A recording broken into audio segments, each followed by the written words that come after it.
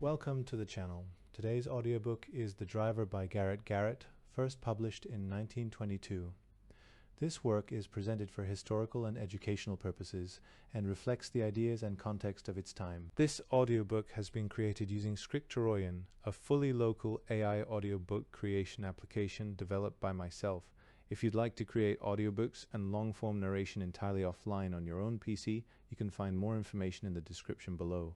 If you enjoy classic literature, history, and political thought in audiobook form, consider subscribing. Now let's begin. The Driver by Garet Garrett. Chapter I Phantasma I. It is Easter Sunday in the village of Massillon, Stark County, Ohio, 50 miles south by east from Cleveland, 4th year of the soft money plague, 1894. Time about 10 o'clock. The sky is low and brooding, with an untimely thought of snow. Church bells are ringing. They sound remote and disapproving. Almost nobody is mindful of their call. The soul may miss its feast. The eye of wonder shall not be cheated. The comic god has published a decree here. Once more the sad biped, solemn, ludicrous, and romantic, shall mount the gilded ass. It is a spectacle that will not wait. For weeks, in all the newspapers of the country, the fact has been advertised in a spirit of waggery. At this hour, and from this place, the army of the commonweal of Christ will set forth on foot in quest of the economic millennium. The village is agog with people congregating to witness the fantasied event. In the main street, natives and strangers mingle their feet gregariously. There are spasmodic sounds of laughter, retort, argument, and ribaldry, and continually the shrill cries of youth in a frenzy of expectation. Buggies, two-wheelers, open carts, and spring wagons line both sides of the street. The horses are blanketed. A damp, chill wind is blowing. Vendors from Chicago, lewd-looking men working 100 feet apart, are yelling, "Get a Christ Army button here. Fare a nickel." There is a composite smell of ham sandwiches, peanuts, oranges, and cigars. A shout rises at the far end of the street. The crowd that has been so thick there, filling the whole space, bursts open. A band begins playing Onward Christian Soldiers, and the spectacle is present. First comes a Negro bearing the American flag. Next, on a white horse, is a thick, close-bearded, self-regarding man with powerful, darting eyes and an air of fantastic vanity. He wears a buckskin coat with fringed sleeves. The breast is covered with gaudy medals. On his head is a large white sombrero. Around his neck swings a string of amber beads. He is cheered and rallied as he passes and bows continually. Behind him walks a trumpeter, saluted as Windy Oliver. After the trumpeter walks the astrologer, bearing the wand of his mysterious office, then a band of 7 pieces, very willing and enterprising. And now, by the timbre and volume of the cheering, you recognize the commander. He rides, sitting so still and distant, beside a Negro driver in a buggy, drawn by 2 mares. He is disappointing to the eye. There's nothing obviously heroic about him. He wears spectacles. Above a thin, down-growing mustache, the face is that of a man of ideas and action. The lower features, especially the mouth, denote a shy, secretive, sentimental, credulous man of mystical preoccupations. None of these qualities is more than commonplace. The type is well known to inland communities. The man who believes in perpetual motion, in the perfectibility of human nature, in miraculous interventions of deity, and makes a small living shrewdly. He might be the inventor of a washing machine. He is in fact the owner of a sandstone quarry and a breeder of horses. But mark you, the ego may achieve grandeur in any habitat. It is not in the least particular. This inconsiderable man, ludicrously setting forth on Easter Sunday in command of a modern crusade, has one startling obsession. He believes that with the bandit-looking person on the white horse, he shares the reincarnation of Christ. In a buggy following, with what thoughts we shall never know, rides the wife of this half of Christ reincarnated. Next comes another Negro bearing the banner of the commonweal of Christ. In the center of it is a painted Christ head. The lettering divided above and below the head reads, "Peace on earth, good will to men, but death to interest bearing bonds." Then comes the army of the commonwealers. They are counted derisively. The commander said there would be 100,000, or at least 10,000, or at the start, not fewer than 1,000. Well, the number is 100 scant. They are a weird lot, a grim, one-eyed miner from Ottawa, a jockey from Lexington, a fanatical preacher of the raw gospel from Detroit, a heavy steel mill worker from Youngstown, a sinewy young farmer from near Sandusky, a Swede laborer from everywhere, one doctor, one lawyer, clerks, actors, paper hangers, blind ends, whatnots, and tramps. There is not a fat man among them, nor one above 40. They march in order, looking straight ahead. A man in a blue overcoat and white trousers, riding a horse with a red saddle, moves up and down the line, eyeing it importantly. At the end of this strange procession are two wagons. One is called the commissariat wagon. It is loaded with a circus tent, some bales of hay for the horses, and a few bags of provisions, hardly enough for one day. The other is a covered wagon painted blue. The sides are decorated with geometrical figures of incomprehensible meaning. This vehicle of mystery belongs to the precious being on the white horse ahead. He created it. Inside are sliding panoramas which he has painted. As these wagons pass, people on foot and in buggies and wagons, to the number of more than 1,000, fall into line and follow. Their curiosity is not yet sated. They cannot abandon the spectacle. Among these followers are 43 correspondents representing newspapers from New York to San Francisco, 4 Western Union telegraph operators, and 2 linemen. The route to Jerusalem is uncertain. Something may happen on the open road, miles from a telegraph office. Hence the linemen anywhere to climb a pole and tap the wires, and special operators to dispatch the news emergently. The reporters are to whoop the story up and be in on the crucifixion. Could anything less seeming of reality be invented by the imagination? It has the pattern of a dream, yet it is history. This is how 2 fatuous spirits, charlatans maybe, visionaries certainly, Carl Brown on the white horse and Jacob Coxey in the buggy, lured the army of the Commonweal of Christ, Coxey's army for short, out of Massillon, past the blacksmith shop, past the sandstone quarry, past the little house where the woman was who waved her apron with one hand and wiped her eyes with the other, out upon the easting highway toward Washington with the Easter chimes behind. And for what purpose? Merely this, to demand from Congress a law by which unlimited prosperity and human happiness might be established on earth. Who am telling it, was one of the 43 correspondents. The road was ankle deep, with that unguent kind of mud which lies on top of frost. Snow began to fall. Curiosity waned in the rear. The followers began to slough off, shouting words of encouragement as they turned back. Brown on his white horse, Coxey in his buggy, and the man in the red saddle were immersed in vanity, but the marchers were extremely miserable. None of them was properly shod or dressed for it. They were untrained, unused to distance walking, and after a few miles a number of them began to limp on wet, blistered feet. The band played a great deal, and the men sang, sometimes all together, sometimes in separate groups. The going was such that no sort of marching order could be maintained. At 1 o'clock there was a stop for coffee and dry bread served out of the commissariat wagon. It was understood that the army would live on the country as it went along, trusting to charity and providence. But the shrewdness of the commander had foreseen that the art of begging would have to be learned, and that in any case it could not begin successfully on the first few miles out. The Commonwealers watched us curiously as we tapped the telegraph wires by the roadside to send off flash bulletins of progress. Both Brown and Coxey exhorted their followers to courage, challenged the weaklings to drop out, and the march was resumed with only 2 desertions. These were made good by accessions further on. At 4 o'clock, a halt was called near a village, the inhabitants of which made friendly gestures and brought forth bacons and hams, which were gratefully added to the boiled potatoes and bread served out of the wagon. The tent was raised. Brown, astride his bespattered white horse, made a speech. He was the more aggressive half of the reincarnation. Indeed, it came presently to be the opinion of the correspondents that he was the activating principle of the whole infatuation and held the other in a spell. He was full of sound and rhetoric and moved himself to ecstasy with sonorous sayings.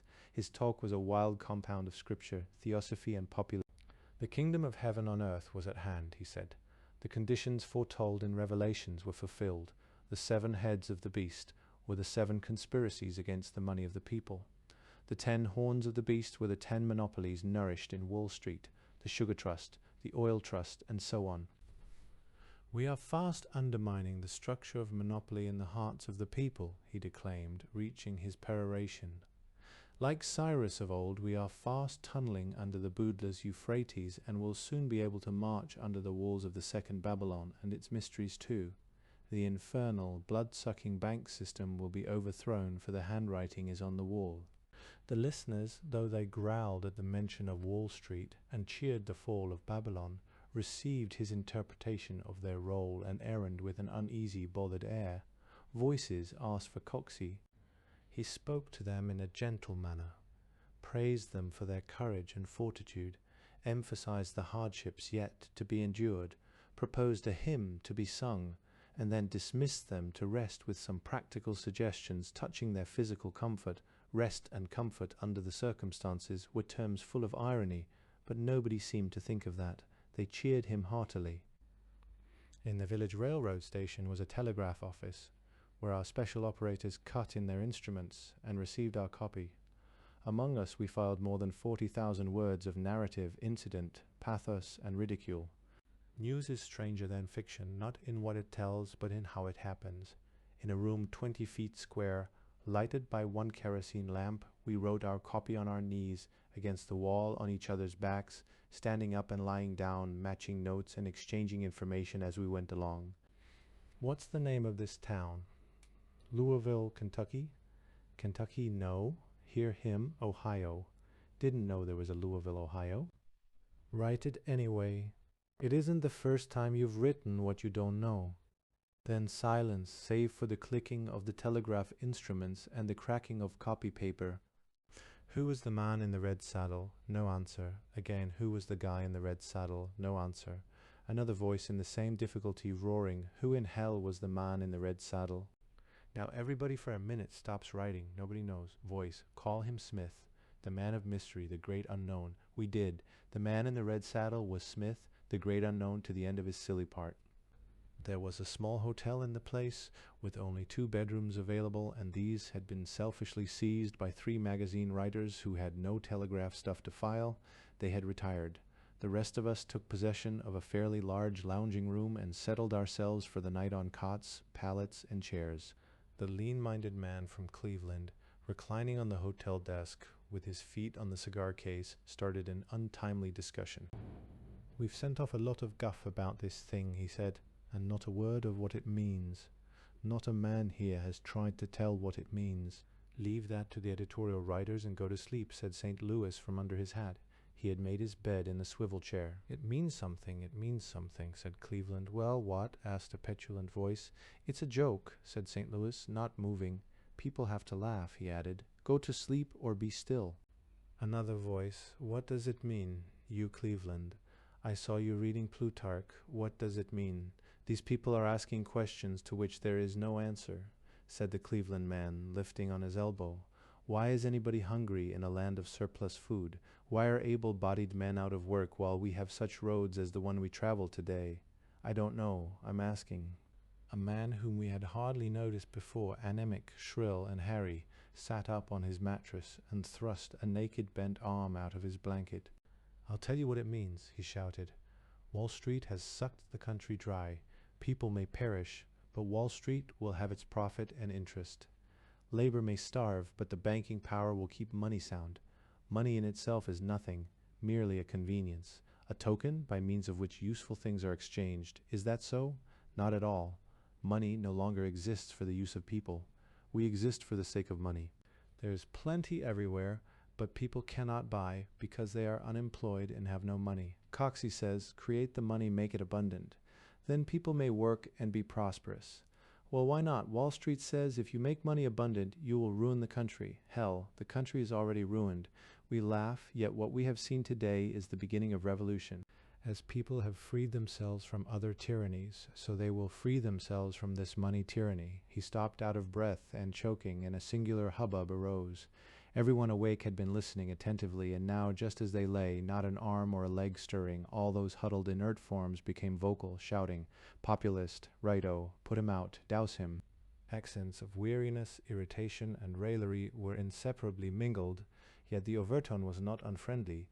We could be light and cruel with the army of the commonweal of Christ, because its whole figure was ludicrous, but there was no love among us for Wall Street or the money power.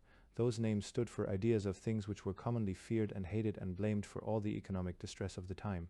Above, the plutocratic magazine writers were pounding on the floor. The hairy agitator, breathing heavily, melted back into his mattress, heavy in his conscience, no doubt for having written a very sarcastic piece about that Easter Day event. We saw it afterward in his Chicago paper. The fat reporter from Cincinnati began to snore. For a long time I lay awake, thinking, what were we doing here, reporting the news? News of what? 100 inconsequent men dreaming in the mud. Was that news? No, not intrinsically. As a manifestation of the frustrate human spirit, it might serve as material for the reflective fictionist or text for some Olympian humorist. But why was it news to be written hot and dispatched by telegraph? In their acts of faith, folly, wisdom, and curiosity, men are moved by ideas. Perhaps, therefore, the discrepancy between the unimportance of this incongruous Easter Day spectacle itself and the interest we bestowed upon it was explained by what it signified, that is, by the motivating idea. This thought I examined carefully. 2 years before this, Jacob S. Coxey, horse breeder, quarry owner, crank, whom no one had heard of until then, proposed to cure the economic disease then afflicting the country by the simple expedient of hiring all the unemployed on public works. Congress should raise $500 million from non-interest-bearing bonds and spend the money on national roads. This plan received some publicity as a freak idea. Nobody had been really serious about it. What then happens? One Carl Brown, theosophist, demagogue, and noisebreaker, seeks out this money crank at Massillon, and together they incubate the thought of calling upon the people to take the plan in the form of a petition and walk with it to Congress. The thing is Russian, a petition in boots, a prayer to the government carried great distances by peasants on foot. The newspapers print it as a piece of light news. Then everybody begins to talk about it, and the response is amazing. People laugh openly and are secretly serious. A day is set for the march to begin, a form of organization is announced, and Coxey Army contingents begin to appear spontaneously all over the country. This also is news to be treated in the same light spirit, and no doubt it is much exaggerated for sportive reasons.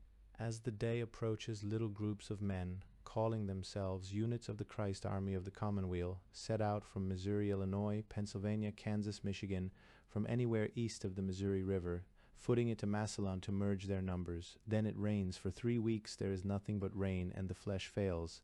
That is why there is but a scant 100 to make the start. Coxey believes the bemired and tardy units will survive and catch up. He still hopes to have tens of thousands with him when he reaches Washington. But all of this vibration is unmistakably emotional. That is a fact to be accounted for. When did it become possible to emotionalize the human animal with a financial idea, specifically a plan to convert non-interest-bearing bonds into an unlimited amount of legal tender money? Never. The money theory is merely the ostensible aspect, the outwardness of the matter. Something else is signified. What is it? I come back to what the Cleveland man said. Why are people hungry in a land of surplus food? Why is labor idle?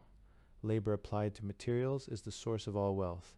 There is no lack of materials. The desire for wealth is without limit. Why are men unemployed instead of acting on their unfinished environment to improve it? And now, though I had thought my way around a circle, I began to glimpse some understanding of what was taking place in a manner nominally so preposterous. People had tormented themselves with these questions until they were weary, callous, and bitterly ironic. The country was in the toils of an invisible monster that devoured its heart and wasted its substance. The name of this monster was hard times. The problem of unemployment was chronic, desperate, and apparently hopeless. The cause of it was unknown. People were sick of thinking and talking about something for which there was no help. They had either to despair or laugh. Then came Coxey, fanatic, mountebank, or rare comedian, so solemn in his egregious pretensions that no one knew which, and they laughed. It might become serious. Mass psychology was in a highly inflammable condition. There was always that thought in reserve to tinge the laughter with foreboding. But if there came a conflagration, then perhaps the questions would be unexpectedly answered. Nobody cared much what else happened. Cincinnati turned over with a frightful snort and was suddenly quiet. I prayed that he might be dead and went to sleep. The next morning the New York Herald man took me aside. "I've been recalled from this assignment to go to Europe," he said. "I'm waiting for a man to relieve me. He will pick us up some time today." I said I was sorry, and I was, for we were made to each other's liking. "I don't care for the man who is relieving me," he continued. "Besides, he isn't competent to do what I'm about to ask you to undertake in my place." "Anything I can," I said. "You are from the West," he continued, "and therefore you're not likely to know how jumpy the Wall Street people are about what's going on. They are afraid of this Coxie movement, of what it may lead to. They want to know a lot about it, more than they can get from the newspaper stories. I've been sending a confidential letter on it daily to Valentine. You know John Jay, president of the Great Midwestern Railroad. He wants the tale unvarnished, and what you think of it and what others think of it. He particularly wants to know in the fullest way how the Coxieites are received along the way, for therein is disclosed the state of public feeling. Well, I wish you to take this commission off my hands. It pays $50 a week for the life of the circus. I'll see him in New York, tell him who you are and why I left it for you to do. Then when the thing is over, you can run up to New York from Washington and get your money." I hesitated. "It's Wall Street money," I said. "It's railroad money," he replied. "That may be all the same thing, but there's no difficulty, really. It's quite all right for anyone to do this. What's wanted is the truth. Put in your own opinions of Wall Street if you like. Indeed, do that. Wall Street people are not as you think they are. Valentine is a particularly good sort and honest in his point of view. I vouch for the whole thing." So I took it, and thereafter posted to John J. Valentine, 130 Broadway Room, 607, personal, a daily confidential report on the march of the commonwealers. I would not say that the fact of having a retainer in railroad money changed my point of view. It did somewhat affect my sense of values, and my curiosity was extended. For the purpose of the Valentine reports, I made an intensive personal study of the commonwealers. I asked them why they were doing it. Some took it as a sporting adventure with no thought of the consequences, and enjoyed the mob spirit. Some were tramps who for the first time in their lives found begging respectable. But a great majority of them were earnest, wistful men, fairly aching with convictions without being able to say what it was they had a conviction of or what was wrong with the world. Their notions were incoherent. Nobody seemed very sanguine about the Coxie plan. Nobody understood it, in fact, yet something would have to be done. People couldn't live without work. Unemployment was the basic grievance. I took a group of 20 all-skilled workmen, 16 of them married, and found that for each of them the average number of wage-earning days in a year had been 12. They blamed the money power in Wall Street. When they were asked how the money power could profit by their unemployment, what motive it could have in creating hard times, they took refuge in meaningless phrases. Most of them believed in peaceable measures. Only 3 or 4 harbored destructive thoughts. The manner of the army's reception by farmers, villagers, and townspeople was variable and hard at first to understand. Generally there was plenty of plain food. Sometimes it was provided in a generous, sympathetic spirit. Then again it would be forthcoming as a bid for immunity, the givers at heart being fearful and hostile. The army was much maligned by rumor as a body of tramps obtaining sustenance by blackmail. It wasn't true. There was no theft, very little disorder, no taking without leave, even when the stomach gnawed. One learned to anticipate the character of reception by the look of the place in poor, dilapidated communities. There was always a hearty welcome with what food the people could spare, cheerfully bestowed. The better and more prosperous the community, the worse for the commonwealers. I spoke of this to some of the more thoughtful men. They had noted the fact and made nothing of it. Then I spoke of it to one of the tramps, who knew the technique of begging. He said, "Sure, anybody'd know that. Jew ever get anything at a big house? The poor give. We ought to stick to the poor towns." In those industrial communities where class distinctions had arisen, that is to say, where poverty and affluence were separately self-conscious, the police invariably were disagreeable, and the poor were enthusiastic over the commonwealers. At Allegheny, where the steel mill workers had long suffered from unemployment, the army received a large white silk banner lettered, "Laws for Americans, more money, less misery." Here there were several collisions between, on one side, the commonwealers and their welcomers, and on the other, the police. At some towns the army was not permitted to stop at all. At others it was officially received with music, speeches, and rejoicings. As these incidents became repetitious, they ceased to be news, yet they were more important, merely by reason of recurring, then the bizarre happenings within the army which as newspaper correspondents we were obliged competitively to emphasize, as for example, the quarrel between Brown and the bandmaster, the mutiny led by Smith the Great Unknown, the development of the reincarnation myth, and the increasing distaste for it among the disciples. The size of the army fluctuated with the state of the weather. Crossing the Blue Mountains by the icy Cumberland Road in a snowstorm was an act of fortitude almost heroic. Confidence in the leaders declined. Brown came to be treated with mild contempt. The line, "Christ and Coxey," which had been painted on the commissariat wagon, was almost too much. There was grumbling in the ranks. Everybody was discouraged when the expectation of great numbers had finally to be abandoned. Never did the roll exceed 500 men, not even after the memorable junction in Maryland with Christopher Columbus Jones, 48 men and a bulldog from Philadelphia. Yet there was a cohesive principle somewhere. Nearly all of those who started from Massillon stuck to the very end. What held them together? Possibly a vague, herd sense of moving against something and a dogged reaction to ridicule. This feeling of againstness is sometimes stronger to unite men, especially unhappy men, than a feeling of forness. The thing they were against was formless in their minds. It could not be visualized or perceived by the imagination, like the figure of the horrible Turk in possession of the Holy Sepulchre. Therefore it was a foredoomed crusade. The climax was pitiably futile. Two self-mongering reincarnations of Christ, both fresh and clean, having nighted in decent hotels, led 400 draggle-tail men into Washington and up Pennsylvania Avenue to the Capitol grounds. Enormous humiliated crowds looking on Brown, dismounted and leaped over the low stone wall. Coxey tried to make a speech. Both were good-naturedly arrested for trespassing on the public grass and violating a police ordinance. The leaderless men wandered back to a campsite that had been mercifully loaned.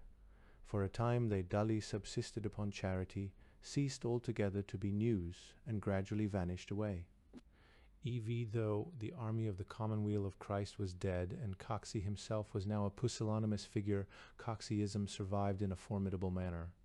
The term was current in newspaper language, and the country seemed to be full of those forms of social insubordination which it was meant to signify. In the West, rudely organized bands, some of them armed and strong enough to overwhelm the police of the cities through which they passed, were running amok. They bore no petition in boots. They were impatient and headlong. One of their pastimes was train stealing. They would seize a railroad train, overpower the crew, and oblige themselves to outlaw transportation, and the railroad people, fearful of accidents, would clear the way to let them through. It was very exciting for men who had nothing else to do, and rather terrifying to the forces of law and order. Public opinion was distracted and outraged. Some said, "Put down Coxeyism, put it down with a strong hand. To treat it tenderly is to encourage lawlessness."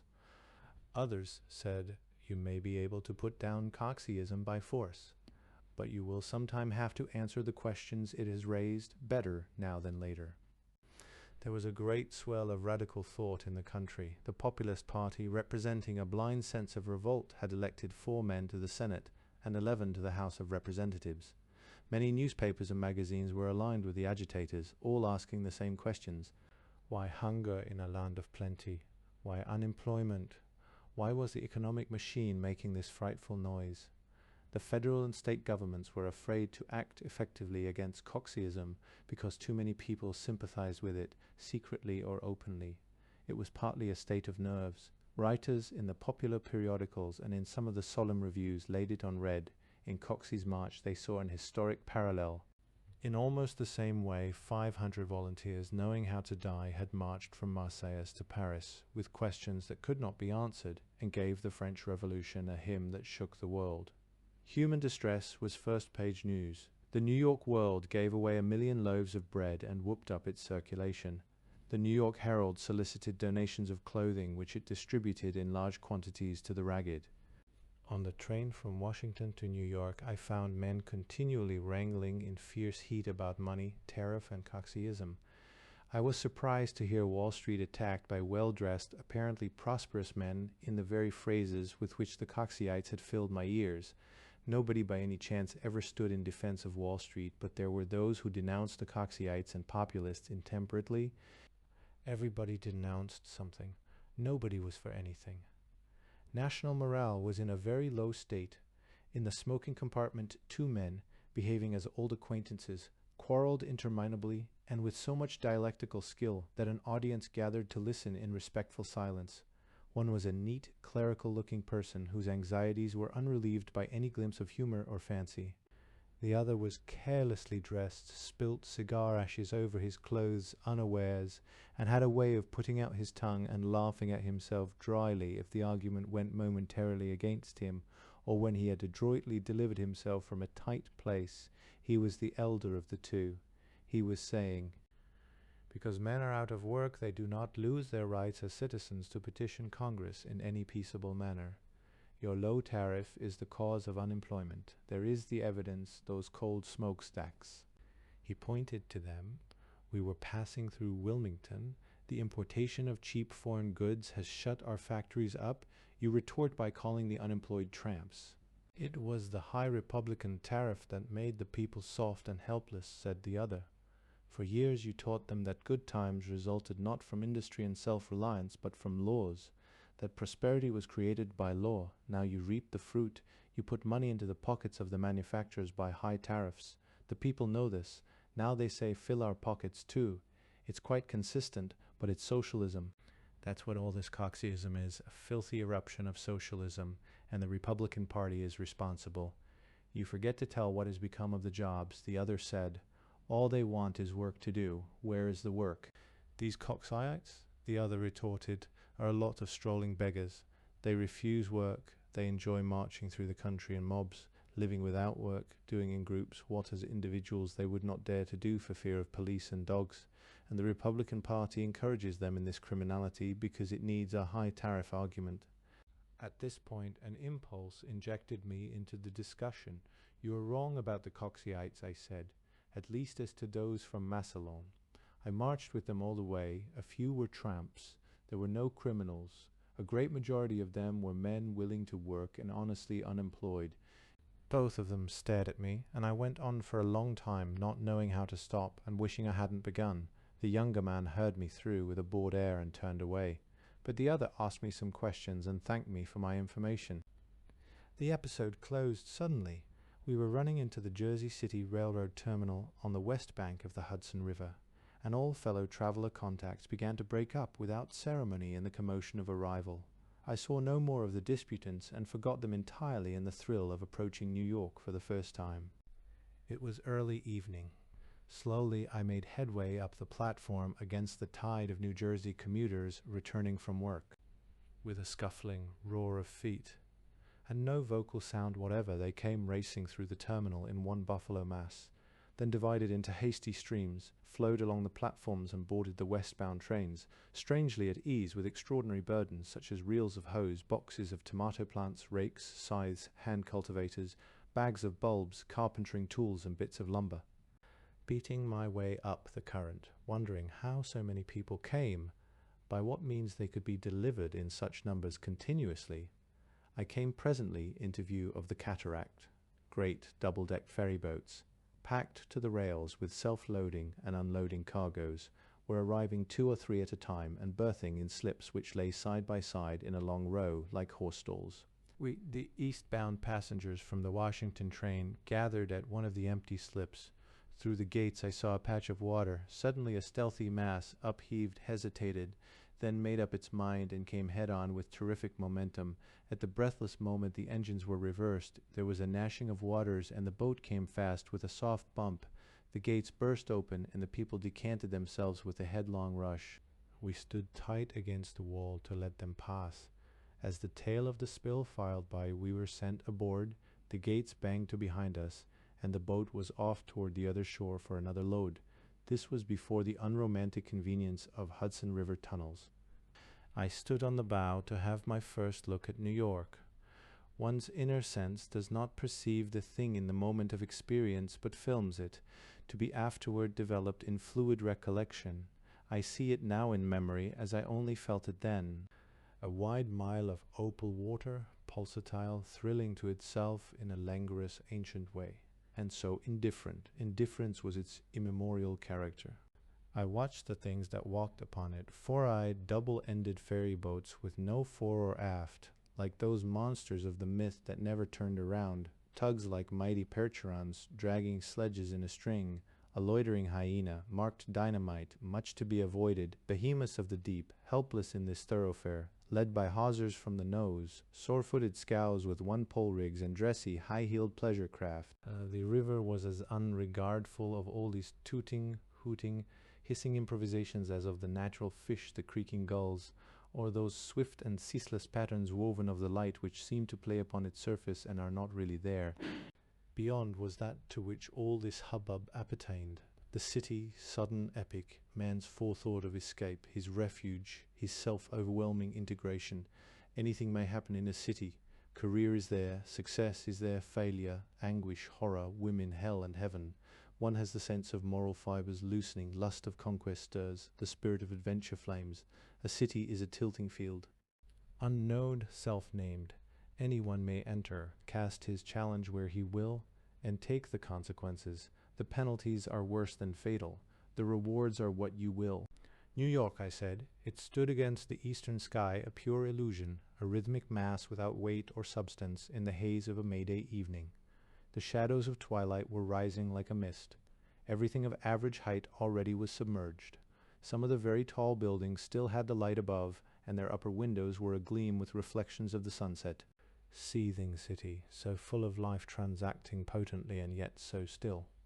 A thin grey shell, a fragile show, a profile raised in time and space, a challenge to the elements. They take their time about it. Lovely city, ugly city, never was there one so big and young and hopeful all at once. New York, I said again, out loud. A man who must have been standing close beside me for some time spoke suddenly, without salutation or word of prelude. You were with Coxey's army? Yes, I said, turning to look at him. I recognized him as a man who sat in one corner of the smoking compartment, listening in an attentive though supercilious manner, and never spoke. Wasn't there plenty to eat? He asked in a truculent tone. People were very generous along the way. Wasn't there plenty to eat? He asked, repeating the question aggressively. There was generally enough, and sometimes plenty, I replied. Then I added rather sharply, I have no case to prove for the Coxeyites, if that's what you think. I know you haven't, he said. I have no case to make against them either. They are out of work. That's bad. But people who will ask need not be hungry. You can cut that out. The unemployed eat. You've seen it. Do the ravens feed them? What are you driving at? I asked. They all eat, he repeated. Ain't that extraordinary? It doesn't seem so to me. I said they have to eat. Oh, do they? He said. You can eat merely because you have to, can you? Suppose there wasn't anything to eat. He was turning away with his feathers up as if he had carried the argument, but I detained him. All right. I said, there is not enough work, but plenty to eat. We'll suppose it. What does that prove? Eyeing me intently, with some new interest, he hesitated, not as to what he would say, but as to whether he should bother to say it. It proves, he said, that the country is rich. Nobody knows it. Nobody will believe it. The country is so rich that people may actually live without work. That's an interesting point of view, I said. Who are you? Nobody, he replied, with an oblique sneer. A member of the stock exchange. Oh, I said. Before I could catch it, and not to leave the conversation in that lurch, I asked, do you know who those two men were, who wrangled in the smoking compartment? Editors, he replied, cynically. The younger one was Godkin of the Post. I've forgotten the other one's name. Silly magpies. Polite. ICS. Hell. At that instant the ferryboat bumped into her slip.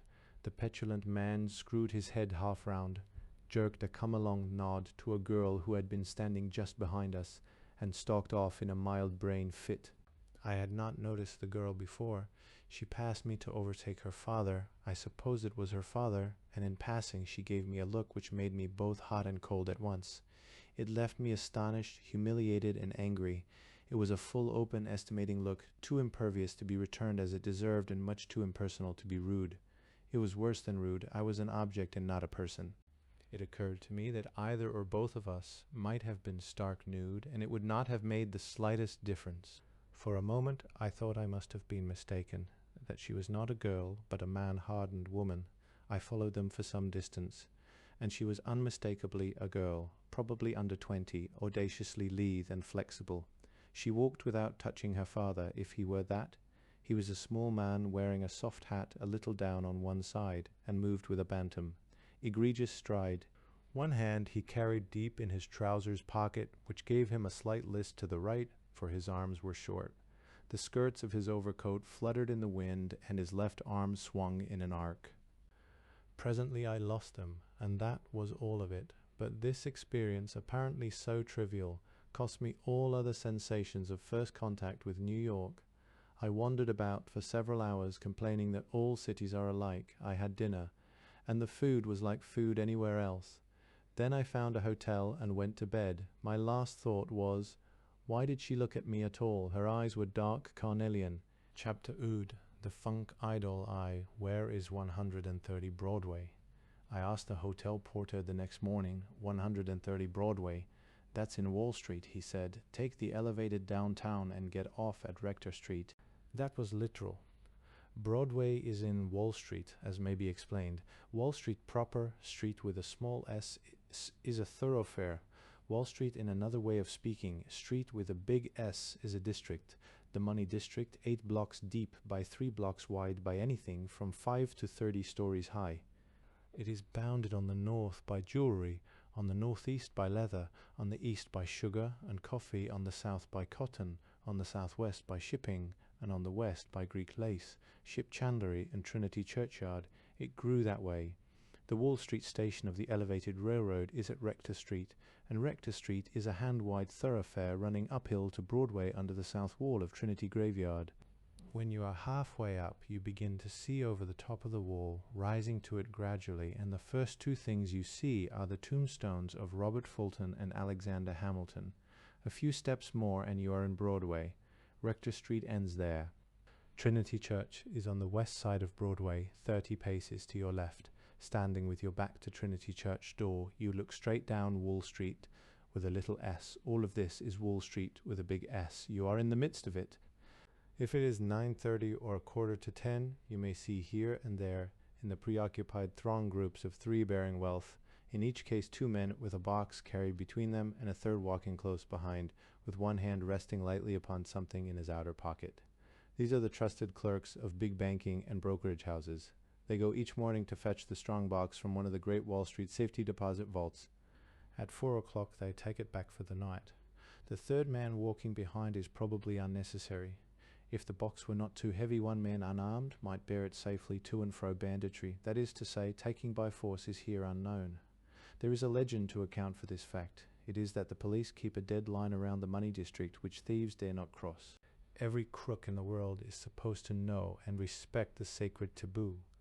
It may be so, more or less. One need not believe it whole. A much more probable explanation is what any highwayman knows. He might make off with a dozen of those strong boxes and then be no richer than he was before. They contain no money at all, but stocks and bonds, numbered and registered, which represent wealth reduced to an impalpable, theft-proof form. A railroad may lie in one of those boxes, but if you ran away with a box, you would have neither the railroad nor anything you could turn into cash. The lost stock and bond certificates would be cancelled and new ones issued in their place, and after that anyone who tried to sell one of the stolen certificates would be instantly arrested. I walked a little way into Wall Street, somewhat in awe of it, almost expecting to be noticed and challenged for trespassing. The atmosphere was strange and inhospitable, and the language unknown. 2 men were quarrelling excitedly, one standing on the edge of the sidewalk, the other down on the pavement. One seemed to be denouncing the government for letting the country go bankrupt. "It is busted," he shrieked. "The United States Treasury is busted." The other at the same time spoke of the color, the shape, the bowels, and religion of men who were exporting gold to Europe. I could make nothing of it whatever. Nobody else so much as glanced at them in passing. Everybody seemed absent, oblivious, and self-involved. When 2 acquaintances met or collided, there was a start of recognition between them, as if they had first to recall themselves from afar. Incessantly, from within a great red brick building, came a sound of B-O-O-ing, cavernous and despairing. This place was the stock exchange, and the noise was that which brokers and speculators make when prices are falling. A few steps further down the street a dray stood backed against the curb, receiving over its tailboard some kind of very heavy freight. Ickelheimer and Company Bullion and Foreign Exchange, was the legend on the window, and what the men were bringing forth and loading on the dray was pure silver in pigs so large that 2 strong men could carry only one. The work went on unguarded. People passed as if they didn't see it. Precious money metal flung around like pig iron. The sight depressed me. I walked slowly back to Broadway, feeling dazed and apprehensive. Number 130 Broadway was an office building. The executive offices of the Great Midwestern Railroad occupied the entire 6th floor. Room 607, small and dim, without windows, was the general entrance where people asked and waited. High-backed wooden benches stood against the walls. The doors opening out of it were ground glass from the waist up, lettered in black. The one to the left was lettered President, the one straight ahead, Vice President, Secretary, and the one to the right, Private. In one corner of this room, at a very tiny desk, sat a boy reading a book. He was just turning a page and couldn't look up until he had carried over, but he held out his hand with a pencil and a small writing pad together, meaning that I should write my name, whom I wished to see, and why. I gave it back to him with my name and nothing more. "Your business, please," he said, holding it out to me again. I led it to him tactfully that my business was private. If necessary, I could explain it to the President's secretary. Might I see his secretary first? The boy put down his book and eyed me steadily. He left this morning. The President, his secretary. Suddenly, perhaps. I said. He slowly nodded his head several times, still gazing at me. "How long have you been here?" I asked. 2 weeks. "Do you care for it?" Instead of answering, he got up, took the name I had written on the pad, and disappeared through the door to the left. Almost at once he stood holding it open and beckoned me to enter. First was a small ante-space, probably called his office, by the private secretary who had gone suddenly away. It was furnished with letter filing cases, 2 chairs, and a typewriter desk standing open and littered with papers. The President's room immediately beyond was large and lighted by windows, but desolate. The rug was shabby. The walls were hung with maps and railroad scenes in photograph, their frames askew. At one side against the wall was a long oak table. On it were ink and writing materials, also some books and periodicals. On the other side of the room a very large man sat, writing at a small old-fashioned walnut desk with a green-covered floor that pulled out and a solid curved top that opened up or closed down with a rotary motion. That kind of furniture was even then out of style. It is now extinct. It was too ugly to survive in the antique shops. He went on writing for a minute or two, then turned slowly, looked me through, and put out his hand. "I'm preparing a speech on your subject," he said. "Coxeyism? Yes, your reports were excellent, very good indeed." As he said this, he turned to search for something on his desk. It is an odd sensation to meet a notorious person at close range for the first time, especially one who has been much caricatured in the newspapers. There is an imaginary man to be got rid of surreptitiously before the real one can be accepted. One feels somehow embarrassed while this act is taking place, with an impulse to apologize for the human fact of its being so much easier on hearsay to believe ill than good of a fellow being whom you do not know. This John J. Valentine was a person of much figure in the country. He was the head of a family 2 generations removed from the uncouth progenitor who founded its fortune in commerce, real estate and transportation. Therefore he was an aristocrat. For many years he had been president of the Great Midwestern Railroad. After his name in the directory of directors was a long list of banks, corporations, and insurance companies. He made a great many authoritative speeches which were read in the economics classes of the universities, printed at length in the newspapers, and commented upon editorially. What he said was news because he said it. He represented an immovable point of view, the chief importance of which lay in the mere fact of its existence. He spoke courageously and believingly for the vested rights of property. However, he might have been all that he was, and yet not a national figure in the popular sense. For the essential element of contemporary greatness he was indebted to the fact that his features gave themselves remarkably to caricature. The newspaper cartoonists did the rest. They had fixed him in the public mind's eye as the symbol of railroad. There was in him, or about him, an alarming contradiction. The explanation was too obvious to be comprehended all at once. It was this, that his ponderable characteristics were massive, overt and rude, such as one would not associate with a notable gentleness of manner, and yet his manner was gentle to the point of delicacy, and he seemed remarkably to possess the gift of natural politeness. Physically, he was enormous in all proportions. The head was tall, and the forehead overhanging gave the profile a concave form. He had a roaring, windy voice, made husky by long restraint. It issued powerfully from a cave, partly concealed by a dense, fibrous mustache. "Oh, here they are," he said, producing my reports, turning them sheet by sheet. He questioned me at length, desiring me to be most explicit in my recollections as to the reactions of people to Coxeyism.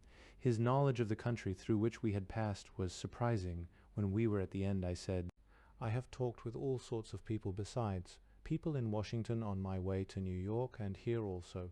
Nobody seems to know what is wrong. Some say it's the tariff. Others say it's something that has been done to money. Nearly everyone blames Wall Street more or less. What is the matter? Why is labor unemployed?" He passed his hand over his face, then leaned forward in his chair and spoke slowly. "Why are the 7-year locusts? Why do men have seasons of madness? Who knows?" After a pause, his thoughts absorbing him, he continued in a tone of soliloquy. "The country was bewitched.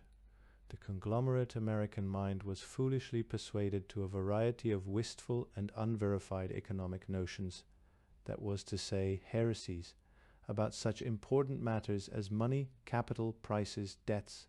People were minding things they knew nothing about and could never settle, and were neglecting meanwhile to be industrious. This had happened before in the world. In the Middle Ages, Europe might have advanced with consequences in this day not easily to be imagined, but for the time and the energy of mind and body which were utterly wasted in quest of holy grails and dialectical forms of truth. So now in this magnificent new world, the resources of which were unlimited, human progress had been arrested by silly utopians who distracted the mind with thoughts of unattainable things. Take the railroads. With already the cheapest railroad transportation in the world, people were clamoring for it to be made cheaper. Crazy populists were telling the farmers it ought to be free, like the air. Prejudice against railroads was amazing, irrational, and suicidal. All profit in railroading had been taxed and regulated away. Incentive to build new roads had been destroyed.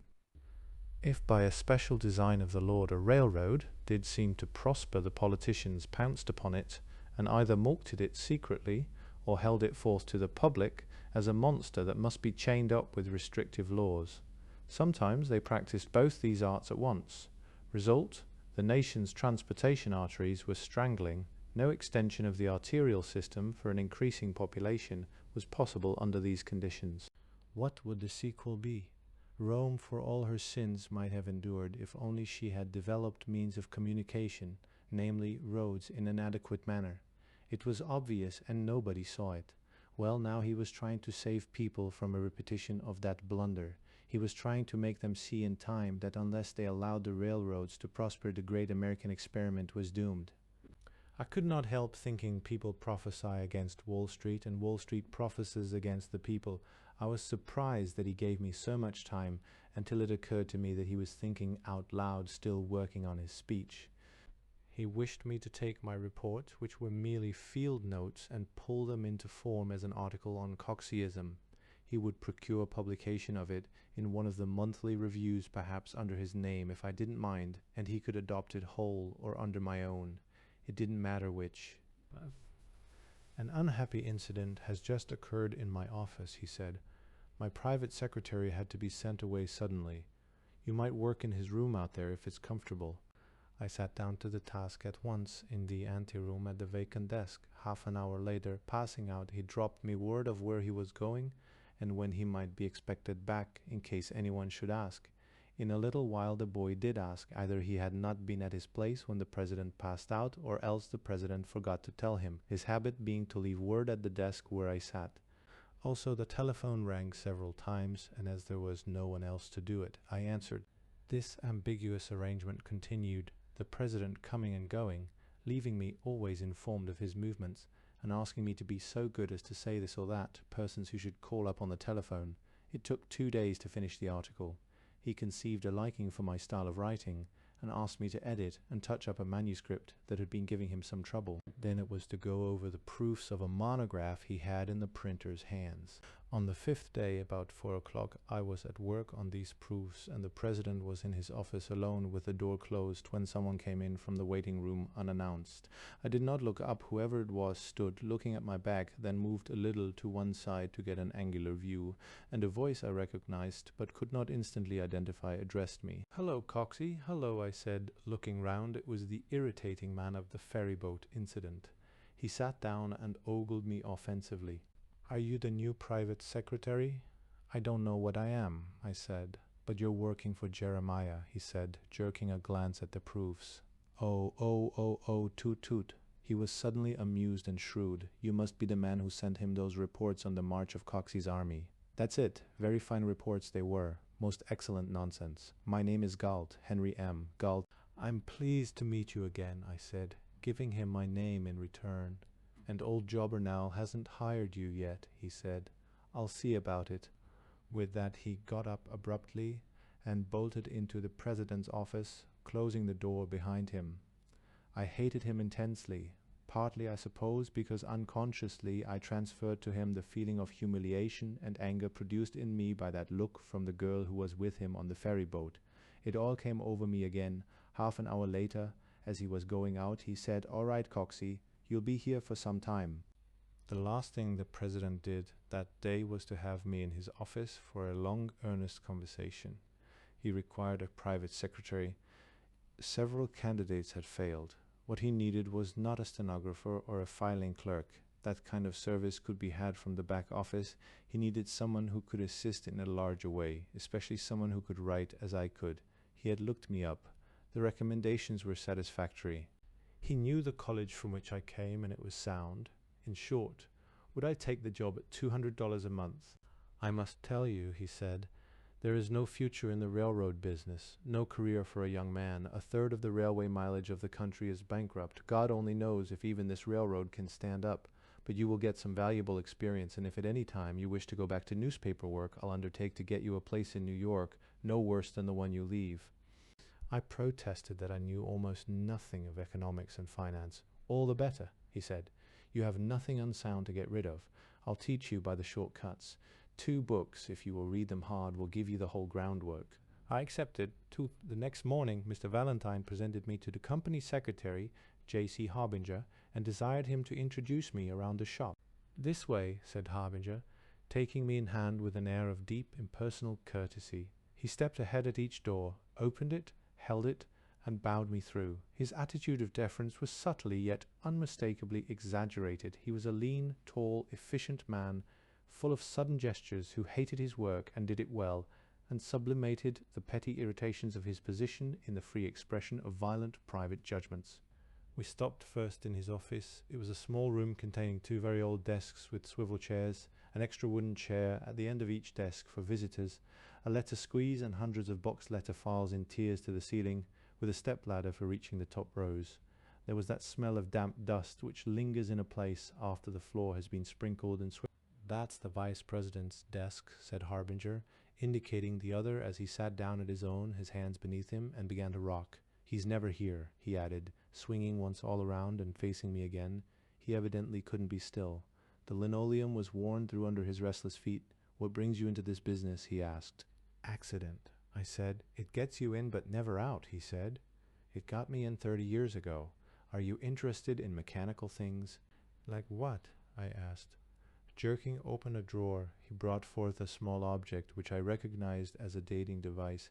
He showed me how easily it could be set to stamp any date up to the year 2000. This was the 10th model. He had been working on it for years. It would be perfect now, but for the stupidity of the model maker who had omitted an important detail. The next problem was how to get it on the market. He was waiting for estimates on the manufacture of the first 500. Perhaps it would be adopted in the offices of the Great Midwestern. That would help. The president had promised to consider it. As he talked, he filled a sheet of paper with dates. Then he handed it to me. I concealed the fact that it did not impress me wonderfully as an invention, also the sympathetic twinge I felt. For one could see that he was counting on this absurd thing to get him out. It symbolized some secret weakness in his character. At the same moment I began to feel depressed with my job. "Well," he said, putting it back and slamming the drawer, "there's nothing more to see here. This way, please." His official manner was resumed like a garment. In the next room were two motionless men with their backs to each other, keeping a perfunctory, low-spirited tryst with an enormous iron safe. "Our treasurer, John Harrier," said Harbinger, introducing me to the first one, a slight, shy man, almost bald, with a thick, close-growing moustache darker than his hair. He removed his glasses, wiped them, and sat looking at us without a word. There was no business before him, no sign of occupation whatever, and there seemed nothing to say. "A very hearty lunch," I remarked hysterically, calling attention to a neat pile of pasteboard boxes on top of the desk. Each box was stamped in big red letters, "Fresh eggs, $1." He went on wiping his glasses in gloomy silence. "Mr. Harrier lives in New Jersey and keeps a few chickens," said Harbinger. "He lets us have eggs. If you keep house, are you married, though?" "No," I said. The treasurer put on his glasses and was turning his shoulder to us when I extended my hand. He shook it with unexpected friendliness. The other man was Fred Minus, the auditor, a very obese and sociable person of the sensitive type, alert and naive in his reactions. "Nice fellows, those, when you know them a bit," said Harbinger as we closed the door behind us and stood for a moment surveying a very large room which might be called the innermost premises of a railroad's executive organization. There were perhaps 20 clerks standing or sitting on stools at high desks, not counting the cashier and 2 assistants in a wire cage, which contained also a safe. The bare floor was worn in pathways. Everything had an air of hallowed age and honorable use, even the people, all save one, a magnificent person who rose and came to meet us. He was introduced as Ivy Hanbo, the chief clerk. He was under 35, full of rosy health, with an unmarried look, whose only vice at a guess was clothes. He wore them with natural art, believing in them, and although he was conscious of their effect, one could not help liking him because he insisted upon it so pleasantly. At the furthermost corner of the room was the transfer department. That is the place where the company's share certificates, after having changed hands on the stock exchange, come to be transferred from the names of the old to the names of the new owners. 5 clerks were working here at high pressure. To my remark that it seemed the busiest spot, I had almost said the only busy spot, in the whole organization, Harbinger replied, "Our stock has recently been very active. With a large list of stockholders, we have more than 10,000. There is a constant come and go, old stockholders selling out, and new ones taking their place. Then all of a sudden, for why nobody knows, the sellers become numerous, and in their anxiety to find buyers, they unfortunately attract speculators who run in between seller and buyer, create a great uproar, and take advantage of both. That is what has been happening in the last few days. This is the result. Our transfer office is swamped." He began to show me the routine.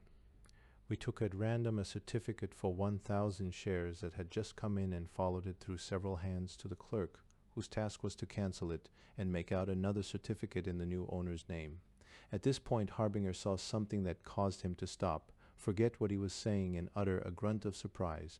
I could not help seeing that what had caught his attention was the name that unwound itself from the transfer clerk's pen. Harbinger regarded it thoughtfully until it disappeared from view, overlaid by others, and when he became again aware of me, it was to say, "Well, we've been to the end of the shop. There's nothing more to see." The name that had arrested his attention was Henry M. Galt III. At lunchtime Harbinger asked me to go out with him. On our way we overtook the treasurer and auditor, who joined us without words. We were a strange party of 4, tall discontent, bold gloom, lonely obesity, and middling innocence. 2 and 2 we walked down Broadway to the top of Wall Street, turned into it, and almost immediately turned out of it again into New Street, a narrow little thoroughfare which serves the stock exchange as a back alley. The air was distressed with that frightful, destructive bee-boo-oh-oh-ohing which attends falling prices. It seemed to issue not only from the windows and doors of the great red building, but from all its crevices and through the pores of the bricks. "They are whaling us in there today," said Harbinger over his shoulder. 9, said John Harrier. It was the first word I had heard him utter, and it surprised me that the sound was definite and positive. "Are you talking about Great Midwestern Railroad stock?" I asked. "Yes," said Harbinger.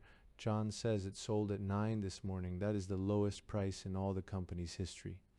Every few days there's a rumor on the stock exchange that we are busted, as so many other railroads are, And then the speculators, as I told you, create so much uproar and confusion that no legitimate buyer can find a legitimate seller, but all must do business with the speculator who plays upon their emotions in the primitive manner by means of terrifying sounds and horrible grimaces. Hear him, he has also a strange power of simulation.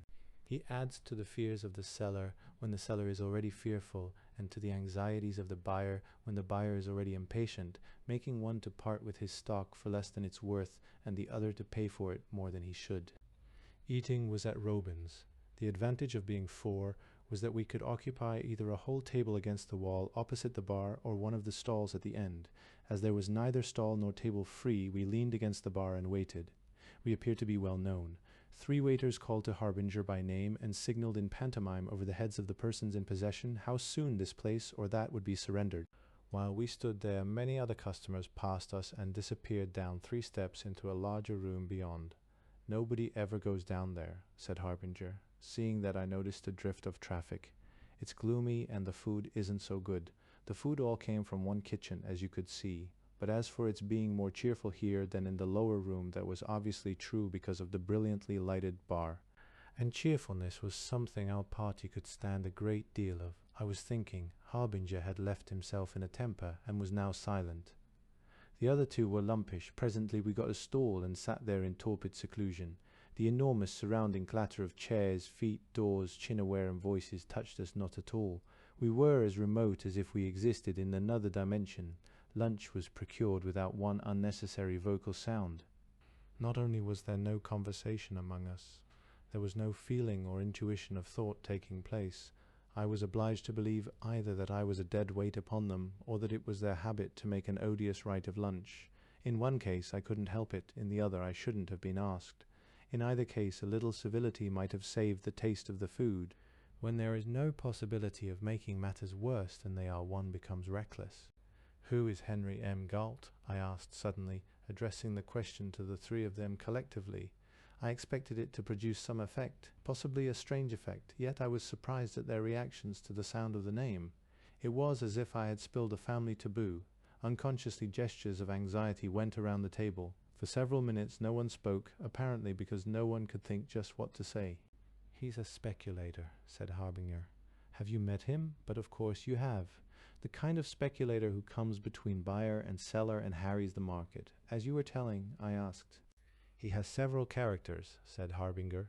"He is a member of the stock exchange, professional speculator, floor trader, broker, broker's broker, private counselor, tipster, grey bird of mystery, an offensive, insulting man. He spends a good deal of time in our office." "Why does he do that?" "He transacts the company's business on the stock exchange, which isn't much. I believe he does something in that way also for the president, who, as you know, is a man of large affairs." "He seems to have a good deal of influence with the president," I said. There was no answer. Harbinger looked uncomfortable. "But there's one thing to be said for him," I continued. "He believes in the great Midwestern Railroad. He is buying its shares."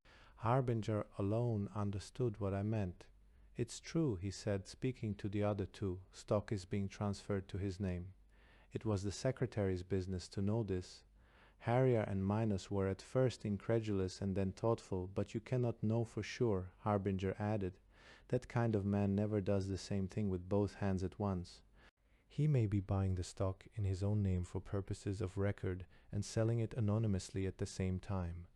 While listening to Harbinger, I had been watching John Harrier, and now I addressed him pointedly. "What do you think of this Henry Galt?" His reply was prompt and unexpected, delivered with no trace of emotion. "He knows more about the GM Railroad than its own president knows." "John, I never heard you say that before," said Harbinger. Harrier said it again, exactly as before, and there the subject stuck, head on. We returned by the way we had come, passing the rear of the stock exchange again at the members' entrance. People to the number of 30 or 40 were standing in a hollow group with the air of meaning to be entertained by something that was about to happen. We stopped. "What is it?" I asked. Harbinger pushed me through the rind to the hollow center of the crowd and pointed downward at some blades of grass growing against the curbstone. The sight caused nothing to click in my brain. For an instant I thought it might be a personal hoax. It couldn't be that, however, with so many people participating. I was beginning to feel silly when the crowd cheered respectfully and parted at one side to admit a man with a sprinkling pot. He watered those blades of grass in an absent philosophical manner, apparently deaf to the ironic words of praise and encouragement hurled at him by the spectators, and retired with dignity. I watched him disappear through an opposite doorway. The crowd instantly vanished. The four of us stood alone in the middle of New Street. "Grass growing at the door of the New York Stock Exchange," said Harbinger, grinning warily as one does at a joke that is both bad and irresistible. The origin of the grass was obvious. An untidy horse had been fed at that spot from a nose-bag, and some of the oats that were spilled had sprouted in a few ounces of silt gathered in a crevice at the base of the curbstone. The incident gave me a morose turn of thought. As a jest, it was pitiable. What had happened to people to abase their faith in themselves and in each other? Simple believing seemed everywhere bankrupt. Nobody outside of it believed in Wall Street, that you might understand, but here was Wall Street nurturing in fun a symbol of its own decay, and by this sign not believing in itself. Harbinger denounced the stock exchange speculators who depressed the price of great Midwestern shares and circulated rumors damaging the railroad's credit. But did Harbinger himself believe in Great Midwestern? Number the Great Midwestern did not believe in itself. Its own president did not believe in it. He was busily advertising his disbelief in the whole railroad business. Why had he no faith in the railroad business? Because people had power over railroads, and he disbelieved in people. Therefore people disbelieved in him. I was saying to myself that I had yet to meet a man with downright faith in anything when I thought of Galt. He believed in the country. I remembered vividly what he said about it on the ferry boat. It was rich and nobody would believe it. He believed also in Great Midwestern, for he was buying the stock in the face of those ugly rumors. The fact of this one man's solitary believing seemed very remarkable to me at that instant. In the perspectives of times and achievement it became colossal. E.V., the president, was in Chicago on two errands. One was to hold a solemn quarterly conference with the operating officials on the ground. There was supposed to be much merit in having it take place on the ground. The first time I heard the locution, it made me think of Indian chiefs debating around a campfire. The executive offices in New York were more than 1,000 miles from the Great Midwestern's first rail's end. It does not matter so much where a railway's brains are, but its other organs must remain where they naturally belong. And that is why all the operating departments were in Chicago. 4 times a year the brains were present in the physical sense. At all other times the operating officials either brought their problems to New York, solved them on the spot, or put them in a pigeonhole to await the next conference. His other errand was to deliver a speech entitled "Lynching the Railroads" at a manufacturer's banquet. On the plane of large ideas the great Valentine mind was explicit. Elsewhere it was vague and liable. Although this was the first time I had been left alone with the New York office for more than one day, my instructions were very dim. At the last moment the president said, "You will know what to do. Use your own judgment. Open everything that comes in. Tell Mr. Harbinger to be very careful about the earnings that got out again last week." He was referring to the private weekly statement of gross and net revenues compiled jointly by the secretary and treasurer and delivered by Harbinger's own hand to the president. This exhibit was not for publication like the monthly statement. It was a special sounding for the information of the executive, or a kind of statistical cheese auger by means of which the trained sense could sample the state of business. The figures were supposed to be jealously guarded. On no account were they to go out of the office, save by direct order of the president. The crime of my predecessor had been to let them fall regularly into the hands of certain stock exchange speculators.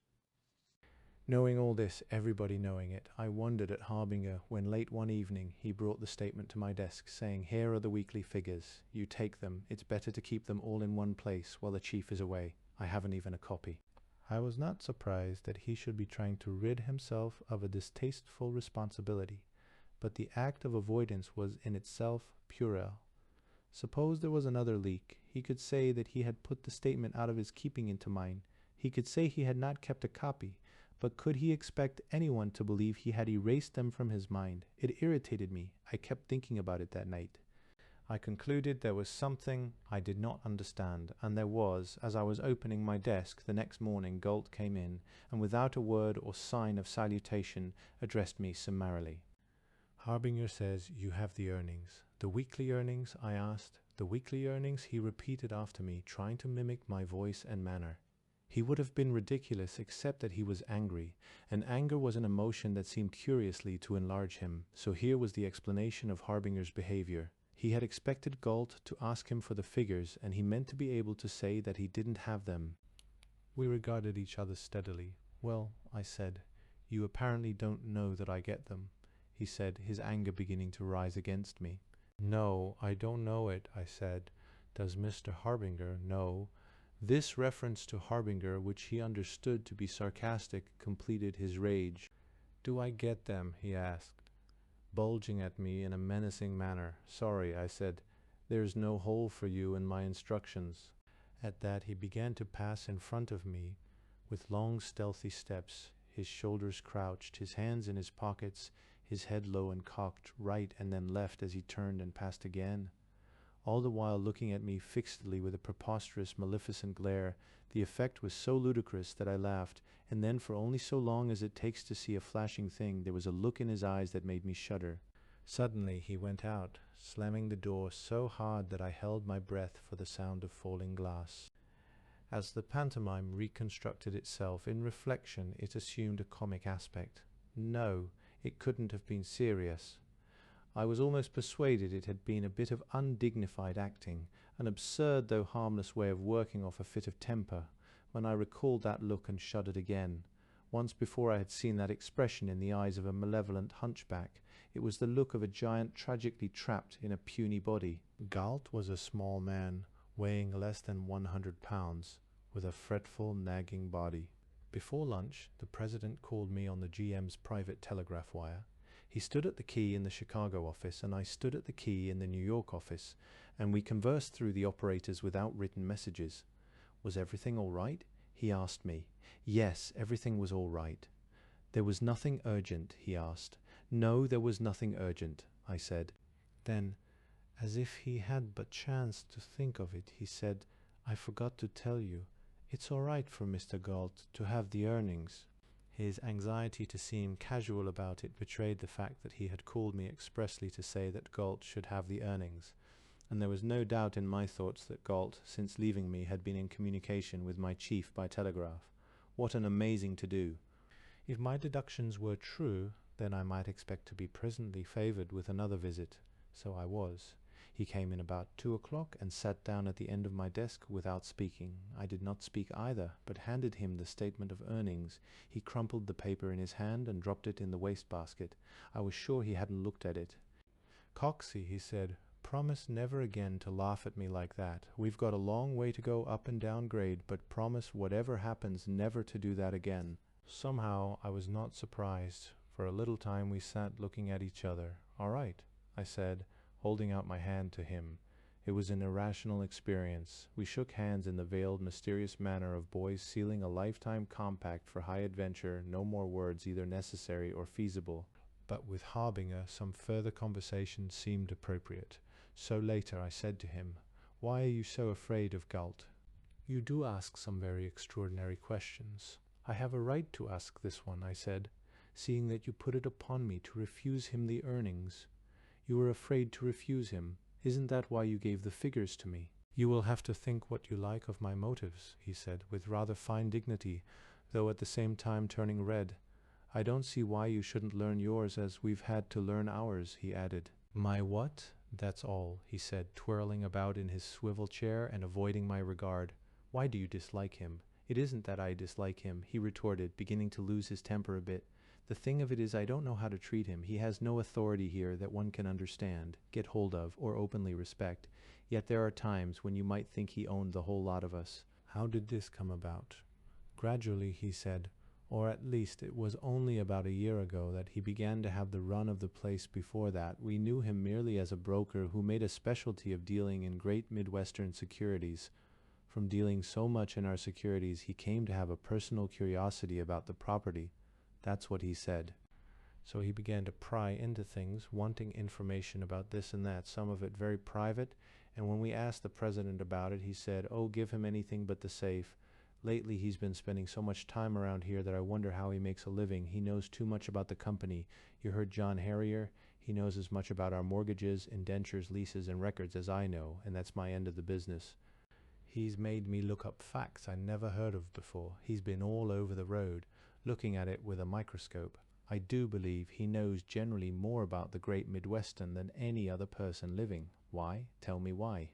He and the president are old friends, did you say? He paused for effect and said Henry Galt has only one friend in the world. That's himself. Ask anybody who knows him in Wall Street. He's been around here 20 years.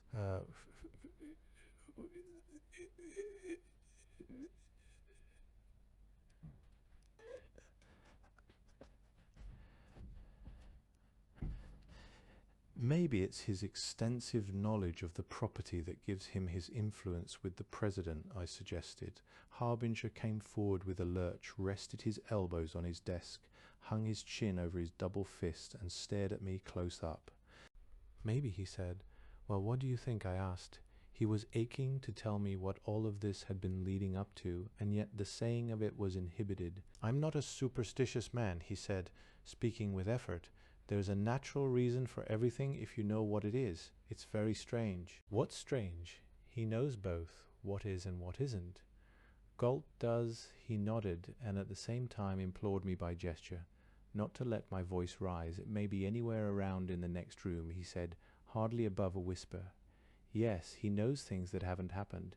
If there's such a gift as prevision, he has it. If that were true, I objected, he would have all the money in the world. Just the same it's true, said Harbinger, rising and reaching for his coat. He looked at me a little askance, doubtless with misgivings as to the propriety of having talked so much. Chapter 3. Galt, it was true of Galt, as Harbinger said, that he had no friends. It was not therefore true that his world was full of enemies. He had many acquaintances and no intimates. He was a solitary worker in the money vineyards, keeping neither feud nor tryst with any clan. His reputation in Wall Street was formless and cloudy. Everybody knew him or knew something about him. For 20 years he had been a pestiferous gadfly on the stock exchange, lighting here and there, turning up suddenly in situations where he had to be settled with or bought off, swaggering, bluffing, baiting, playing the greatest of all games of wit with skill and daring, and apparently getting nowhere in the end. Once he had engaged in a lone-handed fight with a powerful banking group over the reorganization of a railroad, demanding to be elected to the directorate as the largest minority stockholder. The bankers were indignant. The audacity of a stock market gambler wanting to sit on a railroad board. What would anybody think? He took his case to the courts and was beaten. Another time he unexpectedly appeared with actual control of a small railroad, having bought it surreptitiously during many months in the open marketplace, but as he held it mostly with credit borrowed from the banks, his position was vulnerable. It would not do for a gambler like this to own a railroad. The bankers said so. His loans were called away from him and he had to sell out at a heartbreaking loss. He was beaten again. He took his defeats grimly and returned each time to the practice of freelance speculation with private brokerage on the side. The unsuccess of these two adventures caused him to be thought of as a man whose ambitions exceeded his powers. There were a great many facts about him, facts of record and facts of hearsay, but when they were brought together the man was lost. Though he talked a great deal to anyone who would listen, he revealed nothing of himself. His office was one dark little room full of telephones, and he was never there. He carried his business in his head. Nobody positively spoke ill of him, or if one did, it was on ground of free suspicion, with nothing more specific to be alleged than that he turned a sharp corner. That is nothing to say. To go wide around corners in Wall Street is a mark of self-displayed. People neither liked nor disliked him. They simply had no place in their minds to put him, so they said, "Oh yes, Harry Galt," and shook their heads. They might say he was unsafe and take it back, remarking that he had never been insolvent. What they meant was that he was visionary. Generally on the stock exchange there is a shrewd consensus as to what a man is worth. Nobody had the remotest notion of what Galt was worth. It was believed that his fortune went up and down erratically. Between Galt and the president of the Great Midwestern there was a strange relationship. Harbinger had said it was not one of friendship, perhaps not, yet it would be difficult to find any other name for it. Their association was constant. Galt did all of Valentine's private stock exchange business, as Harbinger said. What Harbinger did not know was that they were engaged in joint speculations under Galt's advice and direction. All of this, of course, could be without personal liking on either side. Galt was an excellent broker and an adroit speculator. Valentine never spoke of him without a kind of awe and a certain unease of manner. Galt's references to Valentine were oblique, sometimes irreverent to the verge of disrespect, but that was Galt. It did not imply dislike. On the president's return from Chicago, I mentioned the fact of having refused to give Galt the earnings. "Quite right," he said. "I ought to have told you about Mr. Galt." "Is it all right to give him anything he wants?" I asked, remembering what Harbinger had said and wishing to test it for myself. He did not answer at once, nor directly. After walking about for several minutes, he said, "Mr. Galt is becoming a large stockholder in the Great Midwestern Railroad. Why, I don't know. I cannot follow his process of thought. Our stock is very low. I don't know when, if ever, we shall be able to pay dividends on it again, but I cannot keep him from buying it. He is obstinate in his opinions." "Is his judgment good in such matters?" I asked. "It isn't judgment," he said slowly. "It isn't anything you can touch by reason. I suppose it is intuition." "Do his intuitions prove in the sequel?" He grew more restless and then stood for a long time gazing out of the window. "It's queer," he said, speaking to himself. "He has extraordinary foresight. I wish I could see with him now. If he is right, then everybody else is wrong. No, he cannot be right. He cannot be. Conditions are too plain." "He doesn't see conditions as they are," I said. "As they are," he repeated, starting, and then staring at me out of focus with recollected astonishment. "He doesn't see them at all. They don't exist. What he sees well, no matter," he said, letting down suddenly and returning to his desk with a large gesture of sweeping something behind him. It was difficult to be friends with Henry Galt. His power of irritation was impish. None escaped its terrors. Least of all those upon whom he bestowed his liking. He knew all their tender spots and kept them sore. No word of satire, derision, or petulance was ever restrained or missed its mark. His aim was unerring, and if you were not the victim, you wickedly understood the strength of the temptation. He not only made people feel little, he made them look little. What saved it, or made it utterly intolerable, according to the point of view, was that having done this, he was scornful of his own ego's achievement, as to say, "I may be greater than you, but that's no sign I am anything to speak of." There was a curious fact about his exhibitions of ungoverned feeling, either ecstasies or tantrums. He had no sense of physical dignity, and therefore no sensation ever of losing it. For that reason he could bring off a most undignified scene in a manner to humiliate everyone but himself. Having behaved incorrigibly, he would suddenly stalk off in majestic possession of himself, and leave others in a ludicrous plight, with a sense of having suffered an unanswerable indignity. It delighted him to seize you up on some simple declaration of opinion, demand the reason, then the grounds of the reason, and run you off your wits with endless, nagging questions. On handing him the weekly earnings one afternoon, I passed a word of unconsidered comment. He impeached it with a question. I defended it foolishly. He impeached the defense with another question, and this went on until I said, "It was nothing in the beginning. I merely meant it to be civil, like passing the time of day. I'm sorry I spoke at all." "Sorry spoils it," he said, "otherwise very handsome." And he passed into the president's office for the long conference, which now was a daily fixture. They went away together as usual. Presently Galt alone returned and said in a very nice way, "Come and have dinner with me, Coxey." When we were seated in the 6th Avenue L train, he resumed the inquisitive manner. Only now he flattered me by showing genuine interest in my answers. Had I seen the board of directors in action? How was I impressed? Who was the biggest man in the lot at a guess? Why so? What did I think of Valentine, of this and that one? Why? He not only made me recall my impressions, he obliged me to account for them, and he listened attentively. When we descended at 50th Street, he seemed not to notice that it was drizzling rain. There was no umbrella. We walked slowly south to 48th Street and turned east, talking all the time. The Galt house was tall, brown, and conventional, lying safe within the fringe. It was near the middle of the block. Eastward toward 5th Avenue, as the scale of wealth ascended, there were several handsome houses. Westward toward 6th Avenue, at the extreme end of the block, you might suspect high-class board, but it is a long block. One end does not know the other. About the entrance, especially at the front door, as Galt admitted us with a latchkey, there was an effect of stinted upkeep. Inside we were putting off our things, with no sign of a servant, when suddenly a black and white cyclone swept down the hall, imperiling in its passage a number of things and threatening to overwhelm its own object. but instead at the miraculous moment it became rigid, gracefully executed a flying slide on the tiled floor, and came to a perfect stop with Galt in its arms. "Safe," I shouted, filled with excitement and admiration. "Natalie," said Galt, introducing her. She shook hands in a free, roguish manner, smiling with me at herself without really for an instant taking her attention off Galt. "You're wet?" she said severely. "No, I'm not. You're soaking wet," she insisted, feeling and pinching him at the same time. "You've got to change." "I've got to do nothing of the kind," he said. "We want to talk. Let us alone." To me he said, "Come up to my room," and made for the stairway. Natalie, getting ahead of him, barred the way. "You won't have a minute to talk," she said. "Dinner is ready. Go in there." "Oh, all right," he growled, turning into the parlor. Almost before he could sit down she was at him with a dry coat, holding it, grumbling and pretending to be churlish, yet secretly much pleased. He changed garments, saying, "Will that do you?" "For now," she said, smoothing the collar and giving him a little whack to finish. Mrs. Galt appeared. Then Galt's mother, introduced simply and sweetly by her nursery name, Grandma Galt. There was an embarrassing pause. "Where is Vera?" Galt asked. Vera, I supposed, was the ferryboat girl.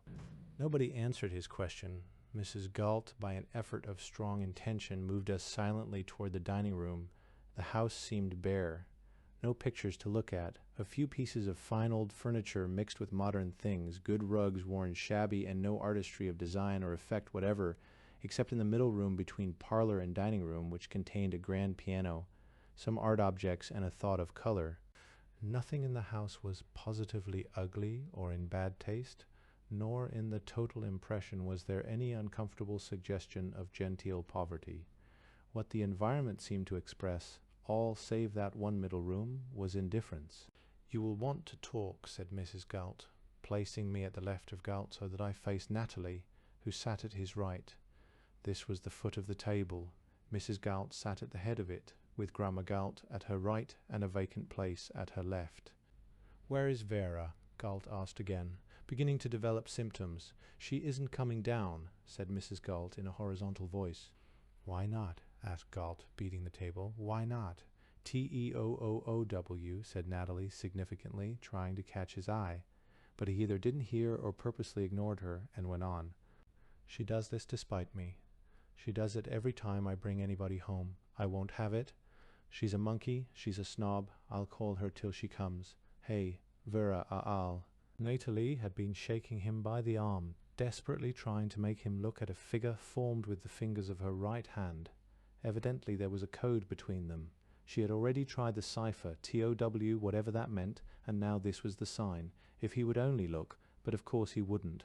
Suddenly the girl threw herself around him, and though he resisted, she smothered him powerfully and whispered in his ear. Instantly the scene dissolved. She returned to her place slightly flushed with the exertion. He sat up to the table, and dinner began to be served as if nothing unusual had taken place. Mrs. Galt addressed polite inquiries at me, spoke to the butler, conversed with Natalie, not feverishly or in haste, but placidly in a calm, level voice. She was a magnificent brunette woman, turning gray at a time of life and in a manner to make her look even younger and more striking than before. Her expression was trained, impersonal, and weary as that of one who knows the part too well to be surprised or taken unawares, and had forgotten what it was like to be interested without effort. There were lines suitable to every occasion. She knew them all and spoke them well, omitting nothing, slurring nothing, adding nothing. Her conversation, like her expression, was a guise. Back of that there dwelt a woman. No one spoke to the old mother.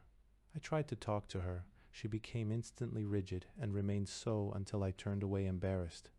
As I did so, Natalie was looking at me. "Don't mind Grandma," she said across the table. "When she wants to talk, she will let you know." I happened to catch the angry look that the grandmother darted at the girl for this polite impertinence. It betrayed an amazing energy of spirit. That old stone house with its breaking lines, dissolving grey textures and no way in, was still the habitat of an ageless, sultry sibyl. Trespass at your peril, but youth possessing itself is truly impervious. The girl did not mind. She returned the look with a smile, just a little too winsome, as everything about her seemed a little too high in key or color, too extraordinary, too unexpected, or like the girl in the perfumer's advertisement, a little too much to be true, not in any sense of being unreal, but as an entity altogether and unfortunately improbable. She had learned how to get what she wanted, and her way of getting it, one could imagine, was all that made life bearable in that household. Its sky was low and ominous, charged with a sense of psychic stress. I felt two conditions of conflict, one chronic and one acute. The feeling of there being something acute was suddenly deepened when the old mother spoke for the first and only time. Her voice was clear, precise, and commanded undivided attention. The question she asked gave me a queer start. "What is the price of Great Midwestern today?" "8," said Galt amid profound silence. That was all, yet it was as if a spark had passed through inflammable gas.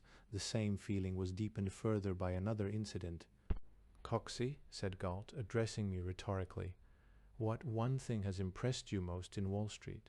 "The unbelief of people in themselves, in each other, and in what they are doing," I replied. "What's that? Say it again." I said it again, whereat he burst forth with shrill, discordant, exulting sounds, beating the china with a spoon and making for one person an incredible uproar. At the same time he looked about him with a high air, especially at his wife, whose expression was perfectly blank. Natalie smiled grimly.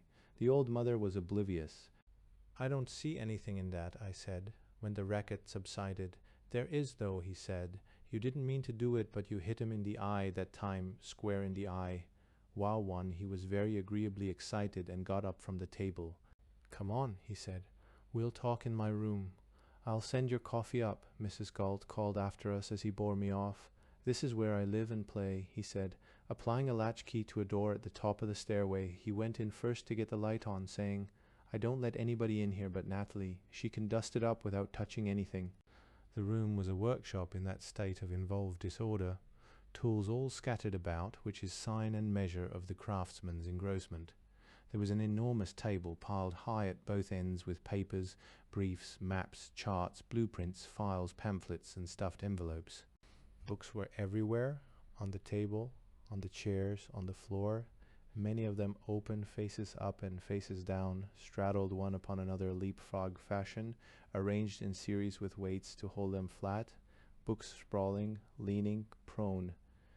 Poor's Manual of Railway Statistics, the Financial Chronicle, Statistical Abstract of the United States, Economics of Railroad Construction, History of the Erie Railroad, the Yardmaster's Assistant, such were the titles.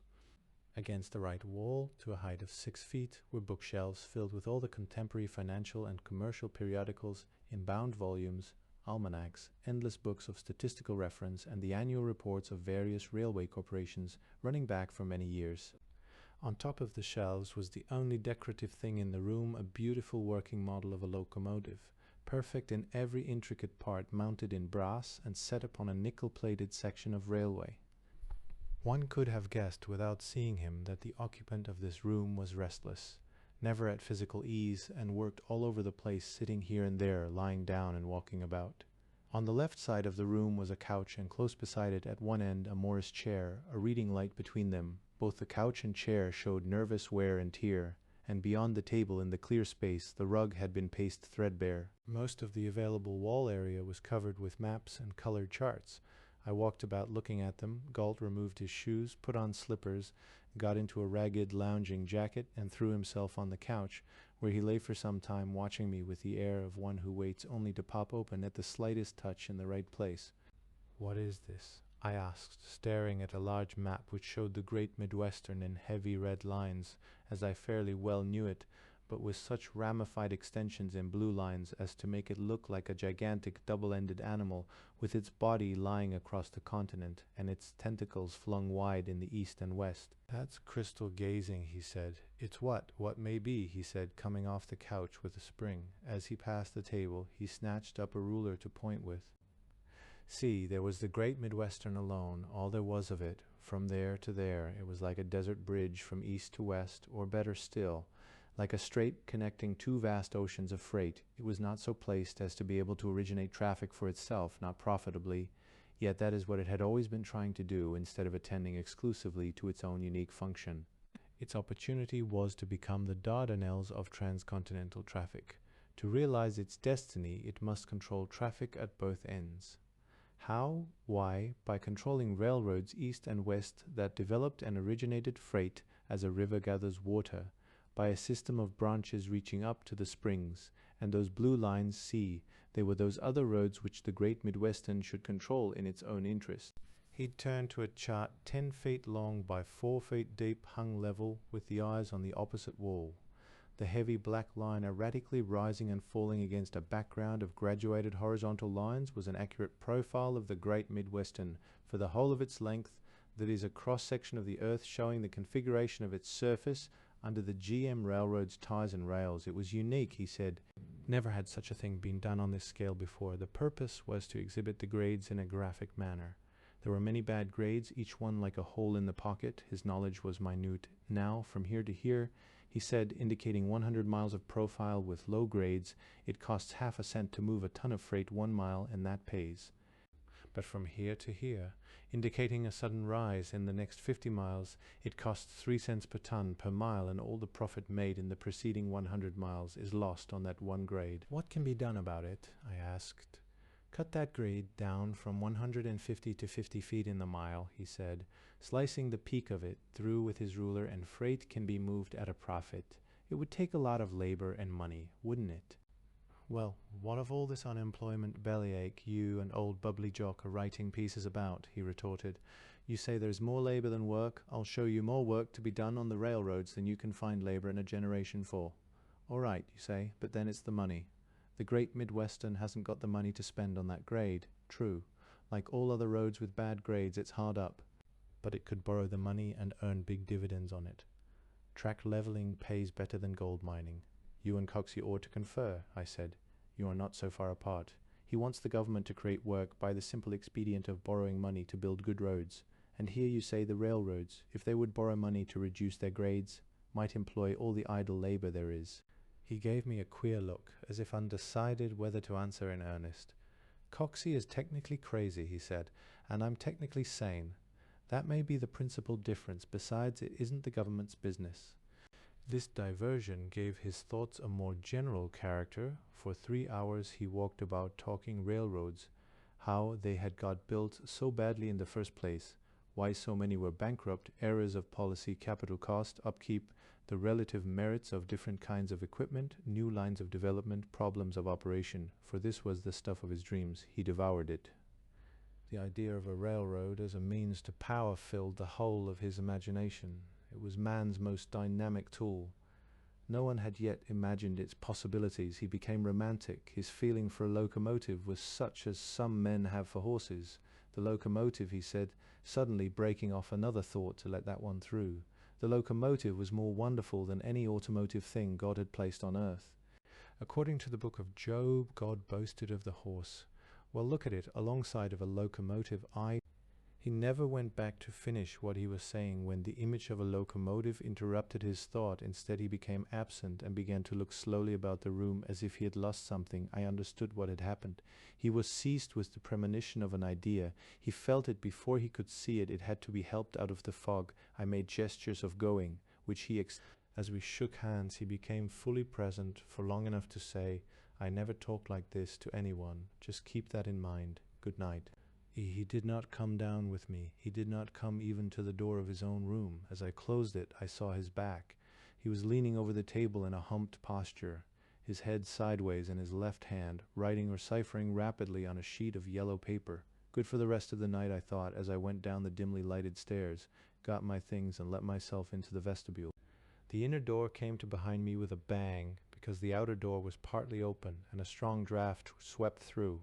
At the same instant I became aware of a woman's figure in the darkness of the vestibule. She was dry, therefore she could not be just coming in, for a cold rain was falling, and if she had just come out, why hadn't I seen her in the hallway? But why was I obliged to account for her at all? It was unimportant. Probably she had been hesitating to take the plunge into the nasty night. I felt rather silly. First I had been startled, and then I had hesitated, and now it was impossible to speak in a natural manner. My impulse was to bolt it in silence. Then, to my surprise, she moved ahead of me, stood outside, and handed me her umbrella. I raised it and held it over her. We descended the steps together. I'm going toward Fifth Avenue, I said. She turned with me in that direction, saying, I was waiting for you. You are Vera. Yes, the ferryboat girl, I added. The what? Nothing. Go on. Why were you waiting for me? She did not answer immediately. We walked in silence to the next light, where she turned and gave me a frankly inquisitive look. Oh, she said. Oh, what? Said I. You don't remember me? Nothing, she answered, giving me a second look, glance-wise. Two nothings make it even, she added. There was an awkward pause. May I ask you something? You are with the Great Midwestern in Mr. Valentine's office? Yes. I have no one else to ask, she said. You will be surprised. It is this. Do you think Great Midwestern stock a good investment? I was angry and uncomfortable. Why was she asking me? But she wasn't really. She was coming at something else. I haven't any opinion. I said, and that isn't what you mean. We were now in Fifth Avenue and had stopped in the doorway of a lighted shop to be out of the rain. She blushed at my answer and at the same time gave me a look of scrutiny. I had to admire the way she held to her purpose. I am very anxious to know what Mr. Valentine's opinion is, she said. That's better, I replied. But why should you want even his opinion? Your father knows more about Great Midwestern than its president, more than any other one person. Why not get his opinion? Until that moment, she had perfectly disguised a state of anxiety verging upon hysteria. Suddenly, her powers of self-repression failed. My reference to her father caused the strings to snap. Her expression changed as if a mask had fallen. The grief muscles all at once relaxed, and the pretty frown they had been holding in the forehead disappeared. Her eyes flamed. Her upper lip retracted on one side, showing the canine tooth. Her giving way to strong emotion in this manner was a kind of pagan revelation. It did not in the least distort her beauty, but made it terrible. This, as I learned in time, was the only one of her effects of which she was altogether unconscious. We know his opinion, she said. We take it with our food. He is putting everything we have into Great Midwestern stock. His own money, the family's money, mother's, Natalie's, Grandma's, and now mine. Without your consent, I don't understand it, I said. The money in our family is divided. Each of us has a little. Most of it is from Mother's side of the house. My father and Grandma are trustees of a sum that will come to me from my uncle's estate when I am 21. It is enough to make me independent for life. They are putting that into this stock. Is it a proper investment for trust funds, I ask you? I felt I ought not to be listening. Still, I had not encouraged these intimate disclosures. She was old enough to know what she was doing, and, most of all, the information was dramatically interesting. I was obliged to say that by all the rules Great Midwestern stock would not be considered a proper investment for trust funds. I've protested, she said. I've threatened to take steps. Pooh, what can I do? They pay no more attention to me than that, neither father nor Grandma. Mother is neutral.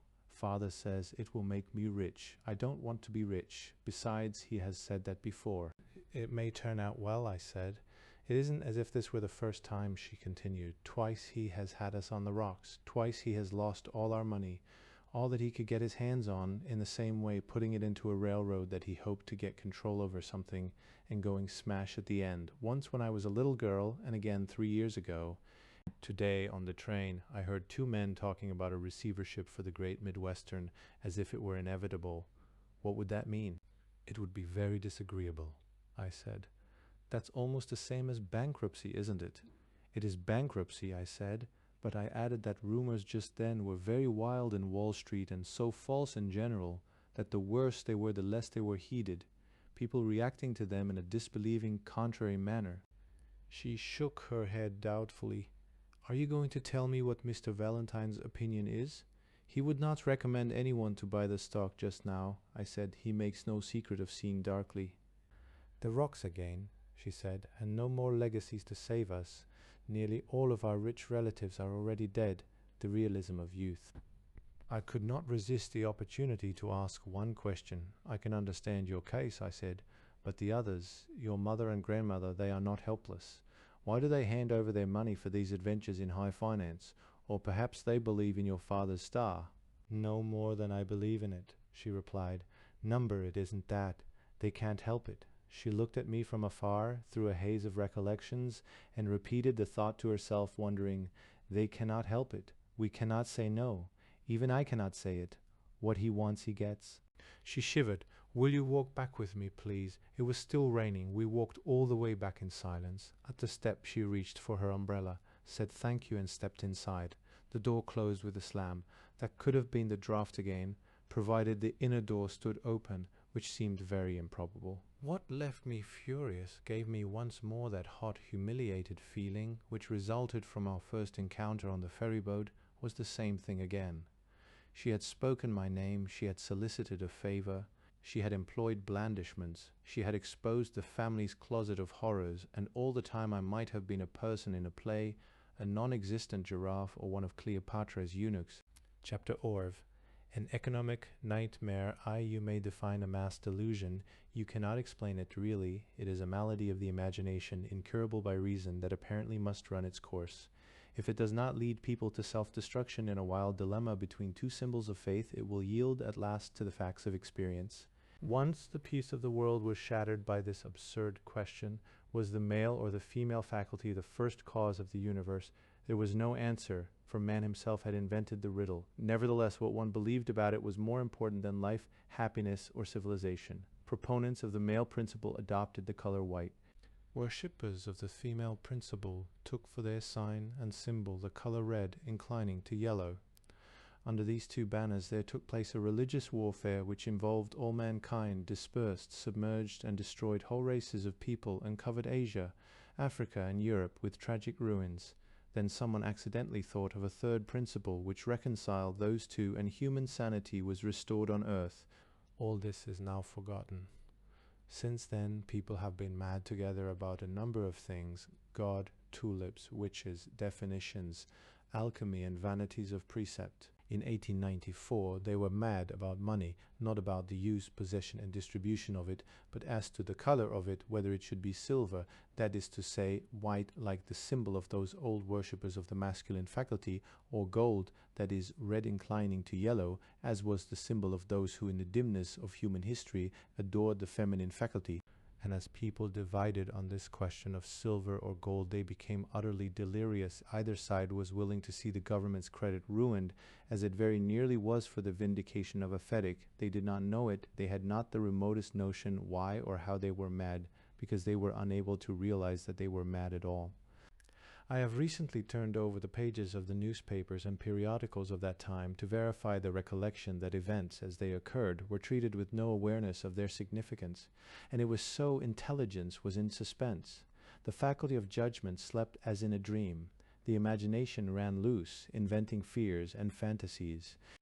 That the government stood on the verge of bankruptcy, or that the United States Treasury was about to shut up under a run of panic-stricken gold hoarders, was regarded not as a national emergency in which all were concerned alike, but as proof that one theory was right and another wrong, so that one side viewed the imminent disaster gloatingly and was disappointed at its temporary postponement, while the other resorted to sophistries and denied self-evident things. Nor does anyone know to this day why people were then mad. Economists write about it as the struggle for sound money, gold against unsound money, silver, and that leaves it where it was. Money is not a thing either true or untrue. It is merely a token of other things which are useful and enjoyable. Both silver and gold are sound for that purpose. Their use is of convenience, and the proportions and quantities in which they shall circulate as currency is rationally a matter of arithmetic. Yet here were millions of people emotionally crazed over the question of which should be paramount, one side talking of the crime of dethroning silver, and the other of the gold infamy, all other business having come to a stop. While this matter was at an impasse, a truce was effected in this wise by law. Gold should remain paramount nominally, but the treasury should buy each month a great quantity of silver bullion, turn it into white money, force the white money into circulation, and then keep it equal to gold in value. Now, the amount of precious metal in a silver dollar was worth only half as much as the amount of precious metal in a gold dollar. Yet Congress decreed that gold and silver dollars should be interchangeable and put upon the treasury a mandate to keep them equal in value. How, by what magic? Why, by the magic of a phrase. The phrase was, "It is the established policy of the United States to maintain the two metals at a parity with each other by law." Naive trust in the power of words to command reality is found in all mass delusions. The Coxyites were laughed at for thinking that prosperity could be created by phrases written in the form of law. Congress thought the same thing. It supposed that the economic distress in the country could be cured by making 50 cents worth of silver equal to 100 cents worth of gold, and that this miracle of parity could be achieved by decree. Anyone would know what to expect. The gold people ran with white dollars to the treasury and exchanged them for gold, and either hoarded the gold or sold it in Europe. In this way, the government's gold fund was continually depleted, and this was disastrous because its credit, the nation's credit in the world at large, rested on that gold. It sold bonds to buy more gold, but no matter how fast it got more gold into the treasury, even faster came people with white money to be redeemed in money, the color of red inclining to yellow. And all the time the treasury was obliged by law to buy each month a great quantity of silver bullion and turn it into white money, so that the supply of white money to be exchanged for gold was inexhaustible. Wall Street was the stronghold of the gold people. It was to Wall Street that the government came to sell bonds for the gold it required to replenish its gold fund. The spectacle of the Secretary of the Treasury standing there with his hat out like a Turkish beggar was viewed exultingly by the gold people. Carlyle's bonds won't go, said the New York Sun in a front-page headline on one of these occasions. Carlyle was the Secretary of the United States Treasury, entreating the gold people to buy the government's bonds with gold. They did it each time, but no sooner was the gold in the treasury than they exchanged it out again with white money. This could not go on without wrecking the country's financial system. That would mean disaster for everyone, silver and gold people alike, yet nobody knew how to stop. The silver people said the solution was to dethrone the gold token and make white money paramount. The others said the only way was to cast the white money fetish into the nearest ash heap and worship exclusively money of the color red inclining to yellow. Delusions are states of refuge. The mind, unable to comprehend realities or to deal with them, finds its ease in superstitions, beliefs and modes of irrational procedure. It is easier to believe than to think. The realities of this period in our economic history, apart from the madness, were extremely bewildering. For 5 or 6 years preceding, there had been an ecstasy of great profits. The prodigious manner in which wealth multiplied had swindled men's dreams. No one lay down at night, but he was richer than when he got up, nor without the certainty of being richer still on the morrow. The golden age had come to pass. Wishing was having. The government had become so rich from duties collected on imported luxuries that the treasury surplus became a national problem. It could not be properly spent, therefore it was wasted, and still it grew. This time for sure the tree of mammon would touch the heavens and human happiness must endure forever. Then suddenly it had fallen. Speculation, greed, and dishonesty had invisibly devoured its heart. The trunk was hollow. Everything turned hollow. People were astonished, horrified, and wild with dismay. They would not blame themselves. They wished to blame each other without quite knowing how. The casual facts were hard to see in right relations. Popular imagination had not been trained to grasp them. The whole world was dealing with new forces resulting from the application of capital to machine production on a vast scale, and there had just appeared for the first time in full magnitude that monstrous contradiction which we name overproduction. This was a worldwide phenomenon, but stranger here than in European countries, because this country was newly industrialized on the modern plan and knew not how to manage the conditions it had created, could not understand them, in fact. "We are a giant in swaddling cloths," exclaimed Mordecai, the Jewish banker, who was one of the directors of the Great Midwestern. He said it solemnly at every directors' meeting. Just so. Still, it was incomprehensible to people generally, and as the pain of loss, chagrin, and disappointment unbearably increased, the conglomerate mind performed the weird self-saving act of going mad. That is to say, people made a superstition of their economic sins and cast the blame for all their ills upon two objects, gold and silver tokens. Thus, what had been an economic crisis only, subject to repair, became a fiasco of intelligence. The Europeans, all gold people, who had bought enormous quantities of American stocks and bonds, said, "What now? These people are going crazy. They may refuse ever to pay us back in gold," whereupon they began hastily to sell American securities. After all, sighed the London Times, the United States, for all its great resources, is a poor country. In the panic of 1893, confidence was destroyed.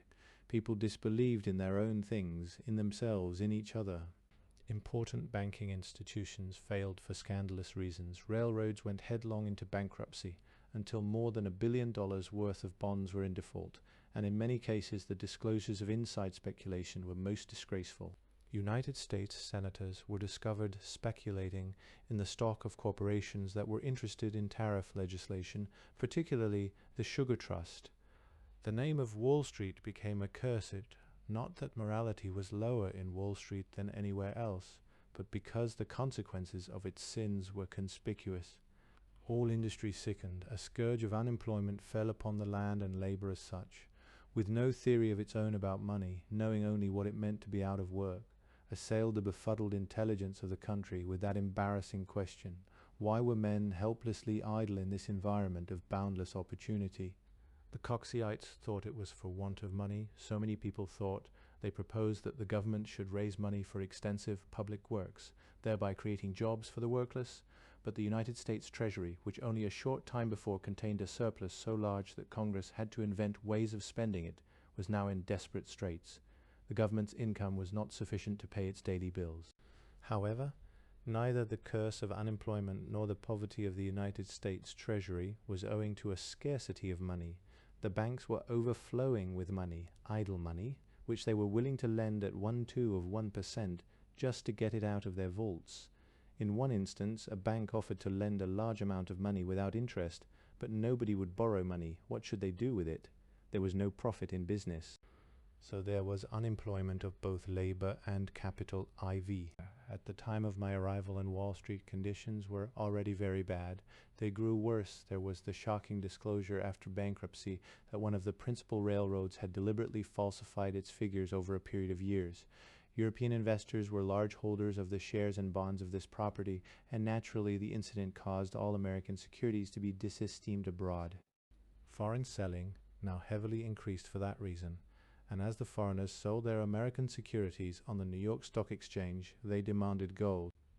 The United States Treasury had survived 2 runs upon its gold fund, but its condition was chronically perilous, and began at length to be despaired of.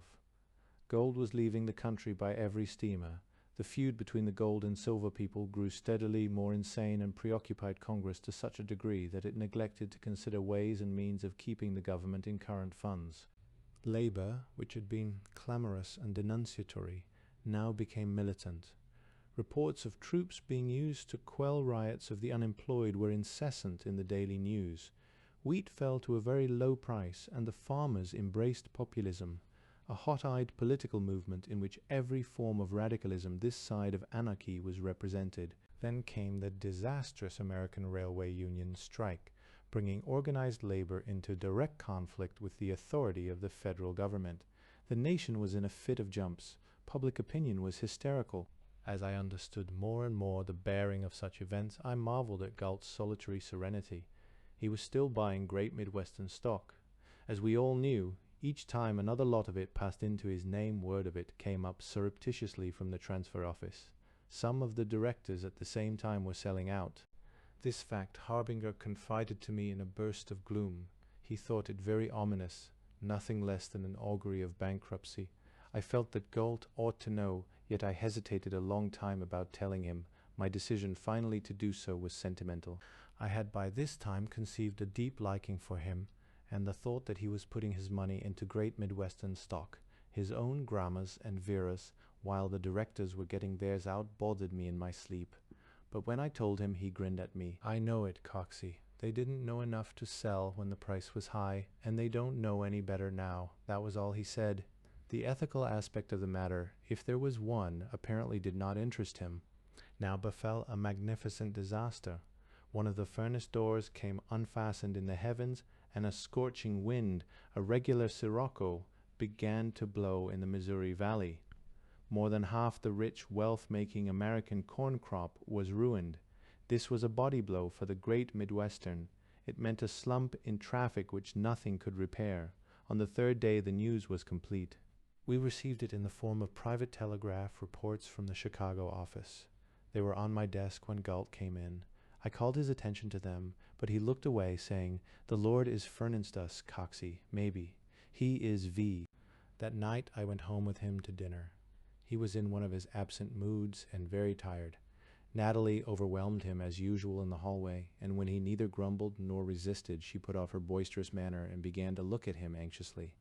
At dinner everyone was silent. He communicated his mood. Vera was there at her mother's left. Efforts to make conversation were listless, Galt participating in none of them. There was a sense of something that was expected to happen. That was Grandma's remorseless evening question. "What is the price of great Midwestern stock today?" she asked, speaking very distinctly. "5.5", said Galt in a petulant voice.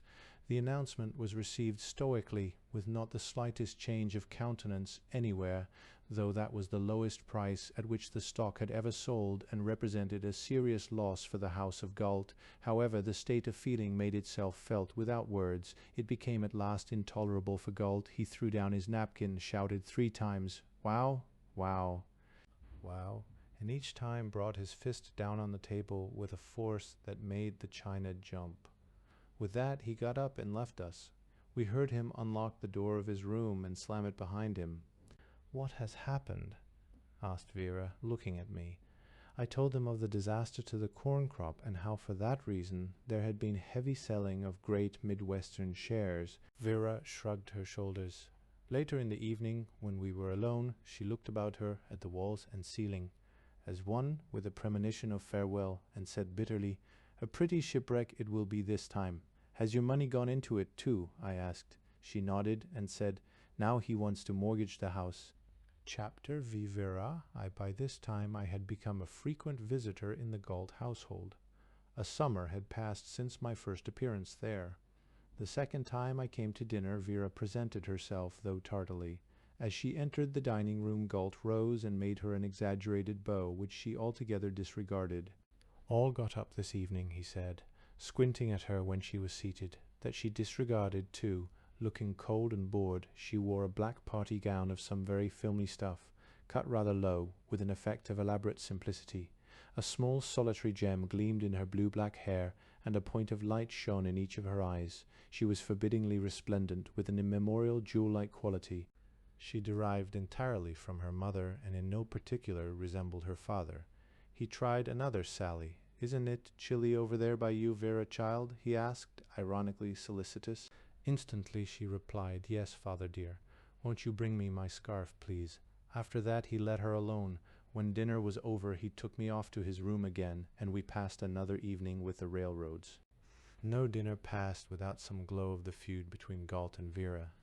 They seldom saw each other at any other time. Her habits were luxurious. She never came down to breakfast. He delighted to torment her, and always came off with the worst of it.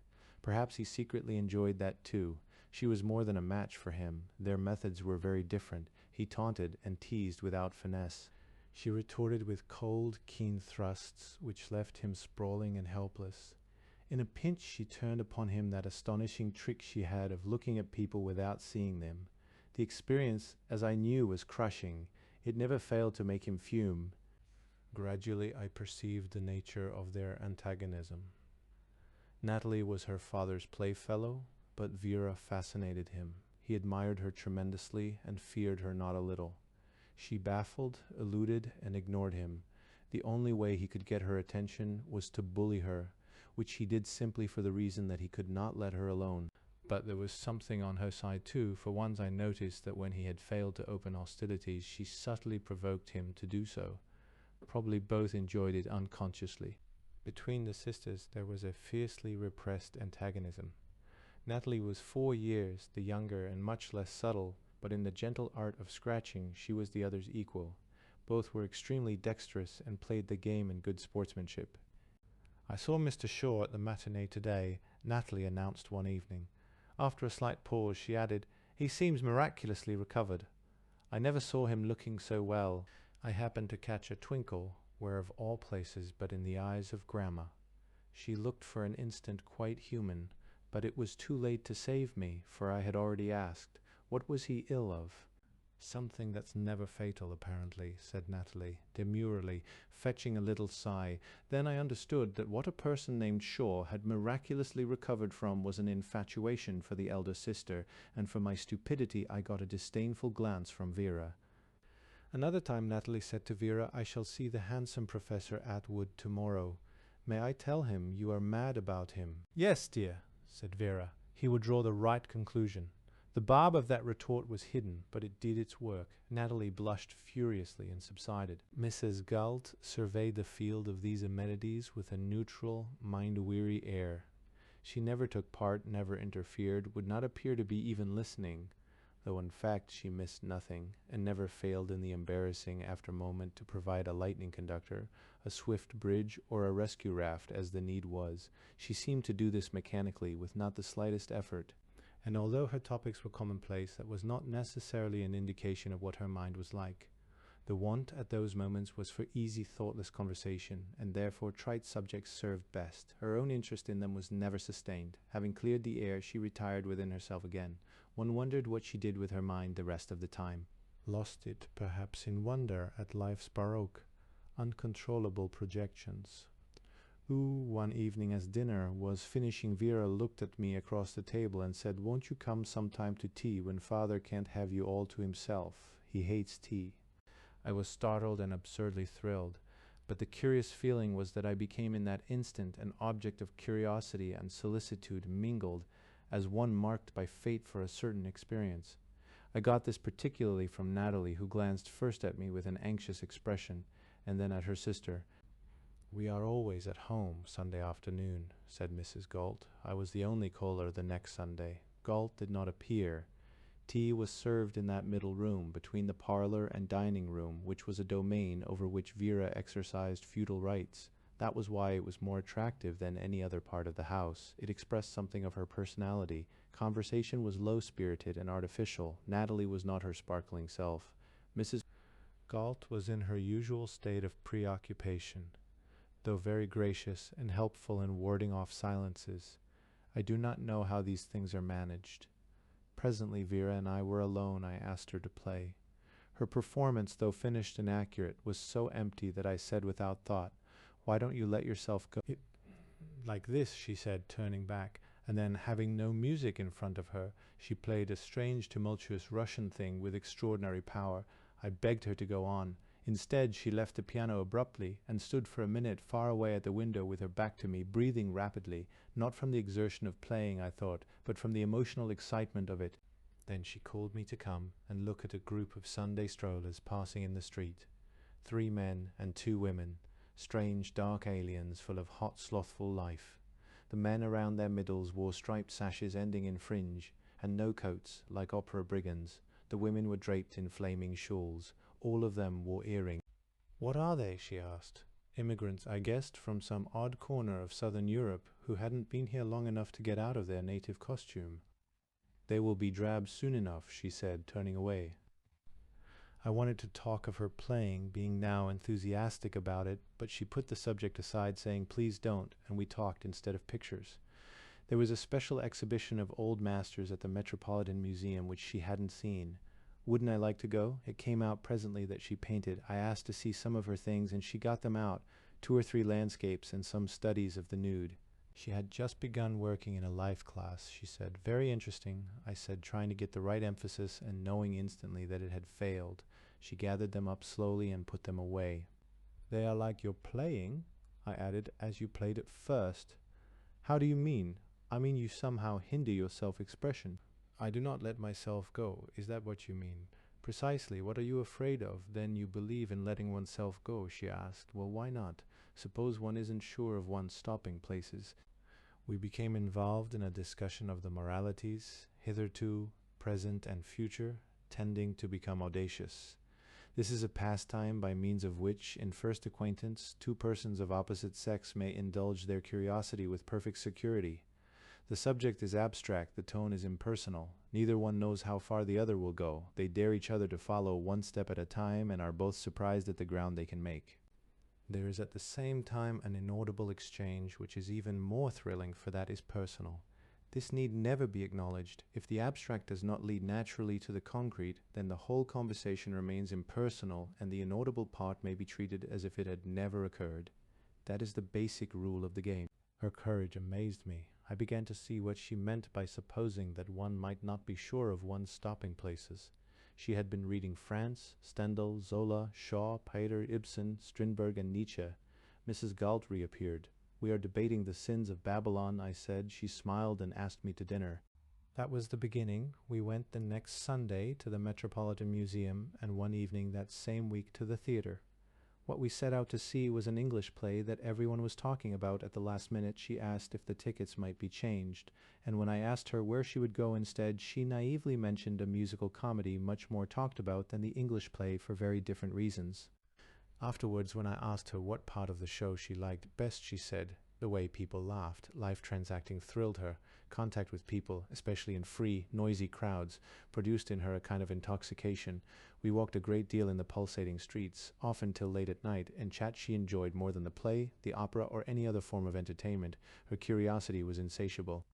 She was always for going a little further, for prying still deeper into the secrets of humanity's gregarious business. Afraid yet venturesome and insistent, she would pick out of the throng whimsical, weird, and dreadful personalities, and we would follow them for blocks. Once at a corner, we came suddenly upon a woman importuning a man. She was richly gowned, and not in any way common. He was sinister, sated, and cruel. She had lost her head, her pride, her sense of everything but wanting him. We were close enough to hear. He spoke in a low, admonishing tone, imploring her not to make a scene. She grew louder all the time, saying, "I don't care, I don't care," and continued alternately to assail him with revealing reproaches and to entreat him caressingly, until they both seemed quite naked in the lighted street. The man was contemptible, the woman was tragic. I took Vera by the arm to move her away, but she was fixed between horror and attraction, and stood there regarding them in the fascinated way one looks at deadly serpents through the glass at the zoo. The man at last yielded with a bored gesture, called a cab, whisked the woman into it, and the scene vanished. Vera shuddered, and we walked on. We explored the East Side at night, visiting the Chinese and Jewish theaters, Hungarian coffee houses, and dance halls. Nobody had ever done this kind of thing with her before. It was a new experience, and she adored it. Of what she did with it in her mind, I knew almost nothing. Emotions, in the abstract, she would discuss with the utmost simplicity. Her own she guarded jealously. One evening late, with a particularly interesting nocturnal adventure behind us, we stood in the hallway saying good night. We said it and lingered, said it again and still lingered. She was more excited than usual. Her lips were slightly parted. She almost never blushed, but on rare occasions, such as now, there was a feeling of pink beneath the deep brunette color of her skin. Her beauty seemed of a sudden to expand, to become greatly exaggerated, not in quality but in dimensions, so that it excluded all else from the sense of space. The sight of it unpoised me, and she knew, I could feel that she knew. My impulse toward her grew stronger and stronger, tending to become irresistible. This she knew also, yet she lingered. Then I seized and kissed her. At the first touch her whole weight fell in my arms. Her eyes closed, her head dropped backward, face upturned. She trembled violently and sighed as if every string of tension in her being snapped. How little we can save of those enormous moments in which the old body-mind remembers all that ever happened. What was it that one knew so vividly in that coextensive, panoramic, timeless interval and cannot now recall? The first kiss goes a journey. The second stays on earth. The first one is a meeting in the void, then this world again. "Vera, Vera," I whispered. Her eyes opened. The look they gave me was so unexpected, so unnatural in the circumstances, that I had a start of terror lest she had gone out of herself. Then I recognized it. This was she whom I had forgotten. These were those impervious, scornful, carnelian eyes you could not see into. The old hot and cold feeling came over me again. And though she still lay in my arms, not having moved at all, it was now as if I were not touching her, as if I never had. I released her. Without a word she turned and walked slowly up the stairway out of sight. The next whole day was one of utter, lonely wretchedness, supported only by a feeling of resentment. I found myself humming Coming Through the Rye, and wondering why, as it was a ditty I had not remembered for years. Then it came to me why, if a body kiss, a body need a body cry. What had I done that was so terrible after all? I went to the Galts for dinner uninvited, as now I often did. Vera did not appear. She was reported to be indisposed. I passed the evening with Galt in his study and left early. Natalie was alone in the parlour reading. She came into the hall as I was putting on my coat and laid a hand on my arm, consolingly. "You won't stop coming, will you?" she asked. "What do you mean?" "They always do," she said. "And some of them are so nice, like you." "Natalie, what are you talking about?" "Father would miss you terribly," she said. I promised whatever it was she wanted. She shook hands on it and watched me down the steps. The next evening I called after dinner. Vera was out. I wrote her a note of expostulation, then one in anger, and a third in terms that were abject, and she answered none of them. In this state of suspense, an enormous time elapsed, 3 weeks at least. For me, Vera was non-existent in her father's house. When I was there for dinner, she never came down. There was a pretense that her absence was unnoticeable. Nobody spoke of it. Nobody mentioned her name. In spite of this, or perhaps because of it, I could not rid myself of the notion that I had become an object of sympathy in the household. One afternoon I had been in to see Galt, who was ill, and as I let myself out through the front door, there was Vera at the bottom of the steps in conversation with a huge blonde animal of the golden series, very dangerous for dark women. She saw me obliquely and turned her attention more to him with a subtle, excluding gesture. Evidently she wished me to pass. Instead, I waited, watching them until he became conscious of the situation and cast off with a large, various manner which comprehended me. As she came up the steps toward me, slowly, but with unblurred, definite movements, hard to the ache of desire, yet soft and voluptuous to the forbidden sense of touch, with a kind of bird-like beauty, I could not for a moment imagine that I had ever kissed her, much less that she had responded to a ruffling caress. I forgot what I was going to do, or by what right I meant to do anything. I was cold and hopeless, with a sudden sense of fatigue, and might have suffered her to pass me in silence, as she wished to do, but for the look she gave me on reaching the top. That was her mistake. It was the old impersonal, trampling look, to which anger was the one self-saving reply. I took her by the arm and turned her face about. "We are going for a walk," I said, moving her with me down the steps. I counted upon her horror of a scene to give me the brutal advantage, and it did. She came unresistingly. Yet it was in no sense a victory. She submitted to a situation she could not control, but contemptuously, with no respect or fear for the force controlling it. We walked in silence to a tea shop in Fifth Avenue, and when we were seated and the waiter came, her respect for appearances made her speak. "Just some tea, please," she said sweetly, and those were the only words she uttered. Her defense was to stare at me as if I were reciting a tedious tale. It bored her. Once I thought she repressed a yawn. That was when I began to say the same things over again. She was without any vanity of self-justification. Not for an instant did she avert her eyes. She looked at me steadily, unblinkingly, with a kind of reptilian indifference. She could see into me. I could not see into her. At the end I became abusive. Then, if at all there was a faint suspicion of interest, "A fool there was who loved the basilisk," I said. "He who plucks that icy flame will be destroyed but not consumed. Shall we go?" I like still to remember that she did not smile at this idiotic apostrophe. Every man, I suppose, says a thing like that once, if he can. We rose at once. We walked all the way back in silence. I did not go in, but handed her up the steps and left her without good night. On the next day, but one, a note came. Would I meet her for tea at the same place? She was prompt and purposeful.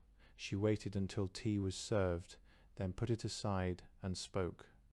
"Why do all men, though by different ways, come to the same place?" "I know nothing about all men," I said. "It's enough to know about myself. I'm not very sure of that." "They all do," she said, reflectively. "But I want to marry you," I said, with emphasis on the personal pronoun. "Yes, that too," she said, with a saturated air. "Oh, weary Olympia," I said, "how stands the score? How many loves lie beheaded in your chamber of horrors? Or do you bury them decently and tend their graves?" "You try me," she said, with no change of voice or color. "It is very stupid. Man takes without leave the smallest thing and presumes upon that to erect preposterous claims. Take our case. I begin by liking you. I invite you to a friendship. You are free to accept or decline. You accept wherein so far have you acquired rights in me. We find this relation agreeable and extend it. All of this is voluntary. Nothing is surrendered under compulsion. We are both free. Then suddenly you overwhelm me by a sensuous impulse. It is a wanton, ravishing act. I resent it by the only peaceable means in my power. That is, I avoid you. Immediately you assail me with violent reproaches, as by a right. Is it the invader's right of might? Is human relationship a state of war? Don't interrupt me. And now, when I have come to say that under certain conditions I am prepared to make an exception in your forgiveness, for heaven knows what reason, you taunt me of things you have no right to mention. They are mine alone. There was a retort, but I withheld it. How shall man tell woman she hath provoked him to it? If he tell her, she will wither him. Yet if the sight, smell, and sound of her provoke him not, then is she mortally offended. He shall see without looking, and be damned if he looks without seeing. It is so, but she divined my thoughts. If a woman gives it, is quite the same, she went on. Only worse, for in that case he presumes upon what he has received by favor to become lord of all that she has. I lie in the dust, I said. I know the pose, she said with a lighter touch. Happily it is absurd. If it were not, that it would be contemptible. Well, pitiless woman, what would you have a man to be and do? Let us suppose provisionally that I ask out of deep religious curiosity. I may not like the part. How should a man behave with you? I dislike you very much at this moment, she replied. By an effort I remember that you have saving qualities. Did you hear me say that I was prepared to make an exception? It may be too late, I said. What are the terms? You said under certain conditions. She frowned, hesitated, and went on slowly. It is my castle. You may dwell there. You may come and go. You may make free of it in discretion, agreeably to our joint pleasure, provided you forego beforehand all rights accruing from use and tenure. We debated the contract in a high, ceremonious manner. It was agreed that the bargain, if made, should terminate automatically at the instant I should presume to make the slightest demand upon her. As if, for instance, I should demand the key to the Chamber of Horrors, I said whimsically. Exactly, she replied. I stipulated, not in earnest, of course, that she should make no demands upon me. That was implied, she said. We make it explicit. When at last I accepted unreservedly, she put forth her hand in a full, generous gesture, and the pact was sealed. We walked homeward on a perfectly restored basis of friendship, changed our minds at the last minute, went instead to a restaurant, then to the theatre, and passed a joyous evening together. Chapter 6. A Giant in Baby Sweat. I steadily, the American giant, grew worse in his mind. There were yet lower depths of insolvency. The passion to touch them was like the impulse to collective suicide in the Dark Ages. Bankruptcy ceased to be a disgrace. There was so much of it. Hope of profit was abandoned. Optimism was believed to be an unsound mode of thought. All of this was a state of feeling, a delusion purely. The country was rich. The unemployed were fed on fine white bread, and an unlaundered linen shirt cost 50 cents. Every catastrophe was bound to happen. On a rainy Wall Street morning in late December, with no sign or gesture of anguish, the Great Midwestern Railroad gave up its corporate existence and died. It was a shapeless event. 10 men sat around the long table in the boardroom smoking, fidgeting, irritably watching the time. These were the eminent directors. They were men whose time nobody could afford to waste, enterprisers in credit, capital, oil, coal, metals, and packing house products. They wished the obsequies to begin promptly and be as brief as possible, for they had many other things to mind. Yet the president, with nothing else to do, had kept them waiting for nearly 5 minutes. This had never happened before. However, when he came and silently took his place at the head of the table, he looked so dismal that they forgave him, and the ceremony might have been brought off with some amiability of spirit, but for a disagreeable incident at the beginning.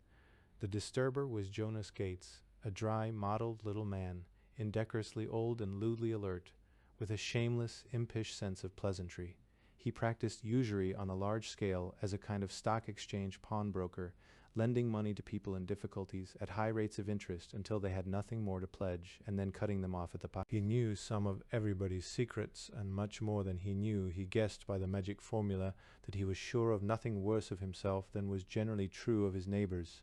He was hated for his tongue, feared for what he knew, and respected for his wealth, which was one of the largest private fortunes of that time. This Jonas Gates, cupping his hands to his mouth and making his voice high and distant, as one calling to the echoes, inquired at large, "Are there any stockholders present?" Everyone was scandalized. Several were without pretense of concealing it. He surveyed their faces with amused impudence. Then spreading his hands at each side of his mouth and making his voice hoarse, like a boy calling into an empty hogshead, he inquired again, "Are there any stockholders present?" It was a ghastly joke. There is no law forbidding a director to part with his shares when the omens foretell disaster. It is commonly done, in fact, in the anonymous mist of the stock market. Only you never mention it. The convention is that all stockholders have equal rights of partnership. But as directors are the few who have been elected by many to act as managing partners, and since it is necessary for managing partners to have first access to all information, it follows from the nature of circumstances that they are inside stockholders and that the others are outside stockholders. And it follows no less from the nature of mankind that the outsiders invariably suspect the insiders of selling out in time to save themselves. "Is it for a meeting of the directors we are here, Mr. President?" asked Mordecai. He was the eminent banker. He spoke sweetly and lisped slightly, as he always did when annoyed. "This is a directors' meeting," said the president, adding, "The secretary will read the call." "Please God," exclaimed Gates, not yet ready to be extinguished, "put it on the record. I ask, are there any stockholders present? No answer. Again I ask, are there any stockholders present? No answer. Great embarrassment. What is to be done? Idea. This is a directors' meeting. Bravo. Proceed. On with the stockholders' business. We are not stockholders, therefore we shall be able to transact their business impartially." There was a distraught silence. "Proceed," said Gates. "I shan't interrupt the services any more." What followed was brief. A resolution was offered and passed to the secretary to be read, setting out that owing to conditions which left the directors helpless and blameless, to wit, the depression of trade, the distrust of securities, the rapacity of the tax gatherer, the harassment of carriers by government agencies, etc., the great Midwestern was unable to pay its current debts, wherefore counsel should be instructed to carry out the formalities of putting the property in the hands of the court. "Is there any discussion?" asked the president. Horace Potter of Oil spoke for the first time. He was a sudden, ferocious man with enormous gray eyebrows and inflammable blue eyes. "Have a glance at Providence," he said. "We damn everything else. Say the crops are a disgrace. That's true, and it's nobody's fault here below." "Yes, that should go in," said the president. He took back the resolution, wrote into it with a short lead pencil the phrase, "and the failure of crops over a large part of the railroad's territory," and offered it to be read again. Everybody nodded. He called for the vote. The ayes were unanimous, and the eye of Jonas Gates was the loudest of all. With that they rose. The boardroom had two doors. One was a service door opening into Harbinger's office. It was used only by the secretary and such other subordinate officials as might be summoned to attend a board meeting with records and data. The main door through which the directors came and went was the other one opening into the president's office. Their way of normal exit, therefore, was through the president's office, through the anteroom, where I worked, into the reception room beyond, and thence to the public corridor. As the president's private secretary, it was expected of me to see them out. Directly behind me on this occasion came Mordecai, like a biblical image, his arms stiff at his sides, the expression of his face remote and sacrificial. This was his normal aspect. Nevertheless, it seemed now particularly appropriate. A sacrifice had been performed upon the mysterious altar of solvency, and he alone had any solemnity about it. The others followed, helping each other a little with their coats, exchanging remarks, some laughing, so we came to the door that opened into the reception room. I had my hand on the knob when Mordecai suddenly recoiled. "H. Dode," he exclaimed, "Zay Azare." Evidently some rumor of the truth had got abroad in Wall Street. The reception room was full of reporters waiting for news of the meeting. And this was unexpected, since nobody save the officials and directors were supposed to know that a meeting was taking place. Mordecai's fear of reporters was ludicrous, like some men's fear of small reptiles. He stood with his back to the door, facing the other directors. Horace Potter was for pushing through. "Hell," he said. "Let's tell them we've let her go and get out. I'm overdue at another meeting 3 blocks from here." He could move through a crowd of clamorous reporters with the safety of an iceberg. Ziz vi, all the gentlemen be one e as e, said Mordecai, ignoring Potter's suggestion. He led them back to the president's office. He had remembered an unused, permanently bolted door that opened directly from the president's office upon the main corridor. His thought was to go that way and circumvent the reporters, but they had sensed that possibility. This point of exit also was besieged. HG, he said again. They are everywhere. How is it they get the news? Saying this, he looked at each of his fellow directors severely. Potter frowned, not for being looked at by Mordecai, but from impatience. It is best that the president soll prepare a brief formal statement, said Mordecai. We can wait in the boardroom. Then he will bring them for the statement in here. While he is reading it to them, we can the other way get out. I can't wait, said Potter. He bolted into the reception room alone and banged the door behind him. The reporters instantly surrounded him, and we heard him say, "A statement is coming." The president turned to me and dictated as follows. Certain creditors of the Great Midwestern Railroad Company being about to apply to the court for a receiver to be appointed, the question to be decided at today's meeting of the directors was whether to borrow a sum of money on the company's unsecured notes at a high rate of interest, and thus temporize with its difficulties or confess its inability to meet its obligations and allow the property to be placed in the hands of the court. After due consideration, the directors unanimously resolved to adopt the latter course in order that the assets may be conserved for the benefit of all parties concerned. Signed, John J. Valentine, President. Turning to the directors, who had been standing in a bored, formless group, he asked, "Does that cover it?" All of them gave assent save Mordecai. He was gazing at the ceiling, his hands held out, pressing the tips of his fingers together. It is very euphonious, Mr. Valentine, he said. Conserved is a fine word, a very good word. It is unfair to the bankers. Is it not to speak of borrowing at high rates of interest money? Is it not already that the company has borrowed more money from its bankers than it can pay? Read it, please, said the president to me. I read it aloud, strike out the phrase, whether to borrow a sum of money on its unsecured notes at a high rate of interest, and make it read, the question to be decided at today's meeting of the directors was whether to temporize with its difficulties, or, and so on.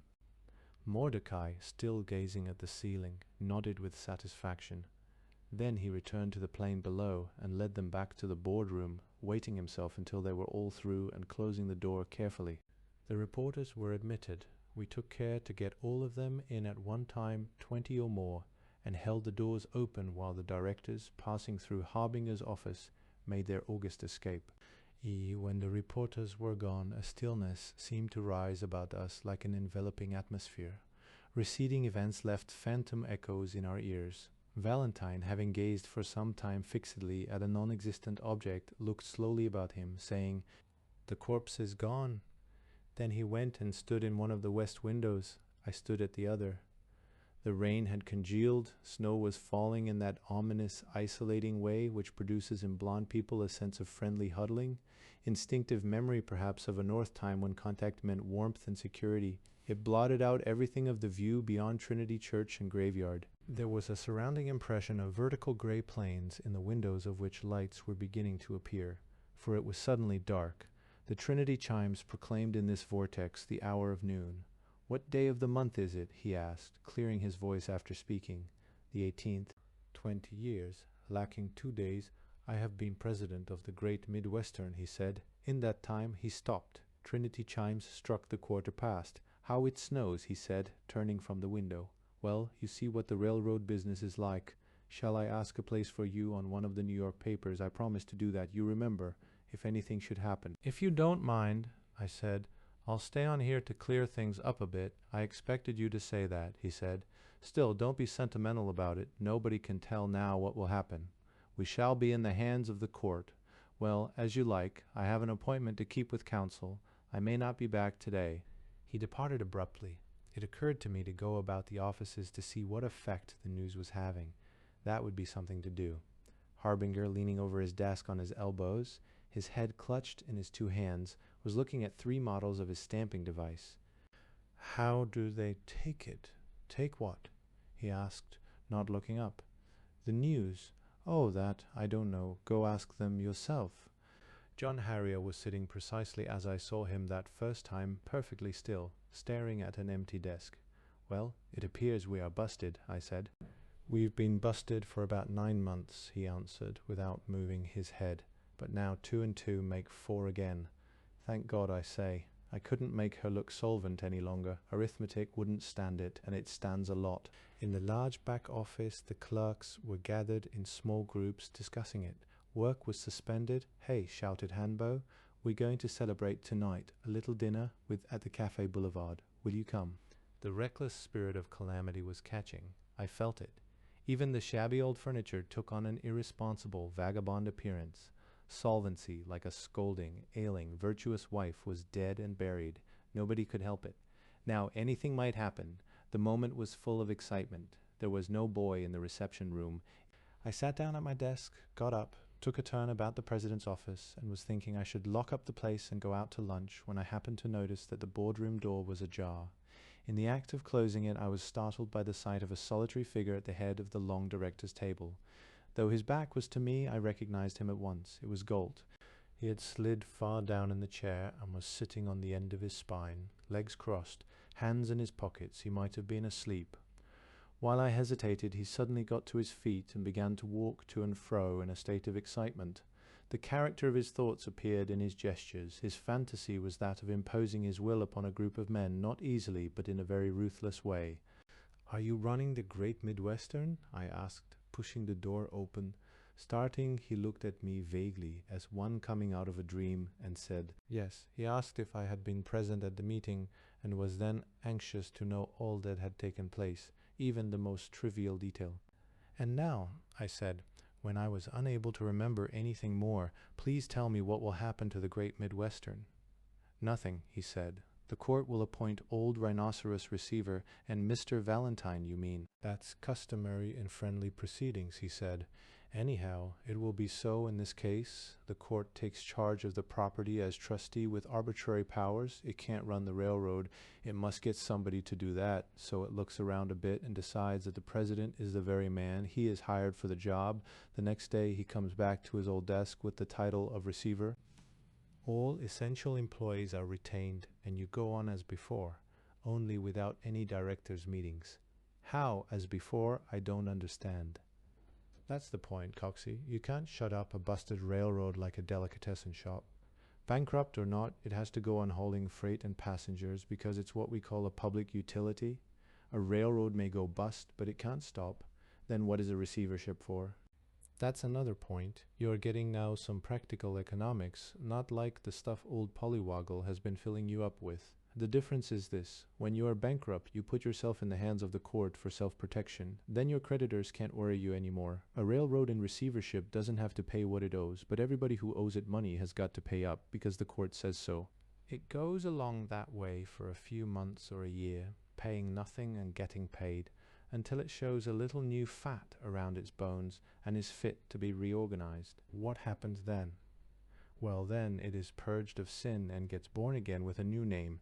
The old Great Midwestern Railroad Company becomes the new Great Midwestern Railway Company, issues some new securities on the difference between ROAD and WAY, and sets out on its own once more.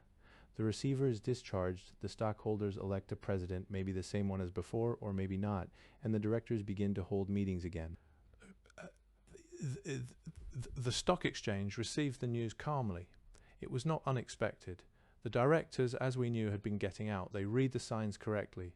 Under their selling, the price of Great Midwestern stock had fallen to $1.50 a share for a stock the par value of which is $100. That is a quotation of despair. Nothing much more could happen short of utter extinction. Many of the finest railroads in the country were in the same defunct case. You could buy them for less than the junk value of their rails and equipment, but if you owned them, you could not sell them for junk. You had to work them, because as Galt said, they were public utilities, and they worked at a loss. It happened also on this day that everyone was thinking of something else. That was nothing less than the imminent bankruptcy of the United States Treasury. This delirious event now seemed inevitable. For several weeks, uninterruptedly, there had been a run on the government's gold fund. People were frantic to exchange white money for gold. They waited in a writhing line that kept its insatiable head inside the doors of the sub-treasury. Its body flowed down the long steps, lay along the north side of Wall Street, and terminated in a wriggling tail around the corner in William Street 5 minutes' walk away. It moved steadily forward by successive movements of contraction and elongation. Each day at 3 o'clock the sub-treasury, slamming its doors, cut off the monster's head. Each morning at 10 o'clock there was a new and hungrier head waiting to push its way in the instant the doors opened. Its food was gold and nothing else, for it lived there night and day. The particles might change, its total character was always the same. Greed and fear were the integrating principles. Human beings were the helpless cells. It grew. Steadily it ate its way deeper into the nation's gold reserve, and there was no controlling it, for Congress had said that white money and gold were of equal value, and could not believe it was not so. The paying tellers worked very slowly to gain time. The spectacle was weirdly fascinating. I had been going every day at lunchtime to see it. This day the spectators were more numerous than usual. The street was congested with them, because the officers of the sub-treasury had just telegraphed to Washington saying they could hold out only a few hours more. That meant the gold was nearly gone. It meant that the United States Treasury might at any moment put up its shutters and post a notice, chose the payments suspended. No more gold. Never had the line been so excited, so terribly Ophidian in its aspect. Its writhings were sickening. The police handled it as the zookeepers handle a great serpent. That is, they kept it straight. If once it should begin to coil, the panic would be uncontrollable. Particles detached themselves from the tail and ran up and down the body, trying to buy places nearer the head. Those nearest the head hotly disputed the right of substitution, as when someone came to take a position he had been paying another to hold. In the tense babble of voices there came sudden fissures of stillness, so that one heard one's own breathing, or the far-off sounds of river traffic. At those moments what was passing before the eyes had the fantastic reality of a dream. In the throng on the opposite side of the street I ran into Galt and Jonas Gates together. Later it occurred to me that I had never before seen Galt with any director of the Great Midwestern, and it surprised me particularly as an afterthought that he should know Gates. Just then, however, there was no thinking of anything but the drama in view. Everyone talked to everyone else under the leveling pressure of mass excitement. "Have you heard?" I asked Galt. "The sub-treasury has notified Washington that it cannot hold out. It may suspend at any moment. I suppose, then, 80 million healthy people will have nothing to eat, nothing to wear, no place to go, nothing to do with their idle hands. We'll all go to hell in a handbasket." He spoke loudly. Many faces turned toward us. A very tall, lean man, with a wild light in his eyes and a convulsive turkey neck, laid a hand on Gates' arm. "Right, you are my friend. If I understand your remark, we are about to witness the dawn of a new era. I have proved it in this little pamphlet entitled The Crime of Money, 30 Reasons Why It Should Be Abolished on Earth, I show." "Don't jingle your Adam's apple at me," said Galt, giving him a look of droll contempt. The man was struck dumb. Feeling all eyes focused on the exaggerated object, thus caricatured in one astonishing stroke, he began to gulp uncontrollably. There were shouts of hysterical laughter. In the confusion, Galt disappeared, dragging Gates with him. The sub-treasury held out until 3 o'clock and closed its doors once more in a solvent manner, probably for the last time. Everybody believed it would capitulate to the Ophidian thing the next day. There was no escape. Events were in the lap of despair. Chapter 7. During the arc, at 5 o'clock that evening, Galt called me on the telephone and asked me to come to his office. I had never been there. It was at 15 Exchange Place, up a long brass-mounted stairway, second floor front. The building was one of a type that has vanished, gas-lighted, wise, and old, scornful of the repetitious human scene, full of phantom echoes. On his door was the name Henry M. Galt, and nothing else. Inside was first a small, bare room in which the only light was the little that came through the opaque glass of a partition door marked private.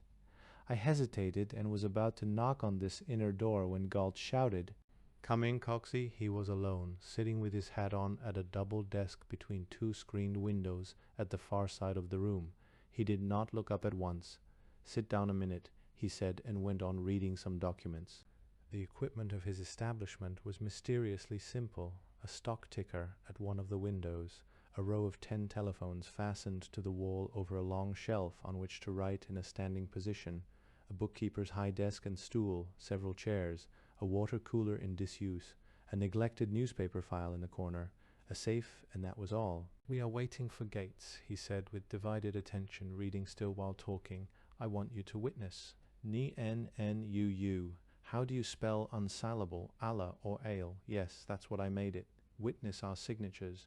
We get superstitious down here in this witch's garden. We do. There are things that grow best when planted in the last phase of the moon on a cloudy night. Dogs barking, there he is. Jonas Gates walked straight in, sat down at the other side of the desk without speaking, and reached for the papers, which Galt passed to him one by one in a certain order. Having read them carefully, he signed them. Then Galt signed them, rose, beckoned me to sit in his place, and put the documents before me separately, showing of each one only the last page. There were 6 in all, 3 originals which went back to Gates, and 3 duplicates which Galt retained. There was a 7th which apparently required neither to be jointly signed nor witnessed. It lay all the time face up on Gates' side of the desk. I noted the large printed title of that one. It was a mortgage deed. Gates put it with the 3 others which were his, snapped a rubber band around them, and went out, leaving no word or sign behind him. "Crime enough for one day," said Galt, going to the safe. "You are coming up for dinner. Turn out that light there above you." "Did you expect Great Midwestern to go bankrupt?" I asked as we walked down the stairway. He did not answer me directly nor at all for a long time. When we were seated in the L train, he said, "So you know that I was buying the stock all the way down?" Yes. He did not speak again until we left the train at 50th Street. "No, I didn't expect it," he said. "It wasn't inevitable until the Lord burned up the corn crop, but I allowed for it. And what's worse in one way is better in another. We're all right. In the reorganization, I'll get the position I want. I'll be one of 10 men in a boardroom. Everything else follows from that." As Natalie met us, I observed her keenly, thinking she would betray a feeling of anxiety, but she knew his moods at sight and met them exactly. To my surprise, she hailed him gaily, and he responded. Then they fell to wrangling over nothing at all, and carried on a fierce make-believe quarrel until dinner-time. At the table he tried to force a general spirit of raillery, and made reckless sallies in all directions. They failed miserably until Natalie joined him in a merciless attack upon Vera. It was entirely gratuitous. When it had gone very far, Mrs. Galt was on the point of interfering, but checked the impulse, leaving Vera to take care of herself. She held her own with the 2 of them. When the game lagged, Natalie would whisper to Galt. He would say, "No, oh," with exaggerated incredulity, and they would begin again. Suddenly they turned on me, Natalie beginning. "Don't you think Coxey ought to get married?" Galt's name for me had long been current in the household. "Coxey, here? Nobody would marry him," said Galt. "But he's sometimes quite nice," said Natalie. They discussed my character as if I were not there, the kind of wife I should have, and what would please heaven to come of it. Natalie knew, as Galt didn't, that this was teasing Vera still. Dinner was nearly over when Grandma Galt asked her terrible question, "What is the price of Great Midwestern stock today?" Galt answered quietly, 1.5. There was no more conversation after that. Later, when we were alone, I asked Vera if the house had been pledged. "The mortgage was executed yesterday," she said. "Its roof, and all this time. He doesn't seem at all depressed," I said. "No," she answered. "That is his way with disaster. We've seen it before. Don't you admire him for it, though? I hate him," she cried passionately. The intensity of her emotion astonished me. Her hands were clenched, her eyes were large, and her body quivered. We were sitting together on the sofa. I got up and walked around. When I looked at her again, she lay face downward in the pillows, weeping convulsively. Chapter 8. Low water I well. The United States Treasury did not hang out the bankrupt sign. What happened instead was that President Cleveland, in his solitary strength, met a mad crisis in a great way. He engaged a group of international bankers to import gold from Europe and pay them for it in government bonds. The terms were hard, but the government, owing to the fascinated stupidity of Congress, was in a helpless plight. What Cleveland had the courage to face was the fact that any terms were better than none. It was fundamentally a question of psychology. The spell had somehow to be broken. The richest and most resourceful country in the world was about to commit financial suicide for a fetich. All that was necessary to save it was to restore the notion, merely the notion, of gold solvency. People really did not want gold to hoard or keep. They wanted only to think they could get it if they did want it. The news of the president's transaction with the bankers, appearing in the morning papers, produced a profound sensation. The white money people denounced him with a fury that was indecent. Many men of his own political faith turned against him, thinking he had destroyed their party. Congress was amazed. There was talk of impeachment proceedings. Popular indignation was extreme and unreasoning. The White House had sold out the country to Wall Street. Mankind was about to be crucified upon a cross of gold. The principle of evil had at last prevailed. Thus, people reacted emotionally to an event which marked the beginning of a return of sanity. Upon the verities of the case, the effect of Cleveland's act was positive. While the nation raved, the malady itself began to yield. That ophidian monster which was devouring the gold reserve began to disintegrate from the tail upward. Presently only the head was left, and that disappeared with the arrival of the first consignment of gold from Europe under the government's contract with the bankers. The full cure, of course, was not immediate, but never again were people altogether mad, as the tide reverses its movement invisibly, with many apparent self-contradictions in the surf-line on the sand. So it is with the course of events. Between the tail of the ebb and the first of the flood there is a time of slack with no tendency at all. That also is true in the rhythm of human activities. Historically, it is noted that a stake set in the wet sand on the morning after the Great Midwestern's confession of insolvency would have indicated the extreme low water mark of that strange ebb tide in the economic affairs of this country, the unnatural extent and duration of which was owing to the moon of a complex delusion. There was first a time of slack before the flood began to run, a time of mixed omens, of alternating hope and doubt. Yet all the time unawares the country grew richer because people worked hard, consumed less than they produced, and stored the surplus in the form of capital until the reservoirs were ready to overflow. As for the Great Midwestern, everything came to pass as Galt predicted. Valentine was appointed by the court to work the railroad as receiver. In that role he returned to his desk. The word president was erased from the glass door of his office. The word receiver was painted there instead. That was the only visible sign of the changed status. We paid our way with receiver certificates issued under the direction of the court. Dust settled in the boardroom where formerly the directors met.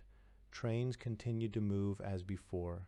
Chapter 9th, Forth He Goes, A Life in This Financial Limbo, would have exactly suited the placid temperament of our organization, but for the distracting activities of Galt. With Valentine's permission, he took that old vice president's desk in Harbinger's office and began to keep hours. Such hours. He was always there when Harbinger arrived. At 10 he went to the stock exchange. At 3 he returned. He was still there when Harbinger went home. The scrub women complained of him that he kept them waiting until late at night. Sometimes for that reason they left the room unswept. Insatiably he called for records, data, unheard of compilations of statistics. He wrangled with John Harrier, the treasurer, for hours on end over the nature of assets and past accounting. Their voices might often be heard in adjacent rooms, pitched in the key of a fishwives' quarrel. Harrier was an autocratic person whose ancient way of accounting had never before been challenged nor very deeply analyzed. With so much laxity at the top of the organization, he had been able to do as he pleased, and being a pessimist, his tendency was to undervalue potential assets such as lands, undeveloped oil and mining rights, and deferred claims. Gradually he wrote them off, a little each year, until in his financial statements they appeared as nominal items. His judgments were arbitrary and passed without question. This had been going on for many years. The result was that a great deal of tangible property, immediately unproductive yet in fact very valuable, had been almost lost sight of. The Great Midwestern, like the country, was richer than anybody would believe, and nobody cared. Live working assets were in general so unprofitable, especially in the case of railroads, that dormant assets were treated with contempt. Galt valued them. He knew how Harrier had sunk them in his figures and forced him step by step to disclose them. "They are at it again," Harbinger said, coming in one evening to sit for a while in my room, bringing some papers with him. Who Galt and Harrier I can't think for their incessant caterwauling. How do you get along with him? I asked. With Galt he makes me very uncomfortable. There's no concealing anything from him. Do you still dislike him? Oh no, that wears off. I've been watching his mind work. It's a marvelous piece of mechanism. He went on with his work. I know at last what he's doing, he said suddenly. What? He's developing a plan of reorganization. That was true. I had known it for some time. He accumulated his data by day in the office and worked it up by night in his room at home. He showed it to me as it progressed. There was a good deal of writing in it. The facts required interpretation. He was awkward at writing, and I helped him with it, phrasing his ideas. The financial exposition was one part only. There was then the physical aspect of the property to be dealt with. When it came to that, he spent 6 weeks out on the road. 3 days after he set out on this errand, we began to receive messages by telegraph from our operating officials, traffic managers, agents, and division superintendents to this effect. Who is Henry M. Galt? At Valentine's direction, I answered all of them, saying, treat Henry M. Galt with every courtesy. He went over every mile of the right-of-way, inspected every shop and yard, talked with the agents and workmasters, and finally scandalized the Department of Traffic by going through all the contracts in force with large shippers. He studied traffic conditions throughout the territory, had a look at competing lines, and conferred with bankers, merchants, and Chamber of Commerce presidents about improving the Great Midwestern service. He returned with a mass of material, which we worked on every night feverishly, for he was beginning to be very impatient. The physical aspect of the property having been treated from an original point of view, there followed an illuminating discussion of business policy. Goodwill had been leaving the Great Midwestern, owing to the unaccommodating nature of its service. This fact he emphasized brutally, and then outlined the means whereby the road's former prestige might be regained. Never had a railroad been so intelligently surveyed before. The work as it lay finished one midnight on Galt's table represented an incredible amount of labor. More than that, it represented creative imagination in 3 areas: finance, physical development, and business policy. The financial thesis was that the Great Midwestern should be reorganized without assessing the stockholders in the usual way. All that was necessary was to sell them new securities on the basis of dormant assets. This was a new idea. Have you done all this in collaboration with the bankers? I asked him. No, he said. They have a plan of their own. My next job is to make them accept this in place of theirs. That's why I've been in such a sweat to get it done. What inducement can you offer them? Mine is the better plan, he said. It stands on its merits. What will you get out of it? I asked. He looked very wise. That's the crow in the pie, Coxey. He got up, stretched, walked about a bit, and stood in front of me, saying, I'll get a place on the board of directors. I'll be one of 10 men in a boardroom. Everything else follows from that. A railroad has its own bankers, just as you have your own dentist or doctor. They sit on the board of directors as financial experts. They carry out the company's fiscal policies. They sell its securities to the public for a commission. They lend it money while it is solvent, and when it is insolvent, they constitute themselves a protective committee for the security holders and get all the stocks and bonds deposited in their hands under a trust agreement. Then in due time, they announce a plan of reorganization. Mordecai and Co. were the Great Midwestern's bankers. They would naturally control the reorganization. In fact, they had already evolved a plan and were waiting only for a propitious moment to bring it forth, to offer them a new plan in place of their own. For an outsider to do this would be like selling a song to Solomon. I marveled not so much at Gates' audacity as at his self-confidence. It seemed an utterly impossible thing to do. He stopped the next morning at the Great Midwestern office to verify 3 figures and to have me fasten the sheets neatly between stiff cardboards.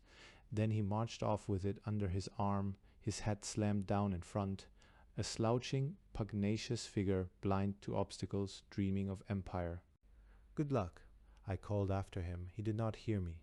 The profession of dynamic man is arms. It has never been otherwise, only the rules and weapons change. He makes a tilting field of business. The blood weapon is put away, killing is taboo, but the struggle is there if you look, essentially unchanged. Men are the same as always.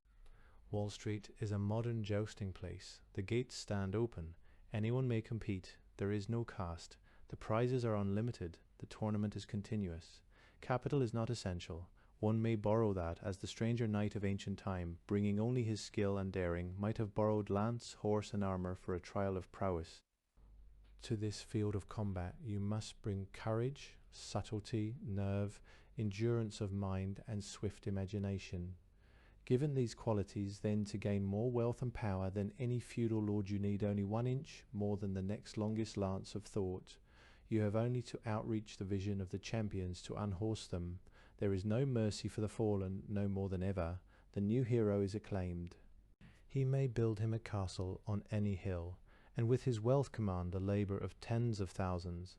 But he must still defend his own against all comers in the marketplace. In time he will meet one greater than himself. He may have the consolation of knowing, if it is a consolation, that defeat is never fatal, or seldom ever. Now through these gates went Galt. He had a vision of the future longer than the lance of any knight defending. He needed horse and armor. I did not see him again that day. In the evening I went to the house. Natalie met me. He is in bed, she said. Is he ill? He looked very tired and ate no dinner. I was to tell you if you came that he had to get a big sleep on account of something that will happen tomorrow. I was holding my hat. Natalie looked at it. My beautiful sister is not at home, she said. Tell her I was desolate, and that you did not ask for her, she suggested slyly. Now, Natalie, you are teasing me. Mamma is out, Grandma's gone to bed. There's nobody to entertain you, she said, shaking her head. What a dreary state of things, I said, laughing at her and putting down my hat. She went ahead of me into the parlor, arranged a heap of pillows at one end of the sofa, saying "there I," and sat herself in a small straight chair some distance away. Going on 18 is an age between maidenhood and womanhood. Innocence and wisdom have the same naive guise and change parts so fast that you cannot be sure which one is acting. The girl herself is not sure. She doesn't stop to think. It is a charming masquerade of two mysterious forces. The part of innocence is to protect and conceal her. The part of wisdom is to betray and reveal her. I wish I were a man, she sighed. Every girl says that once. Why do you wish it? I asked. But it's so, she said. They know so much. They can do so many things. What does a man know that a woman doesn't? If I were a man, she said, I'd be able to help father. I'd understand figures and charts and all those things he works with. They make my silly head ache. I'd study finance. What is it like? What is finance like? Yes, do you think I might understand it a little? For an hour or more we talked finance, that is. I talked and she listened, saying yes and oh and bringing her chair closer. She made a very pretty picture of attention. I'm sure she didn't understand a word of it. Then she began to ask me questions about her father, what his office was like, how he dealt with Wall Street people, what he did on the stock exchange, and so on. Must you, she asked, when I rose to go, I'm afraid you haven't been entertained at all. I love to listen. I just now remember I haven't had any dinner, I said. I stopped late at the office and came directly here. It's past 10 o'clock. Dear me, why didn't you tell me? I'll get you something. You didn't know I could cook.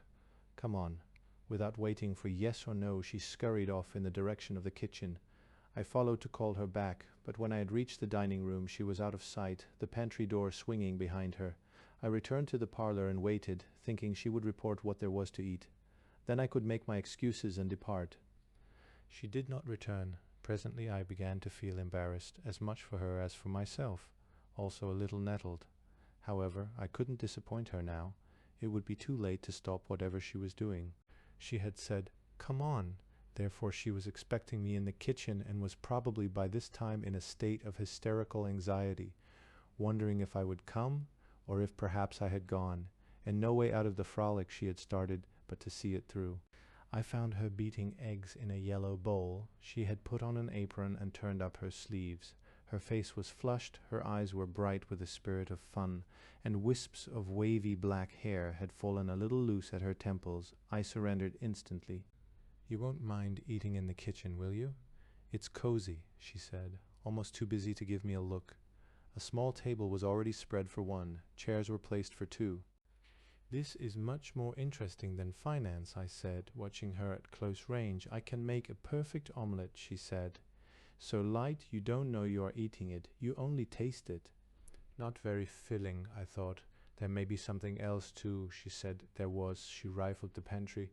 The imponderable omelette, accompanied by bacon, was followed by cold chicken, ham, sausage, asparagus, salad, cheese of two kinds, jams in fluttering uncertainty, cake and coffee. When she was convinced at last that I couldn't encompass another bite and rested upon her achievement, she began to giggle. "What's that for? I'm thinking," she said, "what my sister would say if she saw us now." As I walked home, I could not help contrasting her with Vera, who never, even at Natalie's age, would have thought of doing a thing like that. Why? Yes, why? Well, because she had not that way with a man. Natalie was born to get what she wanted through men. She fed them. She fed their stomachs with food and their egos with adoration. She liked doing it for she liked men. She already knew more about their simplicities than Vera would ever learn. She knew it all instinctively, and how lovely she was in that apron. Of late, the next afternoon, he appeared at my desk, sat down, fixed me with a stare, and began to whistle Yankee Doodle out of tune. "Did they take your plan?" I asked him. He went on whistling. I couldn't guess what had happened. His expression was unreadable. "Did they?" I asked again. He stopped for breath. "Spit on your hands, Coxey," he said, as if I were at a distance and needed some encouragement. "We've got her by the tail, tail. We'll tie a knot in the end of it, and then we're off." He never told me how he did it. He had no vanity of reminiscence. Long afterward, I got it from a junior partner of the firm of Mordecai & Co. They hardly knew him by sight. He appeared in their office on that hot summer morning and said simply that he wished to talk Great Midwestern. He would see nobody but Mordecai himself. At midday they were still talking, and lunch was brought to Mordecai's room. One by one, the junior members were called in until they were all present. Galt amazed them with his knowledge of the property, its situation and possibilities, even more with his acute understanding of its finances. He gave them information on matters they had never heard of. He gave them original ideas with such frankness and unreserve that at one point Mordecai interrupted. "We cannot voice what you say, Mr. Galt. It is so important we might use idee. There is no bargain yet. We are not here angels." "I can't help that," said Galt. "To sell a tune you have to play it." And he went on. When Mordecai spoke again, the case was lost. "For us it is not," he said. "For us it is not. We are bankers to easy heights of imagination we cannot follow, Mr. Galt. It is beautiful. We are sorry." In the doorway, Galt turned and faced them. No one else had moved. "I'm tired," he said. "I need some sleep. I'll come tomorrow." The scene was repeated the next day. Galt talking, the bankers listening, Mordecai lying back in his chair, gazing at the ceiling, tapping the ends of his fingers together, blowing his breath through his short grey beard. "What is it for yourself you want, Mr. Galt?" he asked without moving. It was Galt's way when he was winning to press his luck. He wanted a place on the board of directors, but he demanded more. "I want to be chairman of the board," he said. "ID would be strange," said Mordecai pensively. "Nobody would understand id. Oh, is that Mr. Galt? Wie is he made chairman? So the people will talk. Of the old directors. Oh, would for they for that Mr. Galt? Gates and Valentine will vote for me," said Galt. "You have asked them. I have asked Gates," said Galt. "I am sure of Valentine." Another way of Galt's was to stop at the peak of his argument and wait. When the other man in his mind is coming over to your side, a word too much will often stop him. Galt knew he was winning. There was a long silence. They began to wonder if Mordecai was asleep. He was a man of few but surprising contradictions. Conservative, cautious, axiomatic, he had on the other side great courage of mind and a latent capacity for daring. He distrusted intuition as a faculty, yet on rare occasions he astonished his associates by arriving most unexpectedly at an intuitive conclusion, knowing it to be such, and acting upon it with fatalistic intensity. On those occasions he was never wrong. Now he sat up slowly and began to toy with a jeweled paper knife. "Nobody will understand ID, Mr. Galt. Nobody will understand ID. We accept your plan. We promise all our influence to you that you will be made chairman of the board on one condition. You will resign if we ask ID immediately." Galt unhesitatingly accepted the condition. When he was gone, Mordecai said to his partners, "We have a great man discovered. It is only that we shall a little manage him." In September, the plan was brought out. Though it caused a good deal of dubious comment, the verdict of general opinion was ultimately favorable. The security holders liked it because they were not assessed in the ordinary way. They received, instead, the privilege, so called, of buying new securities. When all arrangements were completed, the assets of the old Great Midwestern Railroad Company, meaning the railroad itself and all its possessions and appurtenances, were put up at auction. Mordecai & Co., acting as trustees, were the only bidders. They delivered the assets to the new Great Midwestern Railway Company, which had been previously incorporated under the laws of New Jersey. Afterward, there was a stockholders' meeting in Jersey City, in one of those corporation tenements where rooms are hired in rotation by corporations that never live in them, but come once a year for an hour or two to transact some formal business and thereby satisfy the fiction of legal residence. A stockholders' meeting is itself a fiction. The stockholders are present by proxy. Clerks bring the proxies in suitcases. They are counted and voted in the name of the stockholders under previous instructions. Thus directors are elected. Mordecai & Co. held 6/10 of the proxies. Horace Potter, representing himself and the oil crowd whose investment in the old Great Midwestern had been very large, held 3/10. There was no contest. Mordecai & Co. and the oil crowd acted concertedly in all matters. They were allied interests. With one exception, the old board was re-elected. The exception was Henry M. Galt, elected in place of a very old man who had been induced by the bankers to withdraw. In the afternoon of the same day, the directors met in the boardroom for the first time since their inglorious exit through Harbinger's office 11 months before. Valentine was unanimously re-elected president. There was a pause. "I propose Mr. Galt for chairman of Seaboard," lisped Mordecai. It had all been arranged beforehand. There was no doubt of the outcome. Yet there was an air of constraint about taking the formal step. Evidently in the background there had been a struggle of forces. Potter said, "Second the nomination." The president called for the vote. 4 were silent, including Galt. 5 voted aye. Valentine nodded his head, and the result was recorded. Chairman of the board, Henry M. Galt. Meanwhile, the traffic manager and his 3 assistants, who had been summoned from Chicago for a conference, were waiting in Harbinger's office. Galt walked directly there from the boardroom, sat on Harbinger's desk with his feet in the chair, waived all introductions, and said, "Now for business. Hereafter all contracts with shippers and all agreements with the traffic managers of other roads will be sent to this office for my approval and signature. They will not be valid otherwise." The traffic manager was a florid, contemptuous man who wore costly Chicago clothes and carried a watch in each waistcoat pocket, very far apart. He was one of a ring of traffic managers who waxed fat and arrogant in the exercise of a power that nobody dared or knew how to wrest from them. They sold favors to shippers. They sold railroad stocks for a fall in Wall Street, and then got up ruinous rate wars among themselves to make stocks fall. Their ways were predatory, scandalous, and uncontrollable. If one railroad tried to discipline its traffic manager, the others practiced reprisals, and the business of that one railroad would slump. Or if a railroad dismissed its traffic manager, his successor would be just as bad, or more greedy, in fact, having to begin at the beginning to get rich. At Galt's speech, the traffic manager crossed his legs with amazement, dropped his arms, slid down in his chair, bowed his neck, and assumed the look of an incredulous bull, showing the white under his eyes. "And who the hell are you?" he asked. "Me," said Galt. "I'm the driver." "We'll see," said the traffic manager. He rose, overturning his chair, and made for the door, meaning of course to see the president. "You'd better wait a minute," said Galt. "I'm not through yet." He waited. Then Galt, addressing the assistants, outlined a new policy. What they were to work for was through freight, passing from one end of the system to the other. What they were to avoid was anything they wouldn't like a railroad to do to them. What they were to believe in was a gang spirit. What they were to get immediately was a doubling of their... Getting down on the floor, he advanced slowly with a stealthy step at the traffic manager, who began to quail.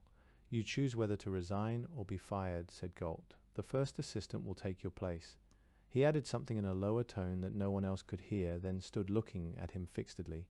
The traffic manager started, mopped the back of his neck, wavered, and stood quite still. "Well, it's damned high time," he said at last, by way of mentioning a basic fact. With that he sat down and wrote his resignation. This incident was an omen. Unconsciously, Galt worked on the principle that once a thing has happened, it cannot unhappen. The fact of its having happened is original and irrevocable. Every other fact in the universe must adjust itself to that one. Something else may happen the next instant. That is a new happening again. Mr. Valentine was violently agitated by the traffic manager's dismissal. If he had been consulted, he would have made an issue of it. But there it was, it had happened. The fact created a situation. He might refuse to accept the situation, but he could not extinguish the fact. He fumed and let it pass. Nothing was ever the same again. Galt consulted nobody. He turned from the traffic man to Harbinger and ordered that the pay of the whole executive staff from the secretary down be doubled. Then he put Harbinger out, took the whole of the room for himself, painted the word chairman on the door, and thereafter the Great Midwestern was managed from his desk. There was never a moment's doubt about it. There was no time to debate his authority. It took all of everybody's time to keep up with what was happening. He recast the operating department by telegraph in 1 hour, according to a plan already matured in his mind. He changed the accounting system radically, and much to everyone's surprise, John Harrier accepted the change with enthusiasm. Having made a flying trip over the road, he sent a telegram ahead of him calling a special meeting of the board of directors. It convened at 10 o'clock. Galt came directly from the train, stained, unshaven, and a little weary, until he began to talk.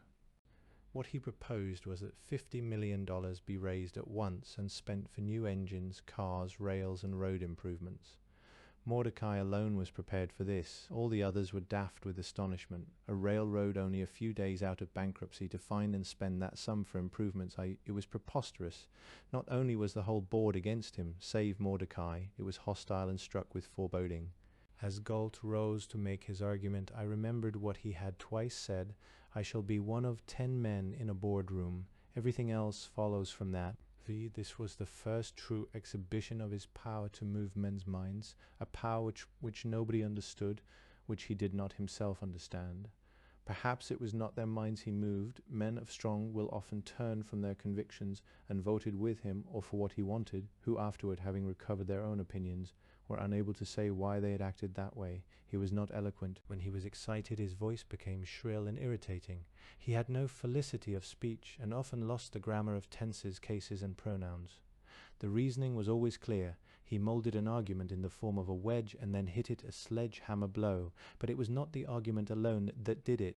As time went on, he more and more dispensed with argument and brought the result to pass directly, as a hypnotist with a well-trained subject induces the trance without preparation, seemingly by an act of mere intention. It was a power that increased with use until it was like an elemental force and acted at a distance, so that he had only to send an agent with word that this or that should be done, and men did it helplessly.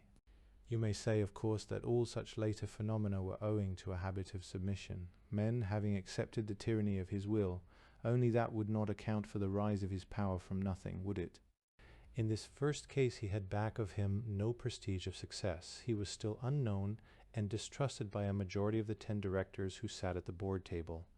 And they were not men accustomed to be led. They were themselves leaders.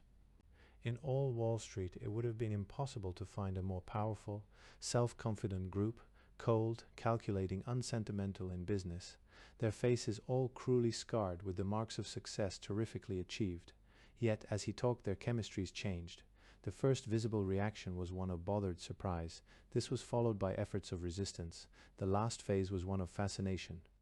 His reasons were these. A flood was about to rise. He adduced evidence on that point. Money, materials, and labor were plenty and cheap. Never again would it be possible to increase the railroad's capacity at a cost so low, and a railroad that made itself ready to receive the flood would reap a rich harvest. Finally, the spending of $50 million in this way would give business the impulse it was waiting for, the little push that sends a great vessel down the ways into the water. The moment was rare and propitious. Is it true, asked Mr. Valentine, that the chairman on his own responsibility, without consulting the president or the board of directors, has already placed contracts for engines, cars, rails, and construction work, before the money has been voted for that purpose, before anybody knows whether it can be raised or not? I have heard so. Everyone was startled by the question. Galt was not expecting it. That is true, he said, and waited. So we are committed to this expenditure whether we approve it or not.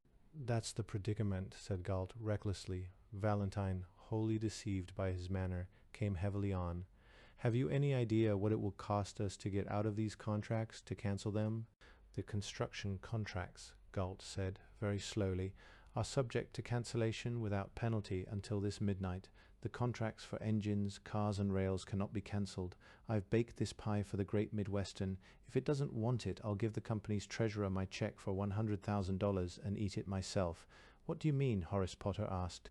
I mean that in consideration of placing the orders when and as I did on the equipment maker's empty stomach, I got a special discount of 10%.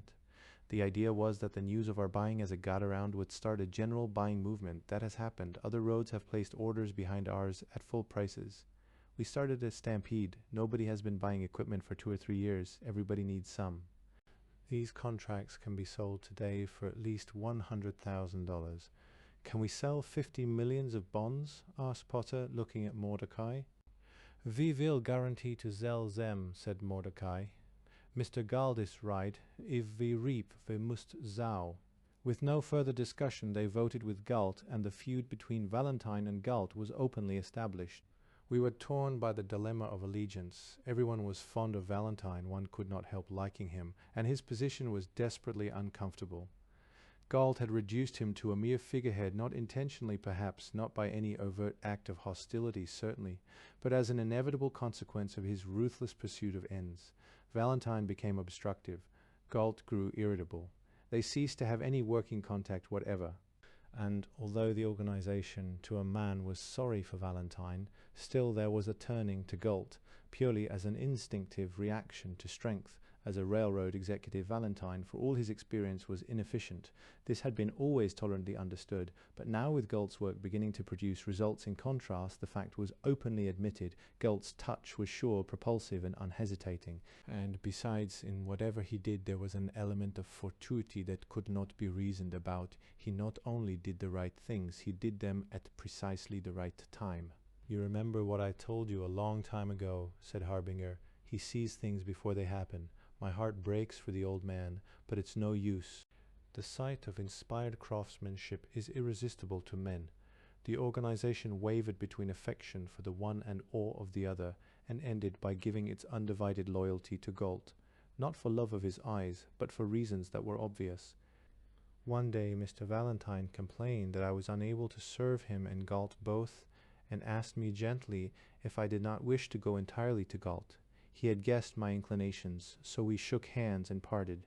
Thereafter my place was in Galt's room, and I attended the board meetings as his private secretary. Chapter X Heyday. His activities were of increasing complexity. A stock exchange ticker was installed, for he meant to keep his eye on the stock market, then an automatic printing device on which foreign, domestic and Wall Street news bulletins were flashed by telegraph. Then a private switchboard and a number of direct telephones, one with the House of Mordecai and Co., one with the operating department at Chicago, one with the office of Jonas Gates, several with stock exchange brokers and others designated by code letters, the terminals of which were his own secret. He worked by no schedule, hated to make fixed appointments, and took people as they came. They waited in the reception room, which of necessity became his antechamber. In a little while it was crowded with those who asked for Galt, Galt, Galt. Not 1 in 20 who entered asked for Valentine the President. A mixed procession it was. Engineers, equipment makers, brokers, speculators, inventors, contractors and persons summoned suddenly out of the sky, whose business one never knew, never wasting it himself, never permitting anyone else to waste it. He had time for everything. He received impressions whole and instantaneously. With people he was abrupt, often rude. He wanted the point first. If a man with whom he meant to do business insisted upon talking beside the point, he would say, "Go outside to make your speech and then come back." He never read a newspaper. He looked at it, sniffed, crumpled it up and cast it from him, all with one gesture. 4 or 5 times a day he ran a yard or two of ticker tape through his fingers and glanced in passing at the news-printing machine. Magazines and books were non-existent matter. Yet within the area of his own purposes no fact, no implication of fact, was ever lost. Meanwhile, Great Midwestern stock was slowly rising. One effect of this was to relieve the tension in the Galt household. Grandma Galt's daily question was no longer dreaded. Having asked it in the usual way at the end of dinner one evening, and Galt having told her the price, she electrified us all by addressing some remarks to me. "You are with my son a good deal of the time." "All day," I said. I was looking at her. She frowned a little before speaking, wetted her lips with her tongue, and spoke precisely in the level, slightly deaf and utterly detached way of old people. "Do you see that he gets a hot lunch every day?" "I have never attended to that," I said. "Does he, though?" she asked. "We've been very careless about it," I said. "Sometimes when he's busy, he doesn't get any." "Please see that he gets a hot lunch every day," she said. "Cold victuals are not good for him, and tea if he will drink it." I promised. An embarrassed silence followed. She was not quite through. "Have you any Great Midwestern stock?" she asked. "I have a small amount. You must believe in it," she said, adding after a pause, "We do." Then she was through. Had she alone in that household always believed in Great Midwestern stock, which was to believe in him, or had she only of a sudden become hopeful? Was it perhaps a flash of premonition, some slight exercise of the power possessed by her son? Long afterward I tried to find out. She shook her head and seemed not to understand what I was talking about. She had forgotten the incident. The next day I ordered a hot lunch to be sent in and put upon Galt's desk. He said, "Ha!" but he was not displeased, and ate it, and this became thereafter a fixed habit. The new equipment had only just begun to move on the new rails when he went before the board with a proposal to raise 100 millions for more equipment, more rails, elimination of curves, and reduction of grades. "My God, man," I exclaimed, Horace Potter. "Do you want to nickel plate this road?" "It will nickel plate itself if we make it flat and straight," said Galt. He was in a stronger position this time. His predictions were coming true. The flood tide was beginning. Everybody saw the signs. Great Midwestern's earnings were rising faster than those of any competitor, and at the same time its costs were falling because of the character of the new equipment. Therefore profits were increasing. On the other hand, Valentine now was openly hostile, and Jonas Gates, whom Galt could have relied upon, was ill. There were 9 at the board table. He argued his case skillfully.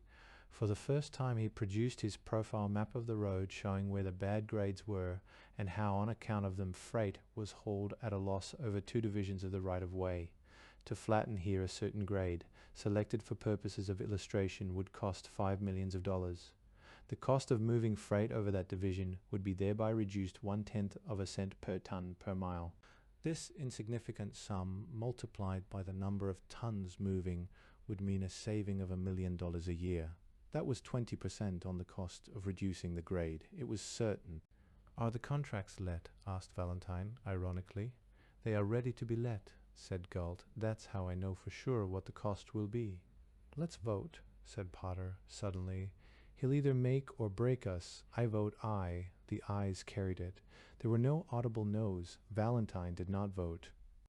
At this time Galt was laying the foundation for an undisclosed structure. It had to be deep and enduring, for the strain would be tremendous. He poured money into the Great Midwestern with a raging passion. As the earnings increased, he ploughed them in. With the assistance of the pessimistic treasurer, he disguised the returns. Improvements were charged to expenses as if they were repairs. New property was added in the guise of renewing old.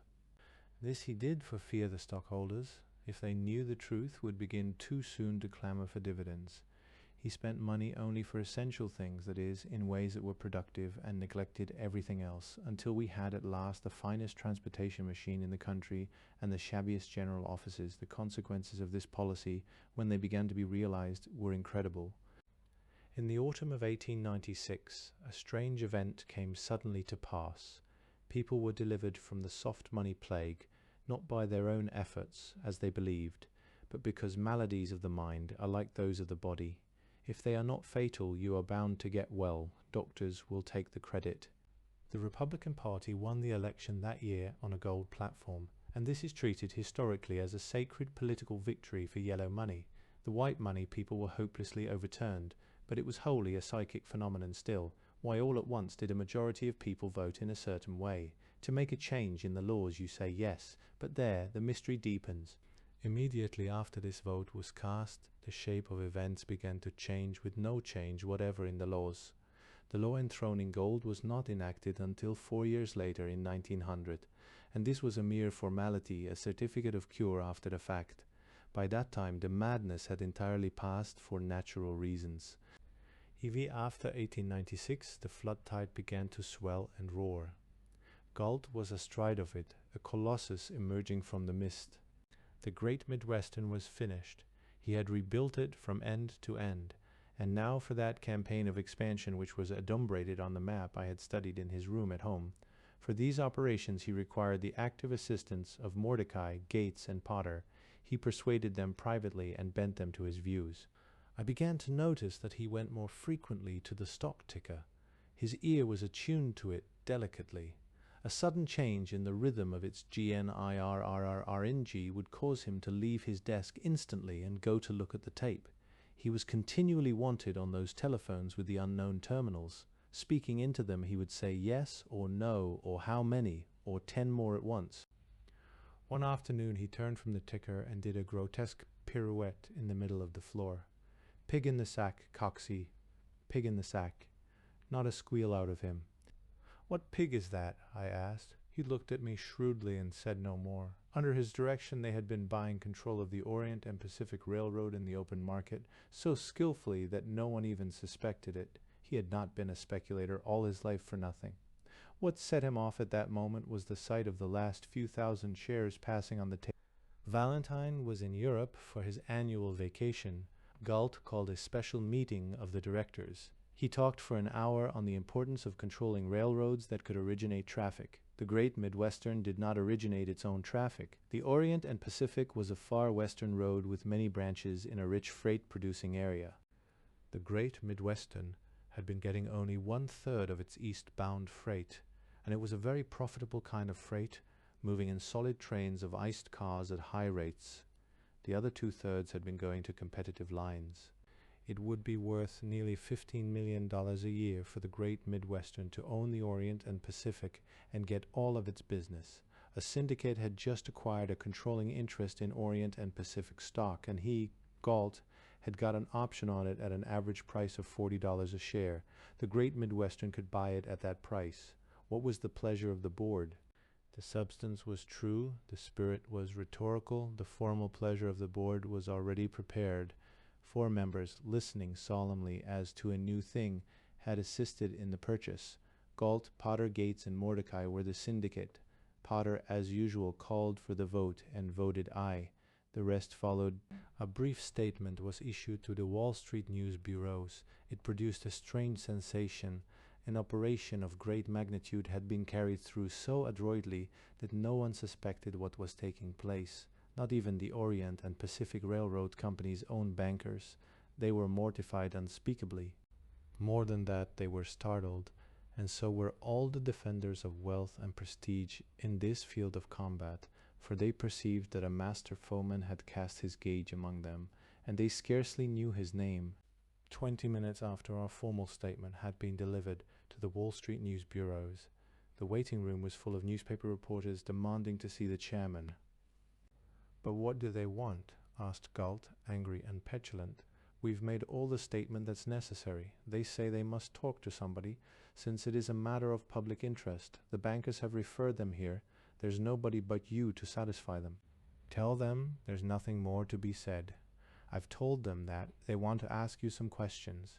It was his first experience, and he dreaded it. "We'll have a look at them," he said. "Let them in." As they poured in, he scanned their faces. Picking out one, a keen, bald, pugnacious trifle, he asked, "Who are you?" "I'm from the Evening Post." He put the same question to each of the others, and when they were all identified, he turned to the first one again. "Well, Posty, you look so wise. You do the talking. What do you want to know?" Posty stepped out on the mat and went at him hard. Why had control of the Orient and Pacific been bought? What did it cost? How would it be paid for? Would the road be absorbed by the Great Midwestern or managed independently? Had the new management been appointed? What were Galt's plans for the future? To the first question, he responded in general terms. To the second, he said, "Is that anybody's business?" "It's the public's business," said Posty. "Oh," said Galt. "Well, I can't tell you now. It will appear in the annual report." After that he answered each question respectfully, but really told very little and appeared to enjoy the business so long as Posty did the talking. When he was through, the journal reporter said, "Tell us something about yourself, Mr. Galt. You are spoken of as one of the brilliant new leaders in finance." "That's all," said Galt, repressing an expletive and turning his back. When they were gone, he said to me, "Don't ever let that journal man in again. Posty though he's all right." All accounts of the interview, so far as that went, were substantially correct. In some papers there was a good deal of silly speculation about Galt. The journal reporter went further with it than anyone else, described his person and manners vividly, and went out of his way 3 times to mention in a spirit of innuendo that there was a stock ticker in Galt's private office, with sinister reference to the fact that before he became chairman of the Great Midwestern he had been a stock exchange speculator. I called Galt's attention to this. "Yes," he said, "we're out in the open now, where they can shoot at us. The Orient and Pacific deal brought on the inevitable crisis.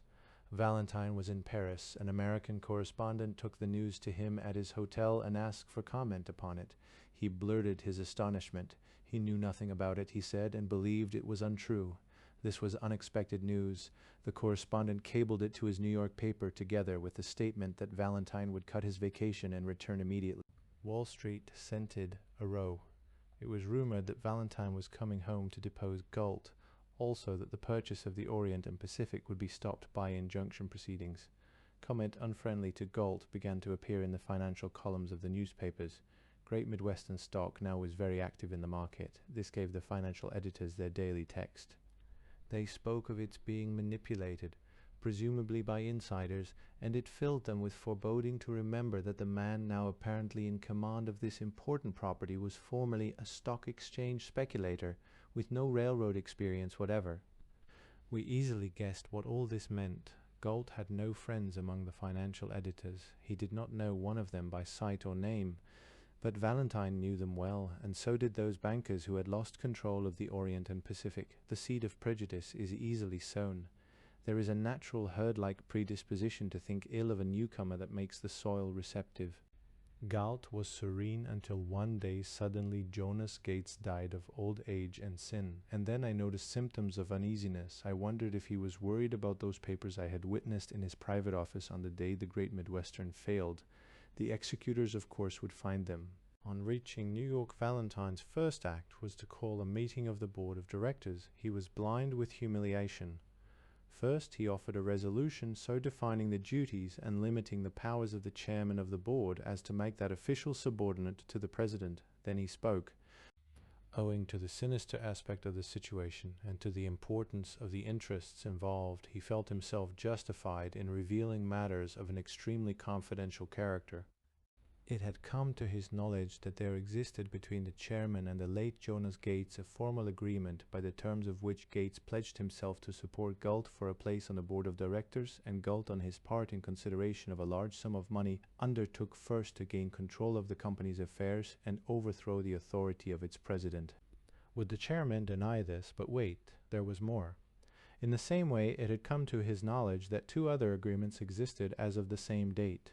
One provided that when Galt had gained control of the company's policies, he would cause it to buy the Orient and Pacific Railroad, in which Gates was then a large stockholder. The third was a stipulation that a certain part of Gates' profit on the sale of his Orient and Pacific stock to the Great Midwestern should apply on Galt's debt to him. Would the chairman deny the existence of these agreements? Still not waiting for a reply, not expecting one in fact, he offered a second resolution calling for the resignation of Henry M. Galt as chairman of the board, his place to be filled at the pleasure of the directors.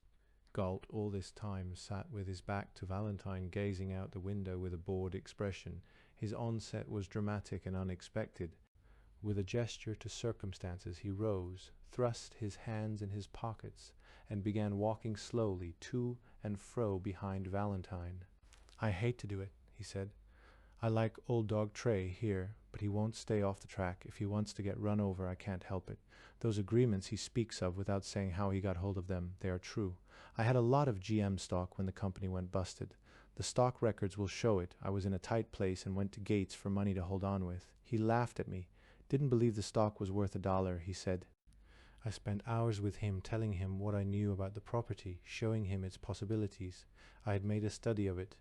I I spoke of the Orient and Pacific as a road the GM would have to control that would suit me, he said. I've just had to take over a large block of that stock for a bad debt. I said, all the better. With your stock accounted for, it will be easier to buy the rest, and so it was. But that's ahead of the story. Gates said, one trouble with the GM was Valentine. I knew that too. The end of it was that I persuaded him. He took everything I had and loaned me the money. The agreement was that the stuff I pledged with him for the loan could be redeemed only provided my plans for the development of the GM were realized and certain results appeared. Otherwise, he was to keep it. It was the devil's own bargain. I was in a hole, remember. Had the bear in my arms and couldn't let go, and you all knew Gates. Valentine interrupted. He spoke without looking around. One of your plans for the development of the Great Midwestern was the elimination of the president. Exactly, said Galt. The president at that time was not president, but receiver. He was receiver for a property he had managed into bankruptcy. Well, that part of the agreement has been kept. There ain't any doubt about who's running the GM. I'm running it, subject to the approval of the directors. 5 minutes after I was elected chairman of this board, I took the traffic manager's resignation in that room out there under threat of having him indicted for theft. He was the president's friend. I did this without the president's sanction or knowledge. The place was rotten with graft.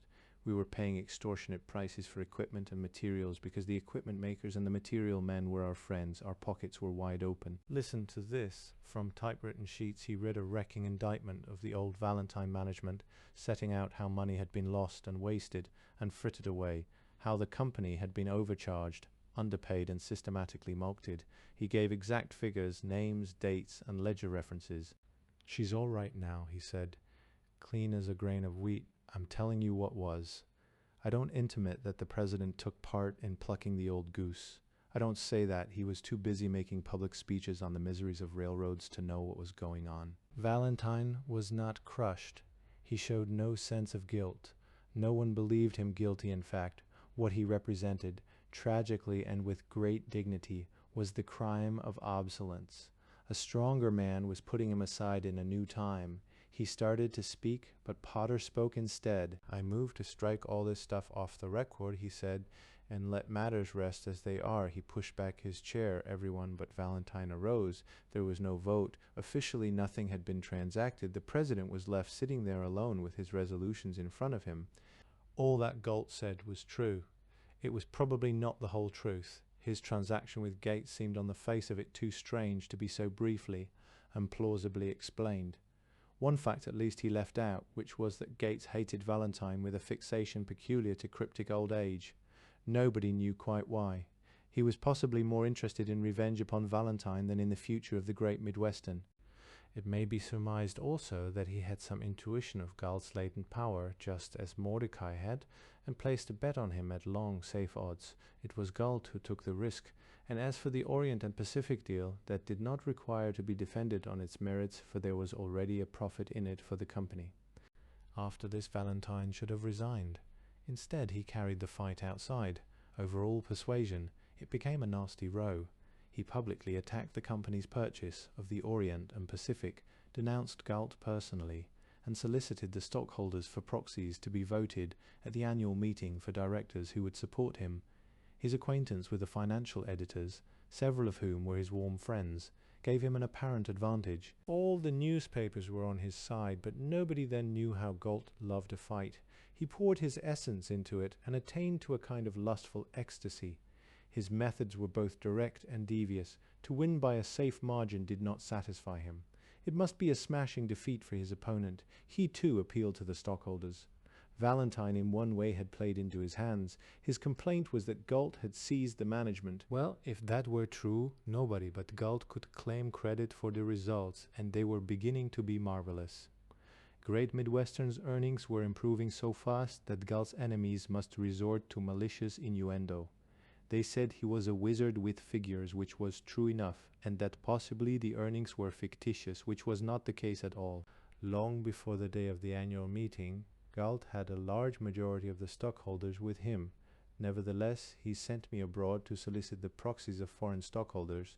They were easy to get. I was surprised to find that the foreigners, who are extremely shrewd in these matters, with an instinct for men who have the money-making gift, had already made up their minds about Galt. They had been watching his work, and they were buying Great Midwestern stock on account of it. When it came to the meeting, Valentine had not enough support to elect one director. His humiliation was complete. Then he resigned, and Galt was elected in his place to be both chairman and president. He was not exultant. For an hour he walked about the office with a brooding, absent air. This was his invariable mood of projection. He was not thinking at all of what had happened. He put on his hat and stood for a minute in the doorway. Looking back, he said, "Hold tight, Coxey," and slammed the door behind him. Chapter Ice Hearth Notes. Galt's overthrow of Valentine was an episode of business which need not have concerned the outside world, but the conditions of the struggle were dramatic and personal, and the papers made big news of it. The consequences were beyond control. Henry M. Galt was publicly discovered. That, of course, was inevitable then or later. He was already high above the horizon and rising fast. The astronomers were unable to say whether he was a comet or a planet. They were astonished not more by the suddenness of his coming than by the rate at which he grew as they observed him. The other consequences were abnormal, becoming social and political, and followed him to the end of his career. Valentine was not a man to be smudged out of the picture. He was a person of power and influence. The loss of his historic position was of no pecuniary moment, for he was very rich. It was a blow at his prestige and a hurt to his pride inflicted in the limelight. His grievance against Galt was irredressible. Honestly, too, he believed Galt to be a dangerous man. But he was a fair fighter within the rules, and would perhaps never himself have carried the warfare outside of Wall Street where it belonged. Mrs. Valentine was the one to do that. She was the social tyrant of her time, ruling by fear, and might that little herd of human beings who practice self-worship and exclusion as a mysterious right, import and invent manners, learn the supercilious gesture which means one does not know them, and in short get the goat of vulgus. Her favor was the one magic passport to the inner realm of New York society. Her disfavor was a writ of execution. She was a turbulent woman whose tongue knew no inhibitions. Whom she liked, she terrified. Whom she disliked, she sacrificed. Now she took up the fight in 2 dimensions. Galt she slandered outrageously, implanting distrust of him in the minds of men who would carry it far and high, to the Senate, even to the heart of the administration. Then, as you would expect from her position as social dictator, she struck at the Galt women. That was easy. With one word she cast them into limbo. Mrs. Galt had inalienable rights of caste. She belonged to a family that had been of the elect for 3 generations. Her aunt once held the position now occupied by Mrs. Valentine. Galt's family, though not at all distinguished, was yet quite acceptable. Marriage, therefore, did not alter Mrs. Galt's social status. She had voluntarily relinquished it without prejudice, under pressure of forbidding circumstances. These were a lack of wealth, a chronic sense of insecurity, and Galt's unfortunate temperament. Gradually she sank into social obscurity, morose and embittered. She made no effort to introduce her daughters into the society she had forsaken, and as she was unwilling for them to move on a lower plane, the result was that they were nurtured in exile. Vera at a certain time broke through these absurd restraints and began to make her own contacts with the world. They were irregular. She spent weekends with people whom nobody knew, went about with casual acquaintances, got in with a musical set, and then took up art, not seriously for art's sake, but because some rebellious longing of her nature was answered in the free atmosphere of studios and art classes. In her wake appeared maleness in various aspects, eligible and ineligible. Natalie, who was not yet old enough to follow Vera's lead, nor so bold as to contemplate it for herself, looked on with shy excitement. The rule is that the younger sister may have what caroms off. Vera's men never caromed off. They called ardently for a little while, and then sank without trace, to Natalie's horror and disappointment. What Vera did with them, or to them, nobody ever knew. She kept it to herself. "You torpedo them," said Natalie, accusing her. Mrs. Galt watched the adventuring Vera with anxiety and foreboding, which gradually gave way to a feeling of relief, not unmingled with a kind of awe. "Thank heaven I don't have to worry about Vera," she said one day. Relevantly to nothing at all, she was thinking out loud. "Why not, Mama?" asked Natalie. "Don't ask me, child, and don't try to be like her." To then all at once they were rich. For a while they hardly dared to believe it. The habit of not being rich is something to break. Galt's revenge for their unbelief past and present was to overwhelm them with money. First he returned to them severally all that he had borrowed or taken from them to put into Great Midwestern. This, he said, was not their principal back. It was the profit. It was only the beginning of their profit. Their investments were left whole. Presently they began to receive dividends. Besides, he settled large sums upon them as gifts, and kept increasing them continually. "What shall we do with it?" asked Natalie. "Do with it," said Galt. "What do people do with money? Anything they like. Spend it." He encouraged them to be extravagant, especially Natalie. She had a passion for horses. He gave her a stable full on her birthday. All show animals, one of which, handled by Natalie, took first prize in its class at Madison Square Garden the next month. Galt, strutting about the ring, was absurd with wonder and excitement. He wished to clap the judge on the back. Mrs. Galt restrained him as much as she could. She could not keep him from shouting when the ribbon was handed out. It was more a victory for Natalie than for the horse. She was tremendously admired. People looked at their cards to find her name, then at her again, asking, "Who is she?" She was nobody. In the papers the next morning her name was mentioned, and that was all, except that one paper referred to her as the daughter of a Wall Street broker. Other girls, neither so beautiful nor so expert as Natalie, were daintily praised. Galt was furious, yet he had no suspicion of what was the matter. There was gloom in his household when he expected gaiety. His efforts to discover the reasons were met with evasive, cryptic sentences. "What have you been doing today?" he asked Natalie one hot June evening at dinner. "Nothing," she answered. This exchange was followed, as usual, by a despondent silence which always contained an inaudible accusation of Galt. Everyone would have denied it sweetly. He couldn't turn it on them. He could only take it out in irritability. "All fuss and feathers and nothing to do," he said. "You make me sick. I can't see why you don't do what other girls do. There's nothing they've got that you can't have. Go someplace. Go to Newport. That's where they all go, ain't it?" "Pippa, dear," said Natalie, "what should we do at Newport? Do. How do I know? Swim, dance, flirt, whatever the rest of them do. Take a house, make a splurge, cut in with the crowd. I don't know. Your mother does. That's her business. Ask her." "Oh, but you don't understand," said Natalie. "We'd not be taken in. Mother does know." "What does that mean?" Galt asked. "You can't just dress up and go where you want to go," said Natalie. "You have to be asked. We'd look nice at Newport with a house, wouldn't we?" "Go on," said Galt in a dazed kind of way. Said Natalie. "Oh, you know, Papa dear, don't be an old stupid. Why go on with it? Of course, you can always do things with people of a sort. They ask you fast enough, but Mother says if we do that we'll never get anywhere, so we have to wait." "Wait for what? I don't know," said Natalie, on the verge of tears. "Ask Mother." "So ho, said Galt, beginning to see. "I'll ask her." Mrs. Galt and Vera were in a state of crystal passivity. They heard without listening. Galt pursued the matter no further at dinner. Later he held a long interview with Mrs. Galt, and she told him the truth. Social ostracism was the price his family paid for the enemies he had made and continued to make in Wall Street. She had tried, she had knocked, no door opened. She had prostrated herself before her friends. They were sorry and helpless. Nothing could be done, not at once. She had better wait quietly, they said, until the storm blew over. Mrs. Valentine was at her worst, terrible and unapproachable. The subject couldn't even be mentioned. Anyone who received the Galts was damned. Galt was unable to get his mind down to work the next day.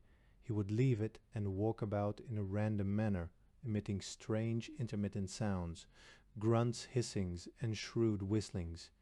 Then he would sit down to it again, but with no relief, and repeat the absent performance. "Come on, Coxey," he said, taking up his hat. "We'll show them something."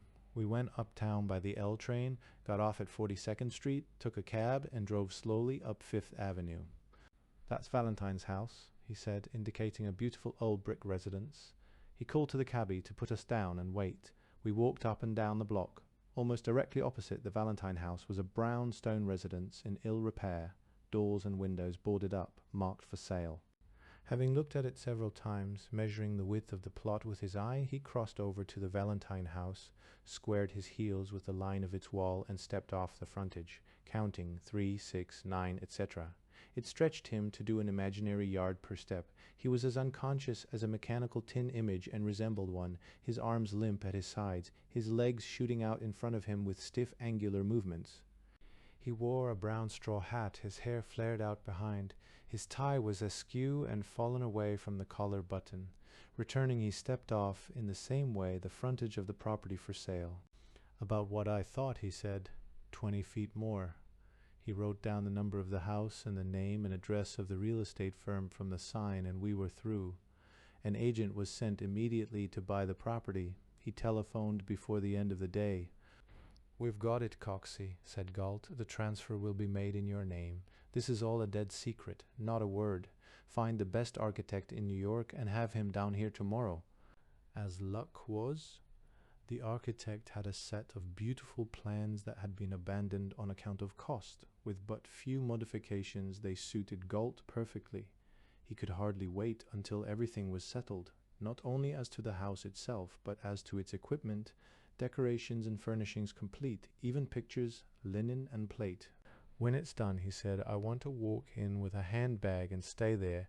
Having signed the contracts, he added an extra cumulative per diem premium for completion in advance of a specified date.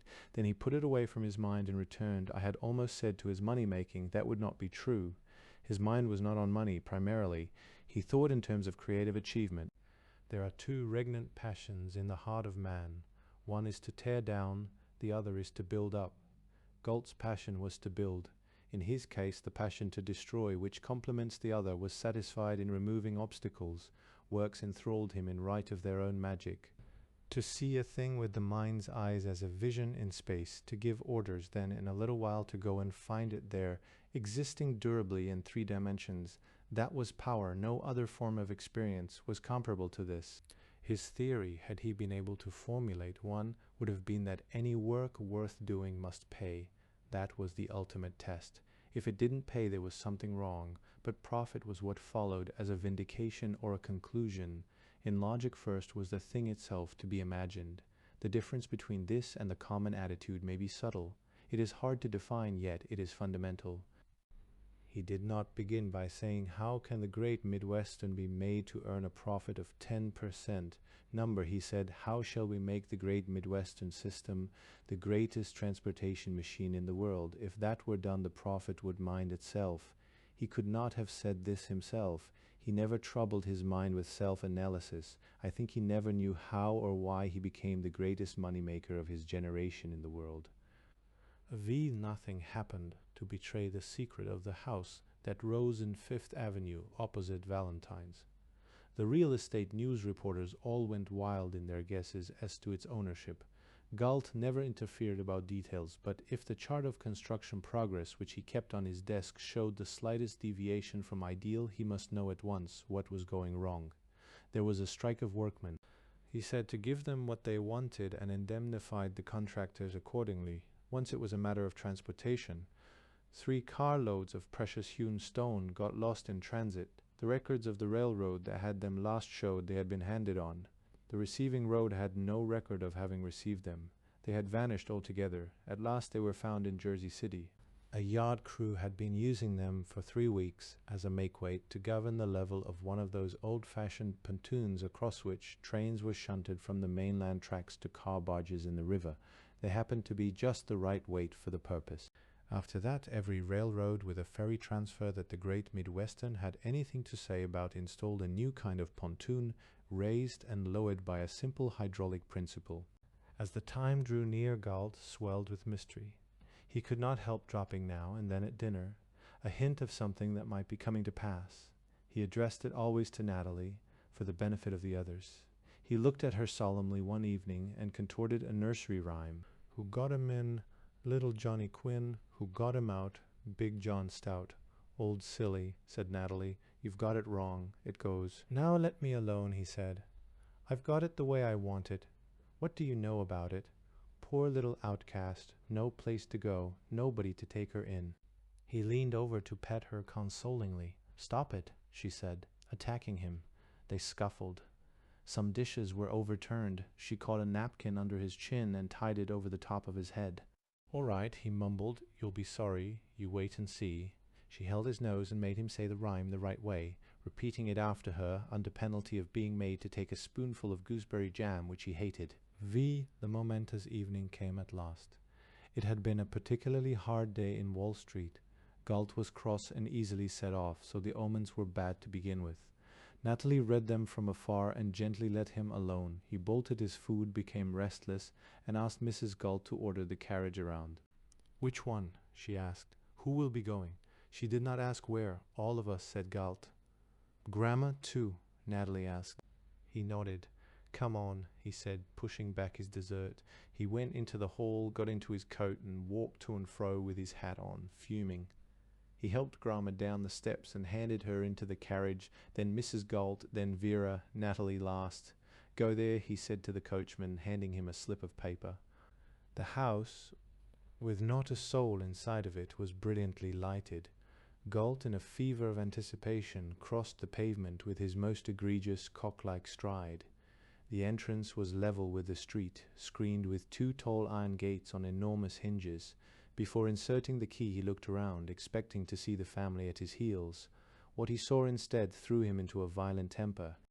I was still standing at the carriage door waiting to hand them out. Natalie stood on the curb with her head inside, arguing with her mother. Mrs. Galt would have to know whom they were calling on. Natalie went to find out. "Nobody," said Galt. "Nobody tell her." When Natalie returned with this answer, Mrs. Galt construed it in the social sense. She was rigid with horror at the thought that Galt, by one mad impulse, might frustrate all her precious plans. For all she knew, he was about to launch them upon a party of upstart nobodies in the very sight of Mrs. Valentine. Vera now joined with Natalie. They added force to persuasion and slowly brought her forth. We went straggling across the pavement toward Galt, who by this time was in a fine rage. As he unlocked the gates and pushed them open, Mrs. Galt had a flash of understanding. "Oh," she exclaimed in a bewildered, contrite tone. It was almost too late. There were 2 sets of doors after the gates. We stood in a vaulted hallway. There was a retiring room on either side, further in, where the width of these 2 rooms was added to that of the hallway. A grand impression of the house began. We were then in a magnificently arched space, balanced on 4 monolith columns. At the right was a carpeted stone staircase. At the left was a great fireplace, and in front of it a very large velvet-covered divan. Logs were burning lazily on the andirons. On a table at one side was a cut glass service and iced water. Beyond, straight ahead, was a view of the dining room. As we walked in that direction, there was a sound of tinkling water. This issued from a fountain suddenly disclosed in an unsuspected space. A fire was burning in the dining room. The table was decorated. The sideboard was furnished. Galt, silently leading the way, brought us back to the grand staircase. God knows why. Women must weep in a new house. Possibly it makes them feel more at home. All the feminine eyes in that party, Vera's alone excepted, were red as we mounted the stairs. As Galt's satisfaction increased, he began to talk. "This," he said, "is where we live." That was a room the whole width of the house and half its depth, 2nd floor front, full of soft light reflected from the ceiling, dedicated to complete human comfort. Everything had been thought of. Trifles of convenience were everywhere at hand. There were flowers on the table, books in the bookcases, current magazines lying about, pillows on the rug in front of the fireplace, and an enormous divan in which 6 might lie at once. On the same floor was a music room, then a ballroom. The chambers were next above, arranged in suites. This was Mother's, meaning Mrs. Galt. That was Grandma's, that one Vera's, that one Natalie's, those others for company, or they could rearrange them as they pleased. Every room was perfectly dressed, even to towels on the bathroom racks and toilet accessories in the cabinets. "The help," he said, "and some other things, passing the next 2 floors without stopping." The top floor was his. One large room was equipped as an office. His desk was a large mahogany table with 6 telephone instruments on it. Opening off to the right was his apartment. "And this," he said, opening a door to the left, "is Coxey's when he wants it. 2 rooms and bath like mine." On the roof, under glass, was a tennis court. The view of the city from there at night was apparitional. Galt led us to the front, ostensibly that we might see it to better advantage, but for another reason really. "That's Valentine's house down there," he said. "That roof, we are 3 stones higher and 20 feet wider. You could almost spit on it." Mrs. Galt shuddered. Well, that was all to see. She's built like a locomotive, said Galt, trying here and there a door to show how perfectly it fitted. There was no higher word of praise. We went down by an automatic electric elevator and were again in that vaulted formal space on the ground floor. Words would not come. Mrs. Galt stood gazing into the fire, overwhelmed, wondering perhaps how this would affect her campaign to propitiate Mrs. Valentine. Natalie sat on the stairway with her chin in her hands. Vera helped herself to some iced water. Grandma Galt sat far off in the corner on a stone bench. Galt surveyed them with incredulous disgust. This was a kind of situation for which he had no intuition at all. His emotions and theirs were diametrically different. For him the moment was one of realization. That which was realized had existed in his thoughts whole, just as it was for nearly a year. For them it was a terrific shock, overturning the way of their lives, and women, moreover, do not make their adjustments to a new environment in the free, canine manner of men, but with a kind of feline diffidence. It is very rash to surprise them so without elaborate preparation. The tension became unbearable. I was expecting Galt to break forth in weird sounds. Instead, without a word, but with his teeth set and his hands clenched, he leaped into the middle of the divan with his feet and bounced up and down like a man in a circus net until I thought he should break the springs. That seemed to be what he was trying to do, but it was the very best quality of upholstery, as he ought to have known.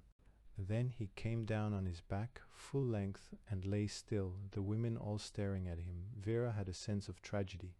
It gave her access to his feelings. She walked over to the divan, knelt down, took his head in her arms and kissed him. This of all her memorable gestures was the finest, and it was spoiled, or was it saved, perhaps? She might not have known how to end it. "Ouch," said Galt. "A pin sticks me." He got up. "Come on, Coxey. I want to show you something in the office upstairs." That was subterfuge. He only wished to get away. We took the elevator and left them. He went directly to his bedroom, ripped off his collar and threw it on the floor, kicked off his shoes, and cast himself wearily on the bed. There he lay, on the costly lace counterpane lined with pink silk, a forlorn and shabby figure. Presently Mrs. Galt timidly appeared at the door, followed by Vera and Natalie. They were a little out of breath, having walked up, not knowing how to manage the elevator. "It's lovely, perfectly splendid," said Mrs. Galt, sitting on the bed and taking his hand. "I'm only sorry I haven't words to tell you," and she began to weep again. "Don't," said Galt. "How does Grandma like it?" "Hadn't we better start home now?" said Mrs. Galt. "Home," said Galt. "What's this? I'd like to know. Not a bolt missing. She's all fueled. Steam up, ready to have her throttle pulled open.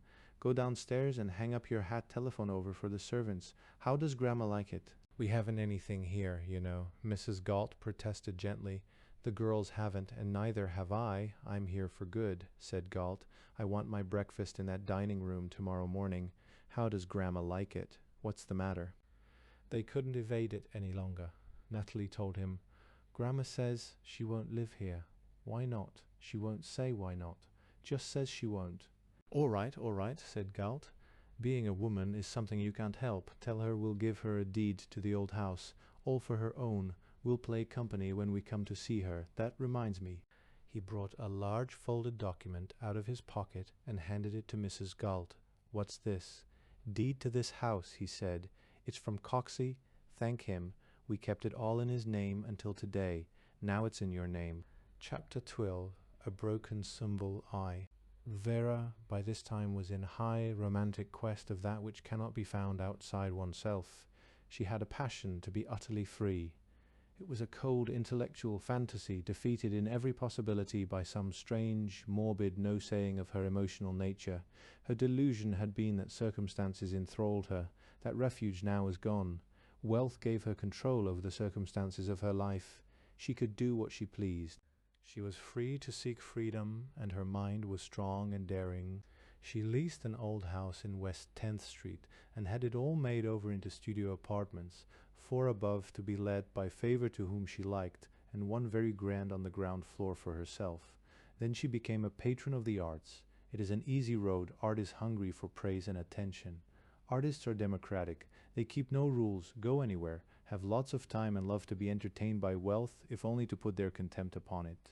The hospitality of a buyer must be bad indeed if they refuse it. Vera's hospitality was attractive in itself. Her teas were man teas, her dinners were gay and excellent.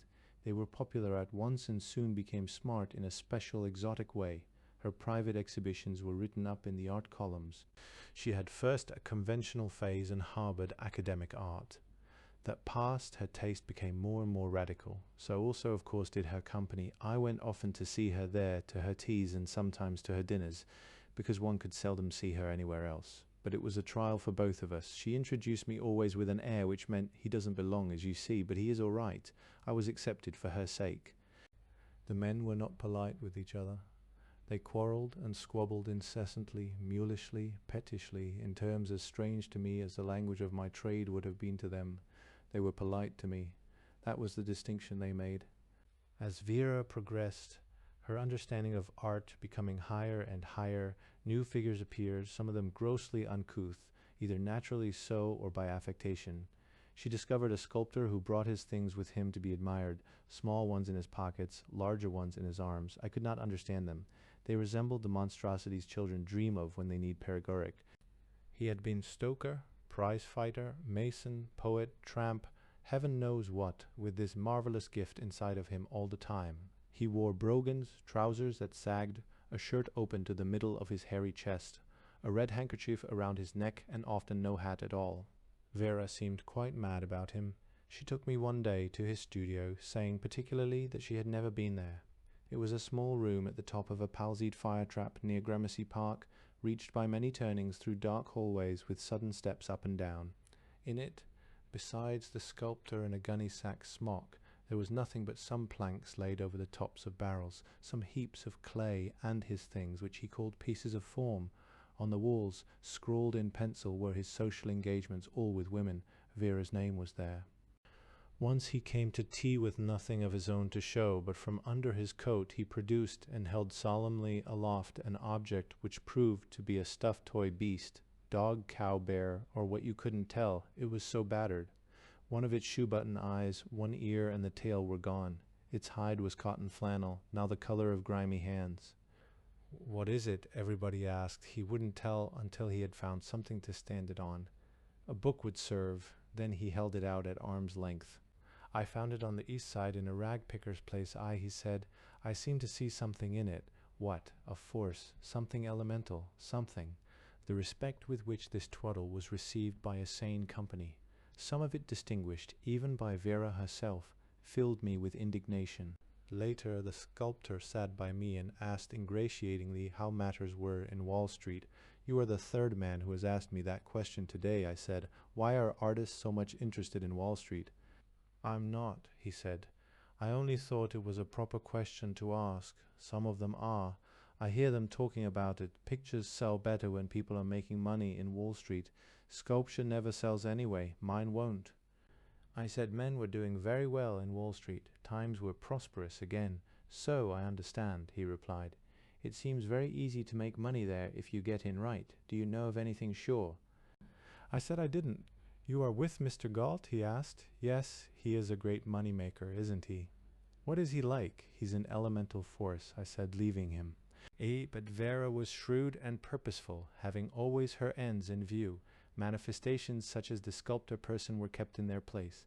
They were not permitted to dominate the scene. They played against a background that was at once exquisite and reassuring.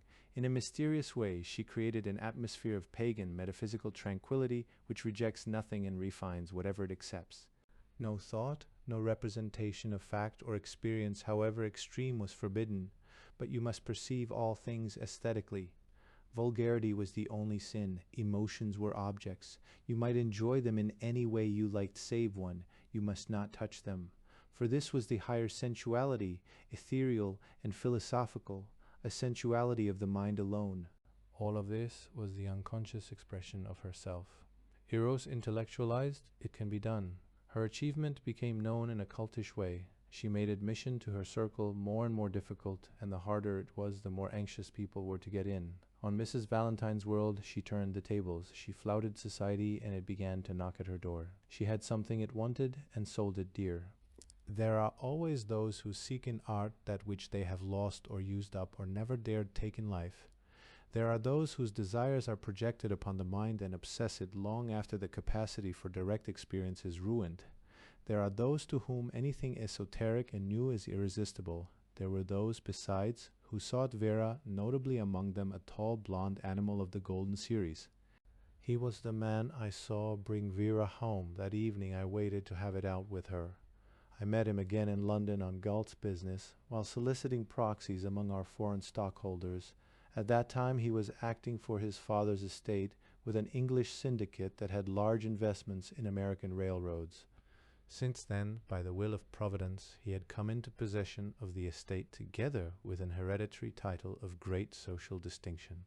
Enter, as he pleases, Lord Porteous, with a thin, cynical head, a definite simplicity of outline, and an exaggerated, voluptuous grace of body. He remarkably resembled an old Greek drawing. How he had found Vera in the first place, I never knew. That happened, at any rate, before she was rich. He had the trained British instinct for putting money with the right people. And it was true that the English discovered Galt from afar, while he was yet almost unknown in Wall Street. But when I saw him that first time with Vera, the Great Midwestern was on its way to bankruptcy, and Galt's interest in it was extremely precarious. Well, no matter, it was inevitable. However it happened, when he returned to this country as Lord Porteous, he found her again and immediately added his prestige to her circle. Art bored him. He played the part of beguiled Philistine and amused himself by uttering bourgeois comments of the most astonishing banality. Whether he truly meant them or not, nobody knew for sure. He never by any chance betrayed his form. If satire, it was art; if not, it was incredible. Sensitive victims were reduced to a state of grinning horror. One who committed suicide was believed to have been driven to it by something Lord Porteous said to him in a moment of their being accidentally alone at the sideboard. The artist dropped his glass in a gibbering rage and went headlong forth. He was never seen alive again, and as him Lord couldn't be asked, we never knew what it was. For all that, Lord Porteous was a capital social asset and a valiant protagonist. He carried Vera's name with him wherever he went, even to Mrs. Valentine's table there, especially, in fact, because he discovered how much it annoyed her. He disliked her, and she was helpless. Alike her father, Vera was adventurous with success. No measure was enough. She began to import art objects that were bound to be talked about. Not old masters, nothing so trite as that, but daring, controversial things, the latest word of a modern school, or the most authentic fetigue of a new movement in thought. Her grand stroke was the purchase in London of the rarest piece of antique Negro sculpture then known to exist in the world. It had been miraculously discovered in Africa and was brought to England for sale. Its importance lay in the fact that a certain self-advertised cult, leading a revolt against classic Greek tradition, acclaimed it on sight as the perfect demonstration of some theory which only artists could pretend to understand. Modern sculpture, these people said, was pure in but two of its three dimensions. This African thing, wrought by savages in a time of great antiquity, was pure also in the third dimension. Therefore it excelled anything that was Greek or derived therefrom. A storm of controversy broke upon the absurd little idol's head. Photographs of it were printed in hundreds of magazines and newspapers in Europe and the United States, and when it came to be sold at auction, it was one of the most notorious objects on earth. The British Museum retired after the second bid. Agents acting for private collectors ran the price up rapidly. The bidding, according to the news reports cabled to this country the next morning, was very spirited, and the treasure passed at a fabulous price to the agent of Miss Vera Galt, the well-known American collector. She had engaged the assistance of a dealer who knew how to get publicity in these high matters. English art critics politely regretted that an object of such rare aesthetic interest should leave Europe. American critics exulted accordingly and praised Miss Galt's enterprise. I was at the studio the day the thing arrived and was unpacked. Besides the initiates, votaries, and friends, a number of art critics were present by invitation. Vera, as usual, was detached and tentative, with no air of proprietorship whatever. She was like one of the spectators, yet every detail of the ceremony had been rigidly ordained. The place prepared to receive the idol was not too conspicuous. It was to be important, but not paramount. It must not dominate the scene. As one not entitled to participate in the chatter, I was free to listen. There were ohs and ahs and guttural sounds meant in each case to express that person's whole unique comprehension and theory of art. The more articulate had almost done better, I thought, to limit themselves to similar exclamations. What they said was quite meaningless, to me at least. With the enthusiasm of original discovery, one declared that it was wholly free of any representational quality. Another said with profound wisdom that it was neither the symbol nor the representation of anything, but purely and miraculously a thing in itself. Its unrepresentationalness and thing in itselfness were thereupon asserted over and over, everyone perceiving that to be the safe slant of opinion. They were wonderfully excited. No lay person may hope to understand these commotions of aesthetic feeling. The idea was to me grotesque that this strange, discoloured figure, not more than 15 inches high, with its upturned nose, its cylindrical trunk, cylindrical arms not pertaining to the trunk, cylindrical legs pertaining to neither the trunk nor the arms terminating in block feet, should be an august event in the world of art. Lord Porteous came in. He helped himself to tea and sat down with Vera at some distance from the murmuring group that surrounded the idol. Voices kept calling him to come. He went, holding his tea and munching his cake, and gave it one casual look. "How very ugly," he said, and returned to Vera's side. I hated him for having the assurance to say it. No one else would have dared. I hated him for his possessive ways. I hated him for all the reasons there were. A malicious spirit invaded me. I sat near them, wishing my proximity to be disagreeable.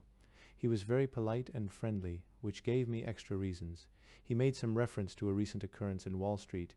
He asked me what I made of the Negro carving. "I don't understand it," I said. "We are the barbarians here," he said. "They understand it. Look at them." Vera was silent. Gradually the party dispersed, everyone stopping on the way forth to inform Vera of her greatness, her service to art, her hold upon their adoration and affection. At length only Lord Porteous and I remained. The tea things were removed, twilight passed, lights were made, and still we lingered, making artificial conversation. Suddenly, with a subtle air of declining the competition, he took his leave. Vera lay in a great black, ivory-mounted chair, her head far back, her feet on a hassock, smoking a cigarette in a long shell-holder, staring into the smoke as a man does. The presence of Lord Porteous seemed to linger between us long after his corporeal entity was gone. "He says he thinks it very ugly," I remarked. "Yes," she said, with that unresolved, rising inflection which provokes a man to open the quarrel. "No one else could have carried off that audacity," I said. She let that pass. "I wonder what your archaic sculptor man would think of it," I said. "He wasn't here. We haven't seen him for a long time." She shrugged her shoulders and continued to gaze into the smoke of her cigarette. "So you are bored," I said. "A world of your own, a lord at your feet, and still you are bored." "Do you mean to pick a quarrel with me?" she asked. "I wish to cancel our bargain," I said. "The one we made that time long ago in the tea shop." "Very well," she said. "It is cancelled. Is that all? What more could there be?" she asked, looking at me for the first time with that naive expression of blameless innocence which was Eve's fig leaf. "You have nothing to say." "No," she said. "Women are not as vocal about these things as men seem to be. You were vocal enough when we were making the bargain," I said. "Have you no curiosity to know why I wish to cancel it?" "Friendship does not satisfy a man," she said. "Have you made the same bargain with others, with Lord Porteous?" I asked. "Number, why not? Please don't be stupid," she said, lighting another cigarette and beginning to toy with the smoke. "Are you staying for dinner?" "I'm going," I said, "but not until I have told you." "What? Why," I asked, "cancel our bargain?" "Oh," she said, "I thought that was quite done with." "Well then, why you are bored?" "Yes," she said, "why I am bored. You will tell me that." Her profile was in silhouette against the black of the chair. She was smiling derisively. "It is because you have imprisoned yourself in a lonely castle." I said, "You used that figure of speech yourself when we were making the bargain. It is my castle, you said, therefore you know it. The name of that castle is selfishness. The name of your jailer is Vera Afraid. What you fear is life, for its pain and scars. You hail it from afar. You call it inside the walls under penalties. It must be good. It shall not bite or scratch or kiss you. You are too precious to be touched. You haven't named the prisoner," she said slowly. "She is Vera Desireful," I said. "She is starved for life, for the bread of participation. She lives upon the poisonous crusts of fantasy. She is probably in danger of going mad. Her dreams are terrible. You cannot be saying these things to me, she exclaimed, with a startled, incredulous face. Long ago I might have said them just as well, I answered. I have known always what an unnatural, self-saving woman you are, how treacherous you are to the impulse which brings you again and again to the verge of experience there. In the act of embracing life, you suddenly freeze with selfish fear. Do you think life can be so cheated? If it cannot burn you, it will wither you. When it is too late, you may realize that to have one must give. Well, it is impossible, of course. You cannot give yourself. The impulse is betrayed on the threshold. I knew it when I was fool enough to ask you to marry me. You never asked me, she said. Thoughtfully, as reviewing a state of facts, you only said you wanted to marry me. I construed it as a challenge. No, that is, as I think of it now. What happened to me then was beyond any process of thought. It occurred outside of me, if that means anything. There was a sense of dissolving objects, ideas, place, planes, dimensions. My own egoistic importance all seemed to dissolve in one significant sensation. There's a recollection that at this moment something became extremely vivid. What it was that became vivid, I do not know. The word that comprehends without defining it is completion. In the whole world there was nothing else of consequence or meaning. I ask you now, I said. I heard my own words from afar. They were uttered by someone who had been sitting where I sat, and for all I knew or cared might be sitting there still. I was a body moving through space with a single anxiety, which was to meet another body in space for a purpose I could not stop to examine. I remember thinking, I may, the bargain is cancelled. She leaped to her feet, evading me, and laughed with her head tossed back, an icy, brilliant laugh that made me rigid. I could not interpret it. I do not know yet what it meant, nor do I comprehend the astonishing gesture that followed. Slowly she moved to the African idol, picked it up, brought it to the mantel under a strong light, and began to examine it carefully. She explored every plane of its surface and became apparently quite lost in contemplation of its hideous beauty. Holding it at arm's length and still looking at it, she spoke. Lord Porteous thinks it very ugly. So he said, I replied. He may be right, she said. Perhaps it is. So many things turn ugly when you look at them closely. Friendship even. Then she dropped it. As it crashed on the hearthstone, she turned, without a glance at the fragments or at me, and walked out of the room. 3 days later, her engagement to Lord Porteous was announced. Chapter 13. Success The ready explanation of Galt's rise in a few years to the role of Wall Street monarch is that he was a master profit-maker. The way of it was phenomenal. His touch was that of genius, daring, unaccountable, mysteriously guided by an inner mentality. And when the results appeared, they were so natural, inevitable, that men wondered no less at their own stupidity than at his prescience. Why had they not seen the same opportunity? His associates made money by no effort of their own. They had only to put their talents with the mighty steward. He took them, employed them as he pleased, and presently returned them twofold, fivefold, sometimes 20-fold. But this explanation only begs the secret. The nature of his unique power is still hidden. It was in the first manifestation a power to persuade men. It became a power to command them. In virtue of the ability, he had to reward them. This ability was the consummate power, a power to imagine and create wealth. As it grew, and as the respect for it became a superstition among his associates and a terror to all adversaries, he passed into the dictatorial phase of his career. Mordecai's thought, "It is only that we shall manage him a little," was rudely shattered. He was unmanageable. He gave Mordecai and Co. peremptory orders, and they were obeyed, as they well might be, since Galt's star had lifted the house of Mordecai from third to first rank in the financial world. It had become richer and more powerful than any other house in Wall Street, save one, and that one was its ancient enemy. Mordecai's courage had fainting fits to zazy heights. He was often unable to follow without a good deal of forcible assistance. Frequently he would come to wrestle prayerfully with Galt, begging him in vain to scale down some particularly audacious plan, whatever it was. One day they had been at this for an hour. Galt was pugnacious and oppressive. They stood up to it. Mordecai, retreating step by step, had come to bay in a corner, gazing upward, the tips of his fingers together. Galt was passing to and fro in front of him, laying down his will, stopping now and then to emphasize the point by shaking his fist under Mordecai's nose. Just then the boy from the reception room came to my desk with the name of Horace Potter. That was awkward. Potter was a tempestuous man, easily moved to high anger, himself an autocrat, unaccustomed to wait upon the pleasure of others. He was personally one of Galt's most powerful supporters, and brought to him, besides the whole strength of the puissant oil crowd, which controlled at that time more available wealth than any other group in Wall Street. It was an unusual concession for him to call upon anyone. People always came to him, and there he was outside, waiting. He had come to keep a definite appointment. There was no excuse. I tried to tell Galt, but he waved me away fiercely. "Don't bother me now, Coxey." 5 minutes passed. Of a sudden Potter bolted in. "What is this?" he roared. "Am I one to cool my heels in your outer office?" Galt turned round and stared at him blankly at first, and then with blazing anger. "How did you get in here?" he asked. "By God, I walked in," said Potter. "Then, by God, walk out again," said Galt, turning his back. I followed him out, thinking to find some mollifying word to say. He was unapproachable. The reception room was empty but for Potter and the friend he had with him, an important banker who was to have been presented to Galt in a special way. They talked with no heed of me. "He's in one of his damn tantrums," said Potter.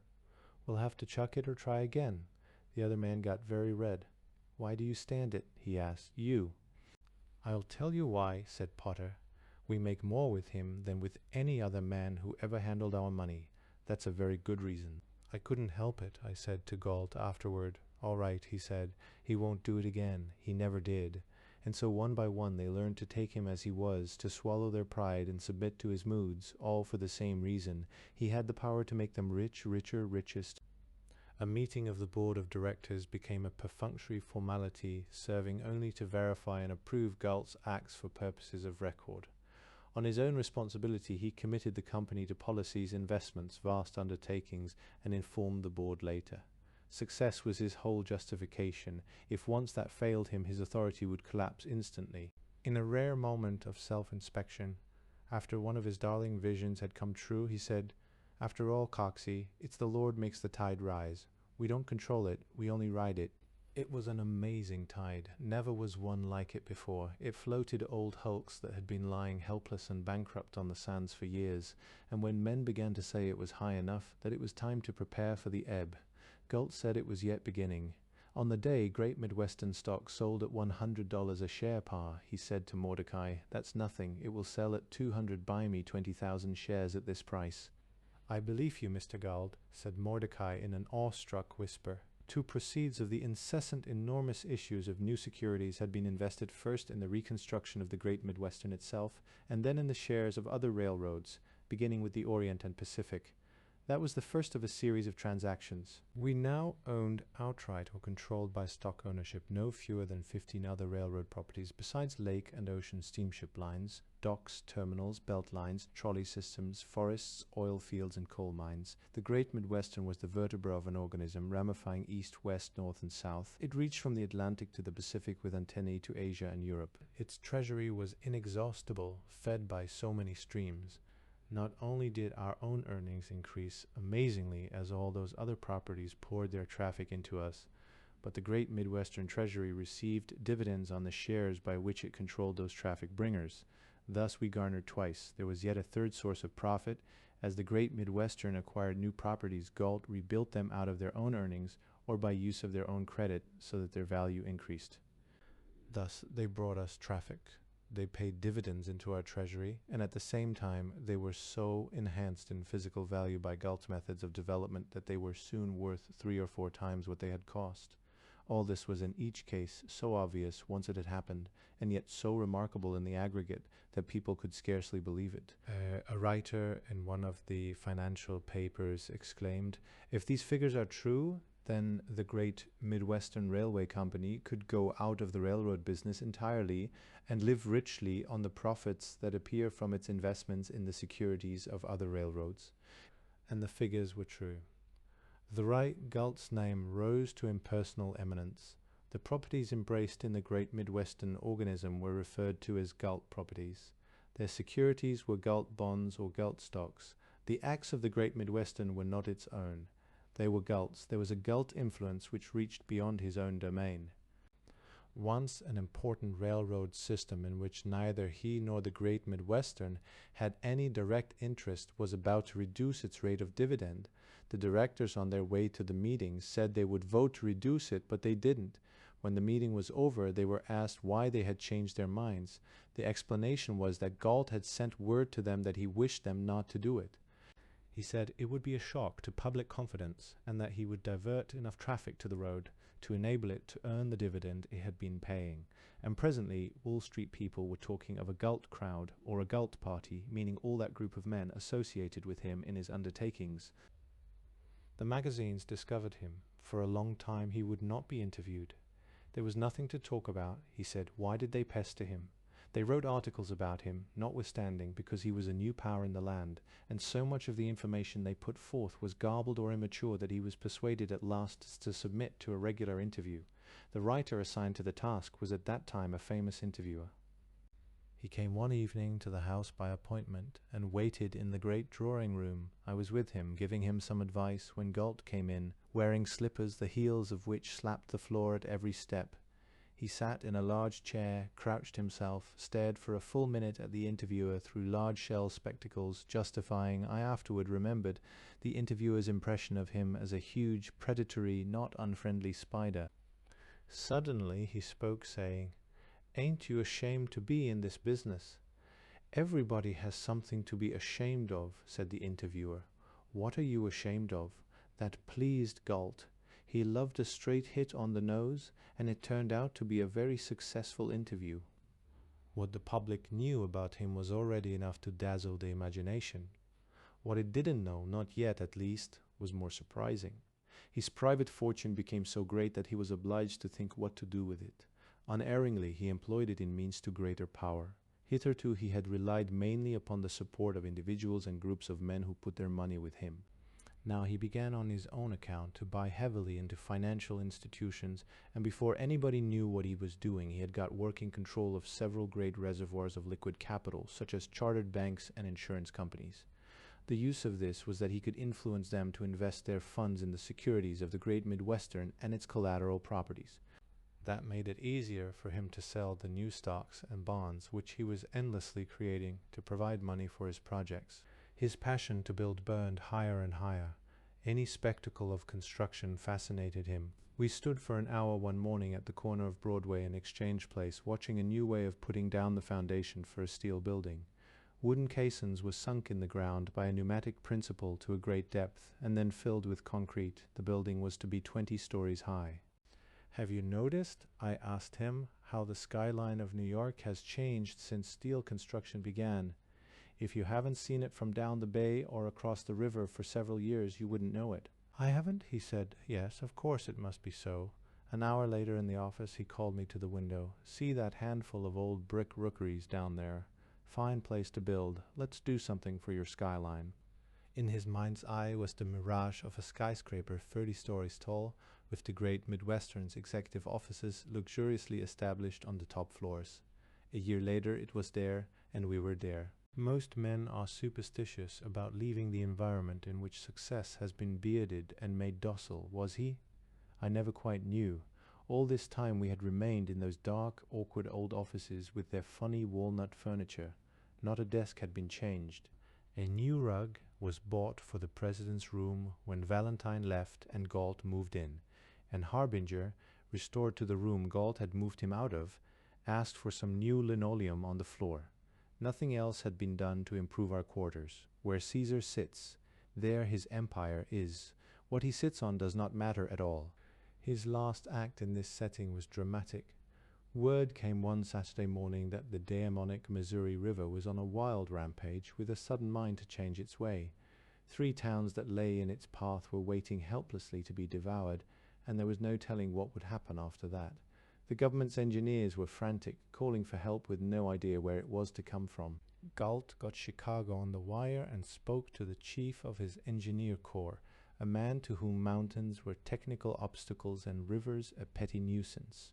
"The Missouri River is cavorting around again," said Gate. "Now listen, yes, Take everything we've got, men, materials, and equipment, hello, anything you need, including the right of way. I don't care what it costs, but put a ring in her nose and lead her back to her trough. This order is unlimited. It takes precedence over mail, business, and acts of providence. Go like hell, hello, that's all." Then he walked out for the last time and never once looked back. On Monday morning, he walked into our ornate new offices without appearing to notice them. He was impatient for something that should be on his desk. It was there, a message from the engineer. "We'll have her stopped by 6 p.m. Monday. Get her back to bed in a few days." It was a memorable feat, a triumph of daring and skill, and cost the Great Midwestern several millions of dollars. At about this time, quite accidentally, there shaped in his thoughts that ultimate project which lies somewhere near the heart of every instinctive builder. One evening at dinner, Natalie said, "I wonder why we have no country place. Everyone else has." Galt stopped eating and looked at her slowly. "Why, of course, that's it," he said. "I've been wondering what it was we didn't have, looking at it all the time, like the man at the giraffe. Huh!" He approached it in a characteristic manner at once. There was somewhere a topographic map of New Jersey. It was searched for and found, and he and Natalie lay on the floor with their heads together exploring it. First he explained to her how one got the elevations by following the brown contour lines and what the signs and figures meant. "Then this must be a mountain," she exclaimed. "Right?" he said. "You get the idea. Here's a better one. Look here." "Oh, but see this one," she said. "Look, all by itself." He examined her discovery thoughtfully. It was a mountain in northern New Jersey, the tallest one, two small rivers flowing at its feet, a view unobstructed in all directions. "You've found the button," he said. "I believe you have wild country, not much built up. What's that railroad, can you see? All right, we can get anything at all we want from them." The whole family went the next day on a voyage of verification and discovery. It was all they had hoped for. Natalie was ecstatic in the role of Columbus. Fancy! She had found it on a map no bigger than that, and here it was. Mrs. Galt was acquiescent and a little bewildered. Vera was conservative.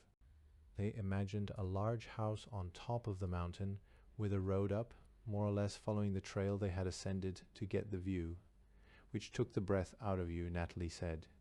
You could see the Hudson River for many miles up, New York City, the Catskills possibly on a very clear day. Most of the world, in fact, Mrs. Galt and Vera, perceived the difficulties and had no sense of how they were to be overcome. Galt imagined an estate of 50,000 acres of which this mountain should be the paramount feature.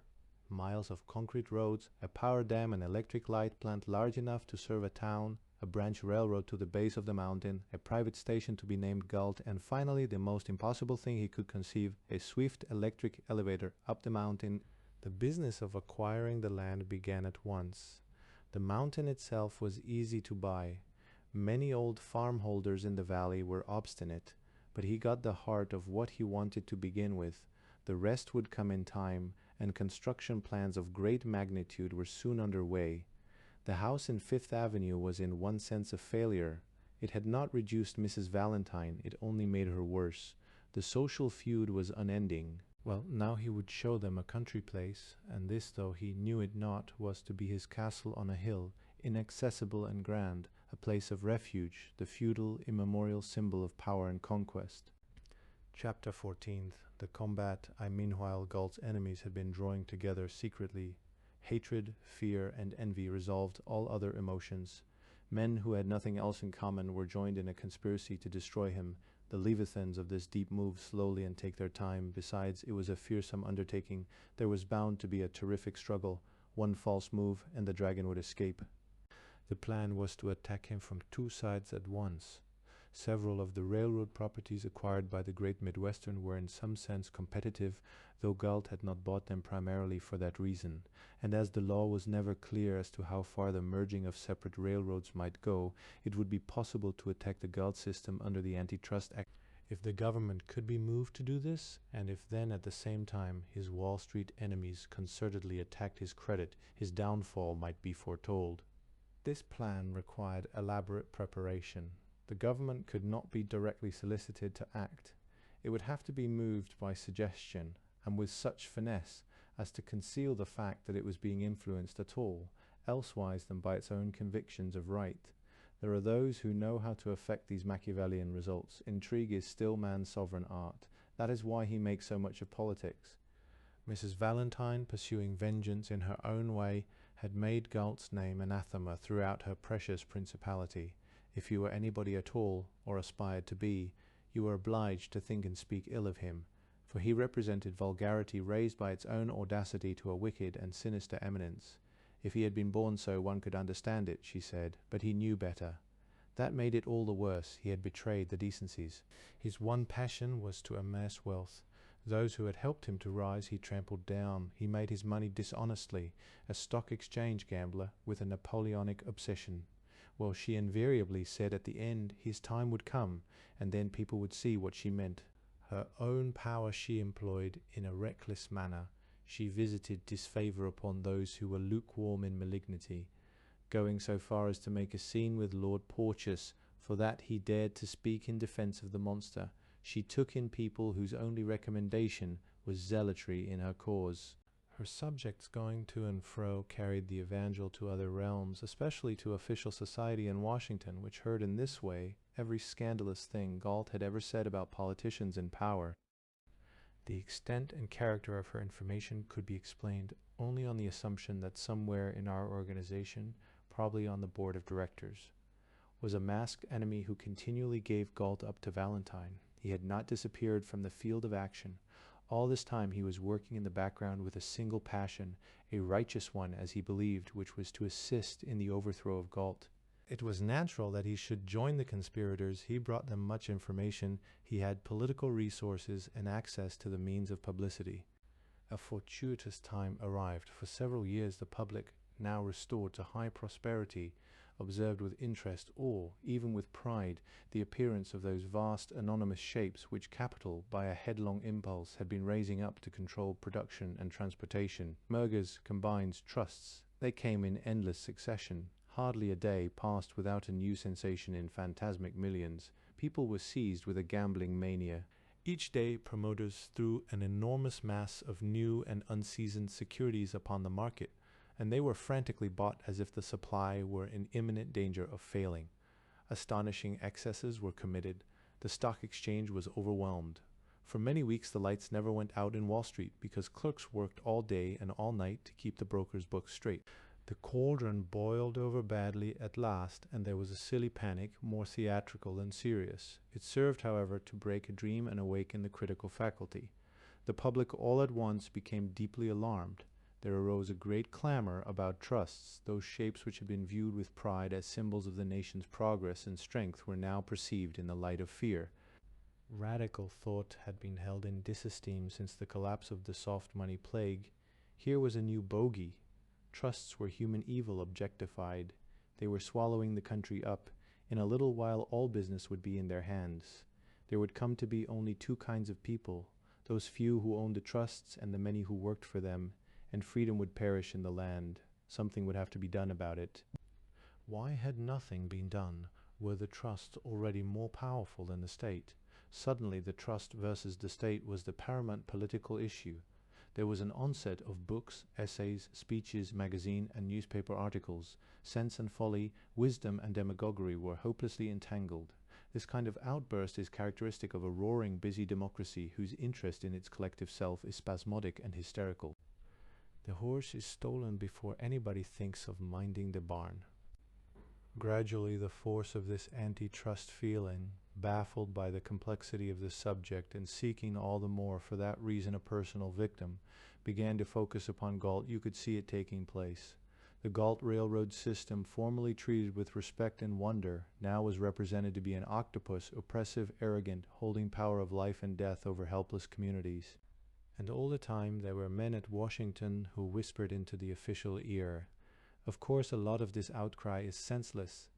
There are good trusts and bad trusts. Most of them have the economic welfare of the country at heart and are willing to submit to any reasonable regulation. The public is undiscriminating. Its mind becomes fixed on what is bad. It happens to be fixed on this Galt Railroad Trust. Well, as to that, we must say there is reason for the public's prejudice. You would find very few, even in Wall Street, to defend his methods. The danger is that unless the evils justly complained of are torn away by those who understand how to do it, our entire structure will be destroyed in a fit of popular passion. Galt was warned of what was going on at Washington, but he was so contemptuous of politics and so sure of his own way that he sneered. Who knew what the law was? It had never been construed. The legality of his acts had been attended to by the most eminent counsel, including a former Attorney General of the United States. What could happen to him that wasn't just as likely to happen to everybody else?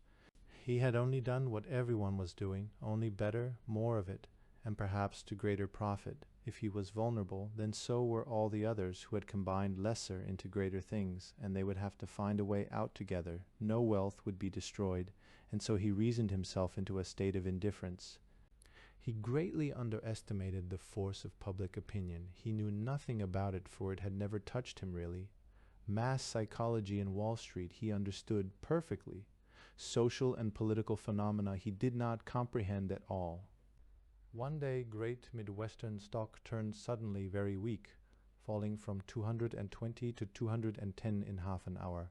He watched it, annoyed and frowning, and sent for Mordecai, who could not explain it. That afternoon news came that the minority stockholders of the Orient and Pacific had brought a suit in equity against the great Midwestern, alleging that Galt, by arbitrary exercise of the power of a majority stockholder, had reduced the Orient and Pacific to a state of utter subservience, had thereby destroyed its independent and competitive value, and had mulcted it heavily for the benefit of the great Midwestern's treasury. This, they represented, was a grievous injury to them as minority stockholders, and also contrary to public interest. That old Orient and Pacific sore had never healed. The bankers who controlled the road by sacred right for many years before Galt snatched it out of their hands had all this time ominously retained a minority interest in the property. Galt did intend from the beginning to make the Orient and Pacific wholly subordinate to the great Midwestern. It was an essential part of his plan. Therefore, minority stockholders, in good faith, would have had a proper grievance. But these were not minority stockholders in good faith. They were private bankers, biding their time to take revenge. Galt had been willing at any time to buy them out handsomely. They wouldn't sell because the minority interest was a weapon which some day they would be able to use against him. Although the name never appeared in the proceedings, dummies having been put forward to act as complainants in the case, everybody knew that Bullgard & Co. inspired the suit. They were the bankers who owned the minority interest in Orient and Pacific shares. Everybody knew too that they bore Galt an implacable enmity. What nobody knew until afterward was that the conspiracy to destroy Galt was organized by Jerome Bullgard himself. He was a man of tremendous character. His authority in Wall Street was pontifical. Men accepted it as a natural fact until the rise of Mordecai & Co. under Galt's aegis. His house occupied a place of solitary eminence. Its traditions were fixed. Their consequences were astronomical. Bullgard was the house. His partners were insignificant, not actually if you took them as individuals, but relatively in contrast with him. His imperious while he imposed upon men and events, upon men by force of a personality that inspired dread and obedience, and upon events by the dynamic quality of his intelligence. His mind seemed to act in an omnipotent manner with no effort whatever. His sanctions and influence pervaded the whole scheme of things, yet he himself was as remote as a Japanese emperor. A good deal of the awe that surrounded him was owing to the fact that he worked invisibly. The hand that shaped the thunderbolts was almost never seen. There was a saying in Wall Street that his name appeared nowhere but over the door of his banking house.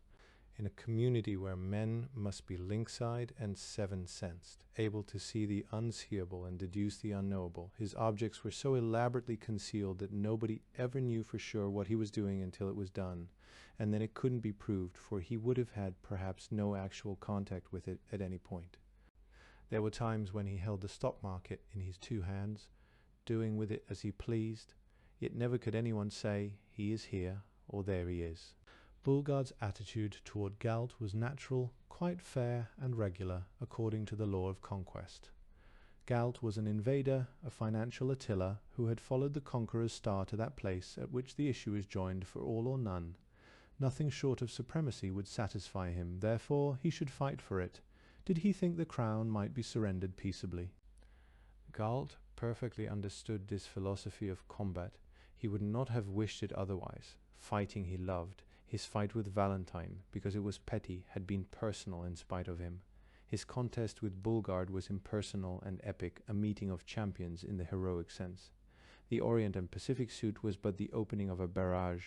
An important stockholder in the Security Life Insurance Company, which was one of the capital reservoirs Galt had got control of, brought suit to compel him to take back all the great Midwestern stocks and bonds owned by that institution, on the ground that as a member of its finance committee he had improperly influenced it to invest its funds in securities in which he was interested as a seller. The purpose of this suit was threefold.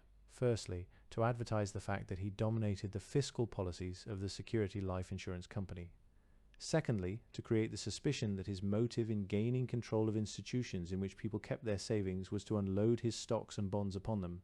Thirdly, to cast discredit upon great Midwestern securities as investments. It produced an enormous popular sensation. Galt was denounced and caricatured bitterly in the newspapers. One cartoon with a caption, "The milkman," represented the security life as a cow eating his stocks and bonds and giving down policyholders' money as milk into his private pail.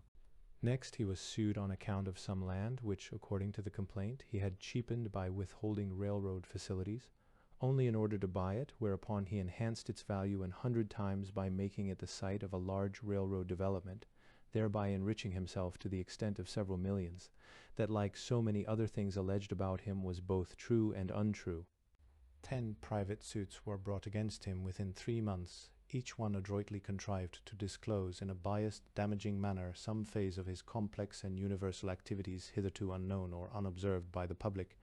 Each one was preceded by an attack on great Midwestern stock and by increasingly hostile comment in the press. The cumulative effect was disastrous. Public sentiment became hysterical. Lawsuits, as such, never worried Galt. He was continually engaged in litigation and kept a staff of lawyers busy. His way with lawyers was to tell them baldly what he wanted to do and leave it to them to evolve the legal technique of doing it. Then if difficulties followed, he would say, "That's your own bacon, now cure it," only they were always to fight, never to settle. But now he became silent and brooding. He paced his office for hours together. When spoken to, his eyes looked out of a mist. It was necessary to bring his attention to matters requiring decision. He had Mordecai in 2 or 3 times a day. They conferred endlessly in low tones and watched the ticker anxiously. So far as I could see, he did nothing to support the pride of great Midwestern stock. I wondered why. Later I knew. At this juncture he was selling it himself. He was selling not only his stock, but enormous amounts of his own bonds, thereby converting his wealth into cash. That is to say, he was stripping for the fray. For 3 days great Midwestern stock had been falling in a leaden manner, and Wall Street was distraught with a sense of foreboding when one morning the big shell burst. First, the news tickers flashed this bulletin: "The recent extraordinary weakness of Great Midwestern is explained by the rumor that the government is about to bring suit under the Antitrust Act against the Galt railroad system. There is talk also of criminal proceedings against Mr. Galt." Galt read it with no sign of emotion. Evidently he was expecting it. Events now were moving rapidly. Half an hour later the news tickers produced a bulletin as follows: "Washington, it is announced at the Attorney General's office that the government has filed suit against the Galt Railroad Trust, praying for its dissolution on the ground of its being an oppressive conspiracy in restraint of trade. No confirmation of rumors that criminal proceedings will be brought against Henry M. Galt as a person." Details followed. They ran for an hour on the news printing machines, to the exclusion of everything else, while at the same time on the quotation tickers the price of Great Midwestern was falling headlong under terrific selling. The government's complaint set out the history of the Galt railway system, discussed at length its unique power for evil, examined a large number of its acts, pronounced adverse judgment upon them, and ended with an impassioned arraignment of Galt as a man who set his will above the law. Wherefore it prayed the court to find all his work illegal and wicked, and to decree that the Galt railway system be broken up into its component parts, to the end that competition, peace, and happiness might be restored on earth. The outer office was soon in the possession of reporters clamoring to see Galt. He obstinately refused to meet them. They demanded a statement, and while they waited, we prepared one as follows. No step in the formation of the great Midwestern railway system was taken without the approval of eminent counsel. If as it stands it is repugnant to the law, as the law shall be construed, then of course it will have to be dissolved. If that comes to pass, all those securities in the great Midwestern's treasury, representing ownership and control of other properties, will have to be distributed pro rata among great Midwestern stockholders, either the securities as such or the proceeds of their sale. In either case, the profit will amount to a dividend of not less than $150 a share for great Midwestern stockholders. That is the extent to which these securities have increased in value since the great Midwestern bought them. Signed, Henry M. Galt. All of that was obvious, only nobody had thought of it. The statement was received with utter amazement. On the strength of it, great Midwestern stock advanced suddenly 10 points. Now occurred the strangest incident of the chapter. To imagine it, you have to remember that public feeling was extremely inflamed. That afternoon, a New York grand jury indicted Galt under an old-forgotten statute, making it a crime to circulate false statements calculated to advance or depress the price of shares on the stock exchange. A huge broad toe came to our office with the warrant. Galt was under arrest. His lawyers were summoned. They communicated with the district attorney. Couldn't they appear for Mr. Galt and arrange bail? Number: the district attorney believed in social equality. Mr. Galt would have to appear like any other criminal. Though it was a very hot afternoon and Galt was tired, he insisted that we should walk. "Do you want to handcuff me?" he asked. Broadtoe was ashamed and silent. So we went, Galt and the officer leading, past the house of Bulgard & Co., up Nassau Street, dodging trucks, bumping people, sometimes in the traffic way, sometimes on the pavement, to the criminal courts building in City Hall Park, up a winding stairway because Galt would not wait for the elevator, and to the courtroom where the district attorney was waiting. There was some delay. The judge could not be found at once. Galt sat on the extreme edge of a chair, one hand in his trousers pocket, the other fiddling with his watch chain, staring at the clock over the judge's bench as if he had never seen one before. The searing emotions of chagrin and humiliation had not come through. Word of our presence there spread swiftly, and the courtroom began to fill up with reporters and spectators. The court arrived, adjusting its gown, read the paper that was handed up by the district attorney, then looked down upon us, asking, "Where is the defendant?" Galt stood up. The court eyed him curiously until the lawyers began to speak. The district attorney wanted bail fix at $1 million. The court shook its head. Galt's lawyers asked that he be released on his own recognizance. The court shook its head again. After a long wrangle, it was fixed at $100,000, which the lawyers were prepared to provide on the spot. Getting out was an ordeal. By this time the courtroom was stuffed with morbid humanity. Reporters surrounded Galt, adhered to him, laid hands upon him to get his attention. He made continually the gesture of brushing away flies from his face. The stairway and corridors were jammed. As we emerged on the street, screaming newsboys offered us the evening papers with 8-column headlines.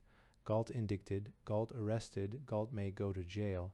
From the steps across the pavement to a cab I had in waiting, an open aisle had been broken through the mob by photographers who had their cameras trained to catch Galt as we passed. He looked straight ahead, walking rapidly but not in haste. "Where to?" he asked, as the door of the cab slammed behind us. "Anywhere first to get out of this," I said. "Let's go to the club," he said. I knew which one he meant. Though he was a member of several clubs, he went always to one. As we entered the big, quiet red lounging room, 5 bankers, 3 of whom had been counted among Galt's supporters, were seated in various postures of ease, their minds absorbed in the evening papers.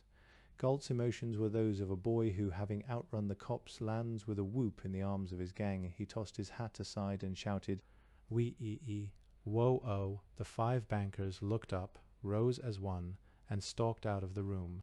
For a minute, Galt did not understand what had happened. He saw them rise as he sat down and evidently thought they were coming to him.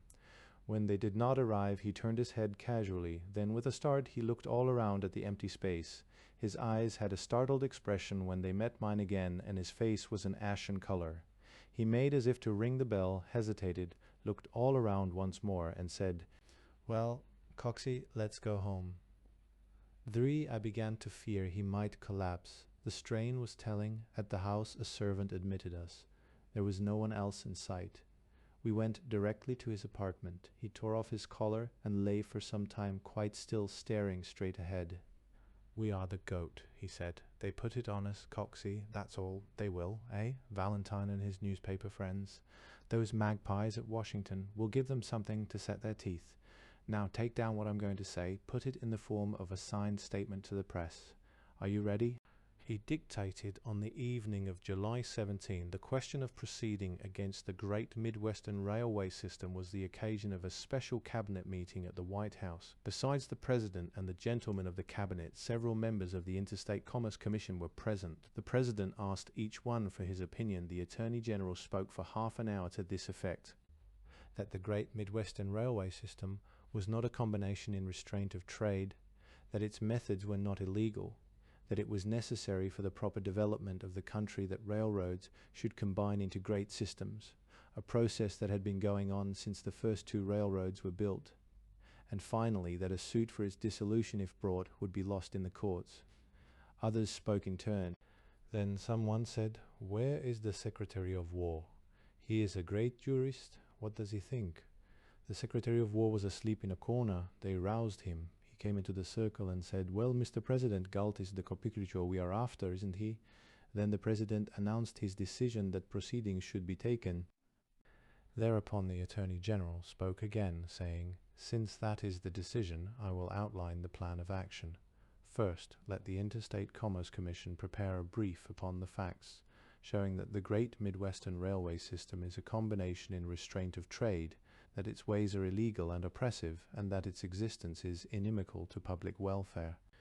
Upon this, the Attorney General's office will prepare the legal case. That is how a suit for the dissolution of the Great Midwestern Railway System came to be brought. That is how politicians conduct government. Have you got all that down? Read it to me. When I came to the offensive epithet uttered by the Secretary of War, I read, dash, dash, dash." "What's that?" he asked. "We can't use the term itself. It's unprintable," I said. "Can't we?" he said. "But we can. It was applied to me without any dash dash. Spell it out. Anyhow, it's history." Evie Natalie, who had come in on tiptoe noiselessly, was standing just inside the door. Galt seemed suddenly to feel her presence. When he looked at her, tears started in his eyes and he turned his face away. She rushed to his side, knelt, and put her arms around him. No word was spoken. I left them, telephoned for the family physician to come and stay in the house, and then acted on an impulse which had been rising in me for an hour. I wished to see Vera. She was alone in the studio. I had not seen her informally since the cataclysmic evening that wrecked the African image. "Oh," she said, looking up, "I thought you might come. Excuse me while I finish this." She was writing a note. When she had signed it with a firm hand and blotted it, she handed it to me to read. It was a very brief note to Lord Porteous, breaking their engagement. "He won't accept it," I said. "You can be generous," she replied. "However, it doesn't matter. I accept it. These things are all untrue that people are saying about your father. It's a kind of hysteria. The indictment, if that's what you're thinking of, is preposterous. Nothing will come of it. There will be a sudden reaction in public feeling." "I know," she said. "That isn't all. I suppose you have come to take me home. But what else?" I asked. She shook her head. As we were leaving the studio, she paused on the threshold to look back. I was watching her face. It expressed a premonition of farewell. Once before I had seen that look, when, yes, that night long ago, when she told me the old house had been mortgaged. Then I understood. To her, and indeed to all the family, this crisis in Galt's affairs meant another smash. The only difference between this time and others was that they would fall from a greater height, and probably for the last time. We drove home in a taxi. "How I loathe it," she whispered as we were going in, saying it to herself. Natalie appeared. "You're in for it," she said to me. "Father wants to know who brought the doctor in." "I was worried about him," I said. "So is the doctor, but it's no use. He can't do a thing. Father sent him away in a hurry." Grandma Galt came in for dinner. So we were 5. Galt did not come down. Conversation was oblique and thin. One wondered what the servants were thinking, and wished the service were not so noiseless. If only they would rattle the plates, or break something, or sneeze, instead of moving about with that oiled and faultless precision. The tinkling of water in the fountain room was a silly, exasperating sound, and for minutes together the only sound there was. Mrs. Galt was off her form. She tried and failed. Nobody else tried at all. Nathalie, as I believed, was the only one whose thoughts were outside of herself. Several times our eyes met in a lucid, sympathetic manner. This had not happened between us before. What we understood was that both of us were thinking of the same object, of a frail, ill-kept little figure with ragged hair and a mist in its eyes, wounded by the destiny that controlled it, of Galt lying in his clothes on a bed upstairs, and nothing to be done for his ease or comfort. She was grateful to me that my thoughts were with him, and when I was not looking at her, I was thinking how different these four women were. Yet one indefinable thing they had all in common. It brought and held them together in any crisis affecting Galt. It was not devotion, not loyalty, not faith. Perhaps it was an inborn fatalistic clan spirit. But whatever it was, I knew that each of them would surrender to him again, if need were. The whole of all she possessed, they were expecting to do it. "What is the price of great Midwestern stock today?" asked Grandma Galt in a firm, clear voice. Everybody started a little, even one of the servants who happened to stand in the line of my vision. 170, I said. To those of us who had just seen it fall in a few weeks from 220, this price of 170 seemed calamitous. That shows how soon we lose the true perspective, and how myopically we regard the nearest contrast. "When my son took charge of it 8 years ago, it was 1.5. 1.5, said Grandma Galt in the same clear voice. For this I rose and saluted her with a kiss on the forehead. She didn't mind. Natalie gave me a splendid look. Then I excused myself and went to see Galt. The door of his apartment was ajar. I could see him. He was in his pajamas now, apparently asleep. So I closed the door and sat at his desk in the workroom outside to call up Mordecai, who had asked me to communicate with him and attend to some other matters. Presently the hall door opened and closed gently. I looked around. It was Grandma Galt. In her hand she carried a large envelope tied around with a blue ribbon. She walked straight to the door of Galt's apartment and went in without knocking. I could see her from where I sat. She left the door open behind her.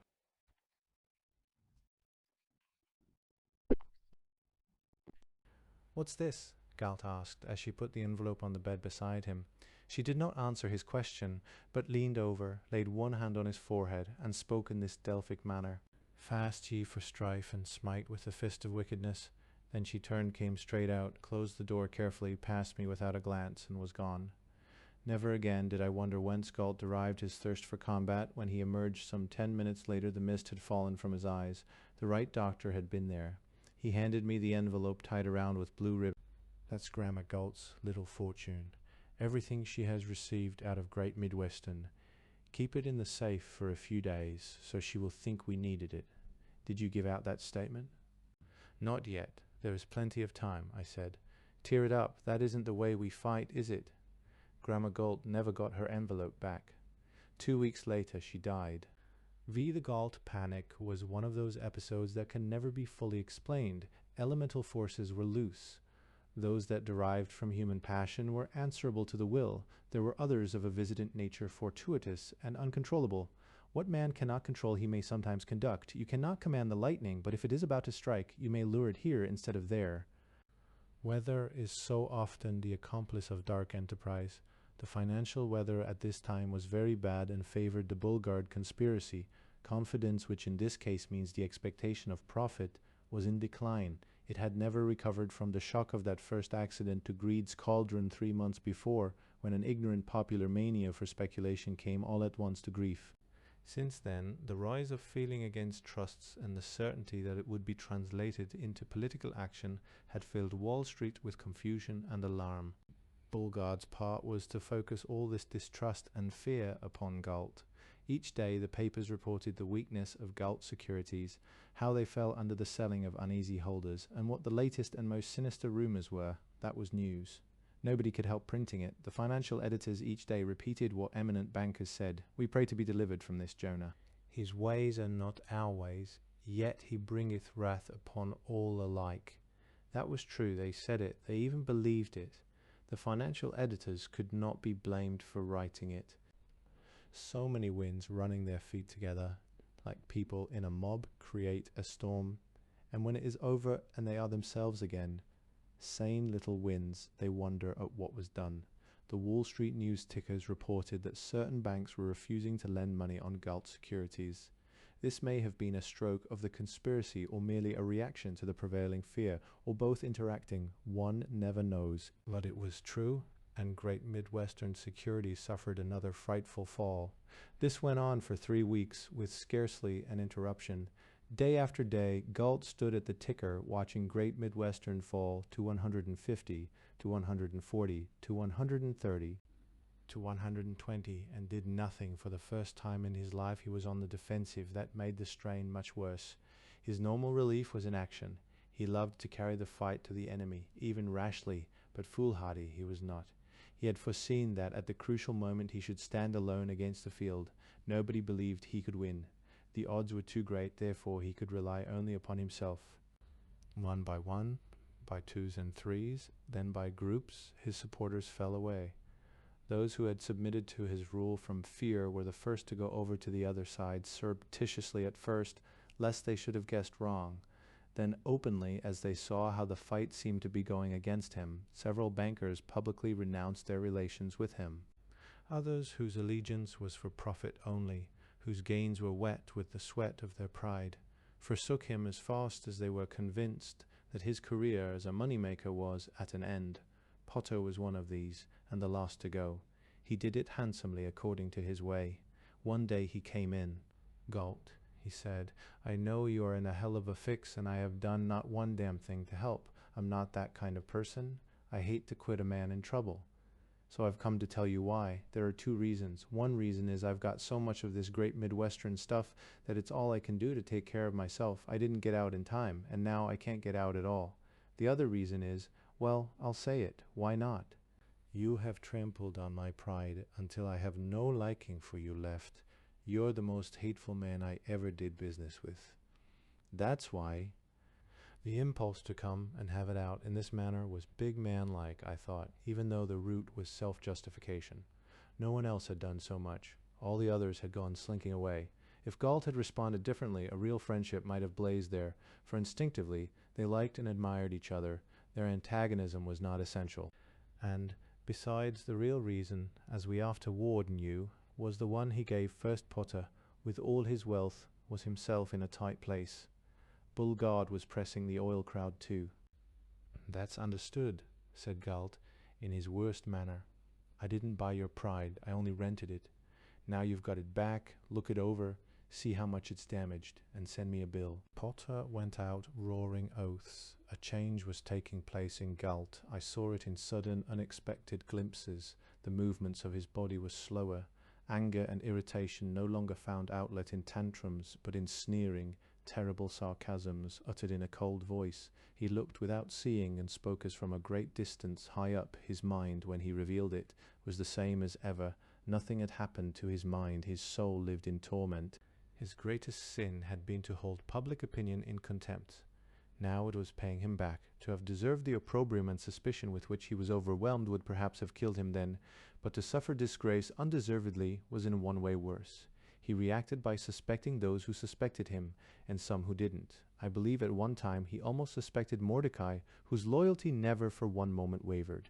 However, Mordecai knew, as no one else did, that Galt was still in a very strong position. He had not begun to strike. Thanks to the intuition which moved him at the onset to convert 2/3 of his fortune into cash, he could, when the moment came, strike hard. Now came the day of days, the time when Bull Guard did his utmost. Fastenings gave way, walls rocked. Strong men lost their rational faculties and retained only the power of primitive vocal utterance. The sounds that issued from the stock exchange were appalling. The ear would think a demented menagerie was devouring itself. Thousands of small craft disappeared that day and left no trace. Great Midwestern, spilling out on the tape in 5 and 10,000 share blocks, fell 20 points in 2 hours. Galt was in his office at the ticker, Mordecai was with him, holding his hands reverently together, gazing at the tape in a state of fascination. On one headlong impulse, Great Midwestern touched $100 a share par. It had fallen from 220 in 3 months. "It's over," said Galt, turning away. "I once saw a great prize fighter, on giving the knockout blow at the end of a hard battle, turn his back with the same gesture and walk to his own corner." "What is it you say?" asked Mordecai, following. "It's over," Galt repeated. "They haven't got me, and they can't go any further without breaking themselves. Get your house on the wire. That's the direct telephone, that one. I want to give an order."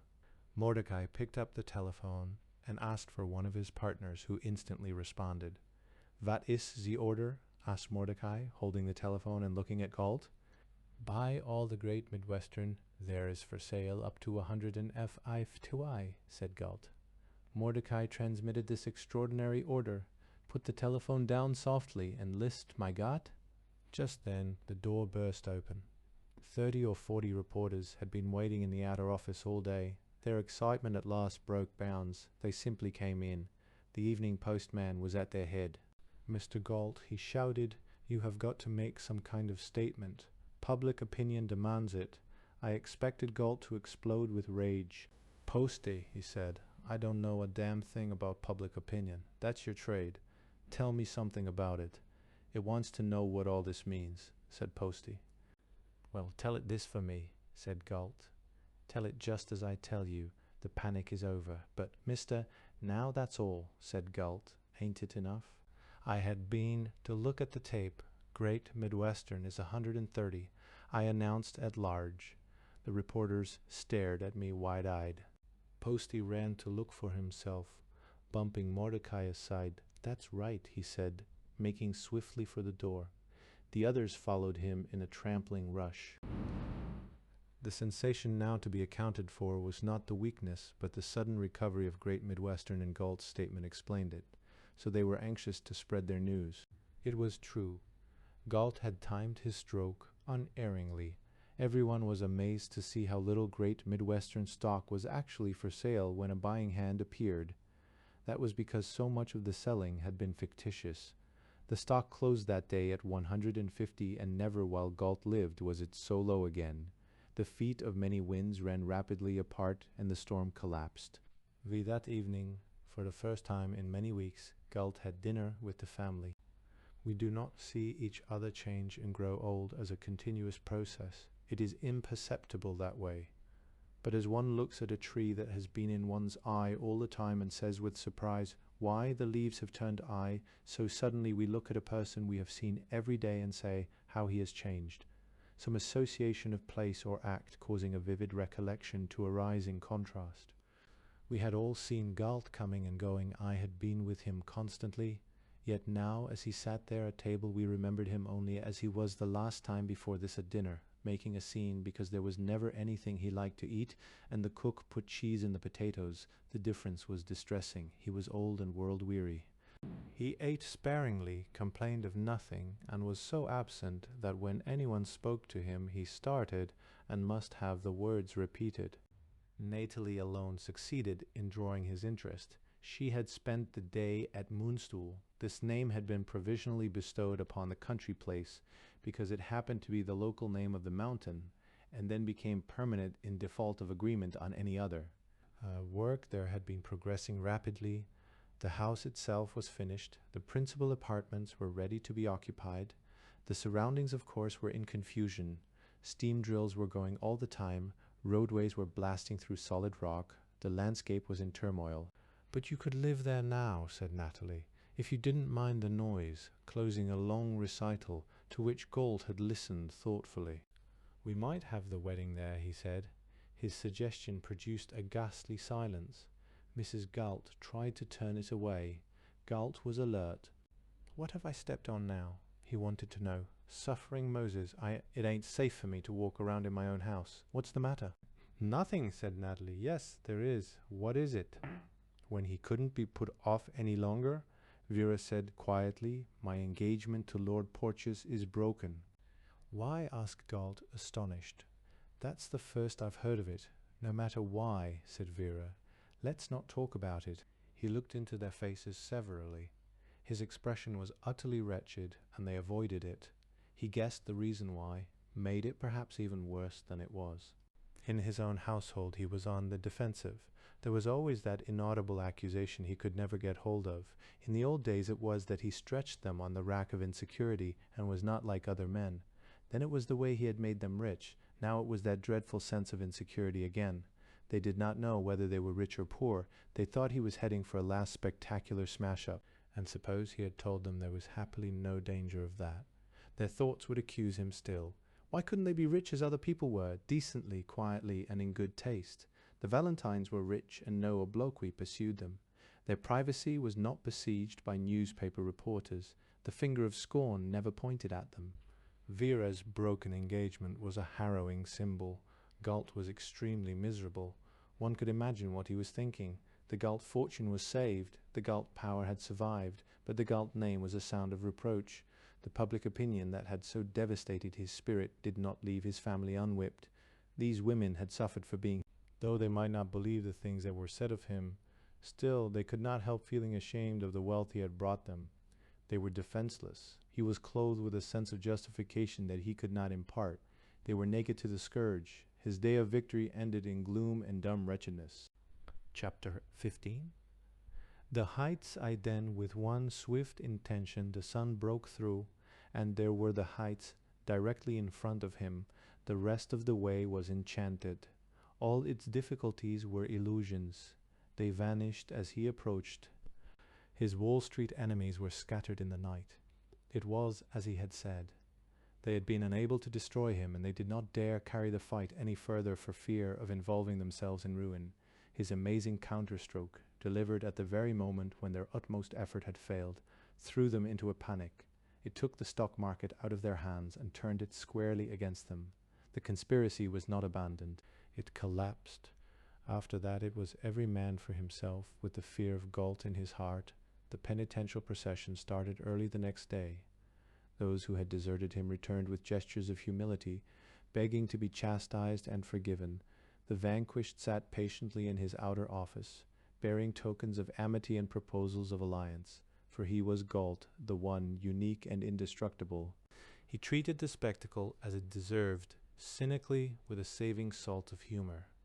They make their beds fast, he said. Among the first to come was one of Bulgard's partners, a peasant-minded, ingratiating person whose use to Bulgard was his ability to face the devil smirk for smirk. His errand was to say that Bulgard and Co. would entertain any reasonable offer for the purchase of their minority interest in Orient and Pacific shares, and if they could be of service to Mr. Galt at any time, why, etc., he had only to oblige them by letting them know how. Galt was cool as to the services, etc., but he made an offer for the minority Orient and Pacific shares, which was accepted a few hours later. That was Bulgard's way of declaring war at an end. It was the grand salute. Horace Potter was the only man who never came back. He could not sneak back, and there was no other way. They had mortally wounded each other's pride. Meanwhile, Congress, like the old woman of the storybook, heavy-footed, slow to be amazed, always late, but never heard of Galt, became much alarmed and solemnly resolved to investigate him. He was summoned to appear before a committee of the House with all his papers and books. The committee felt incompetent to conduct the examination. Finance is a language politicians must not know. It is not the language of the people. So it engaged counsel, a notorious lawyer named Samuel Goldfuss. He was a man who knew all the dim and secret pathways of the law, and charged Wall Street clients enormous fees for leading them past the spirit to the letter. He charged them more when he caught them alone in the dark, or lost in the hands of a bungling guide, for then he could threaten to expose them to the light if they declined to accept his saving services at his own price. Having got very rich by this profession, he put his money beyond reach of the predacious, and became public-spirited, or pretended to have done so, and proceeded to sell out Satan to the righteous.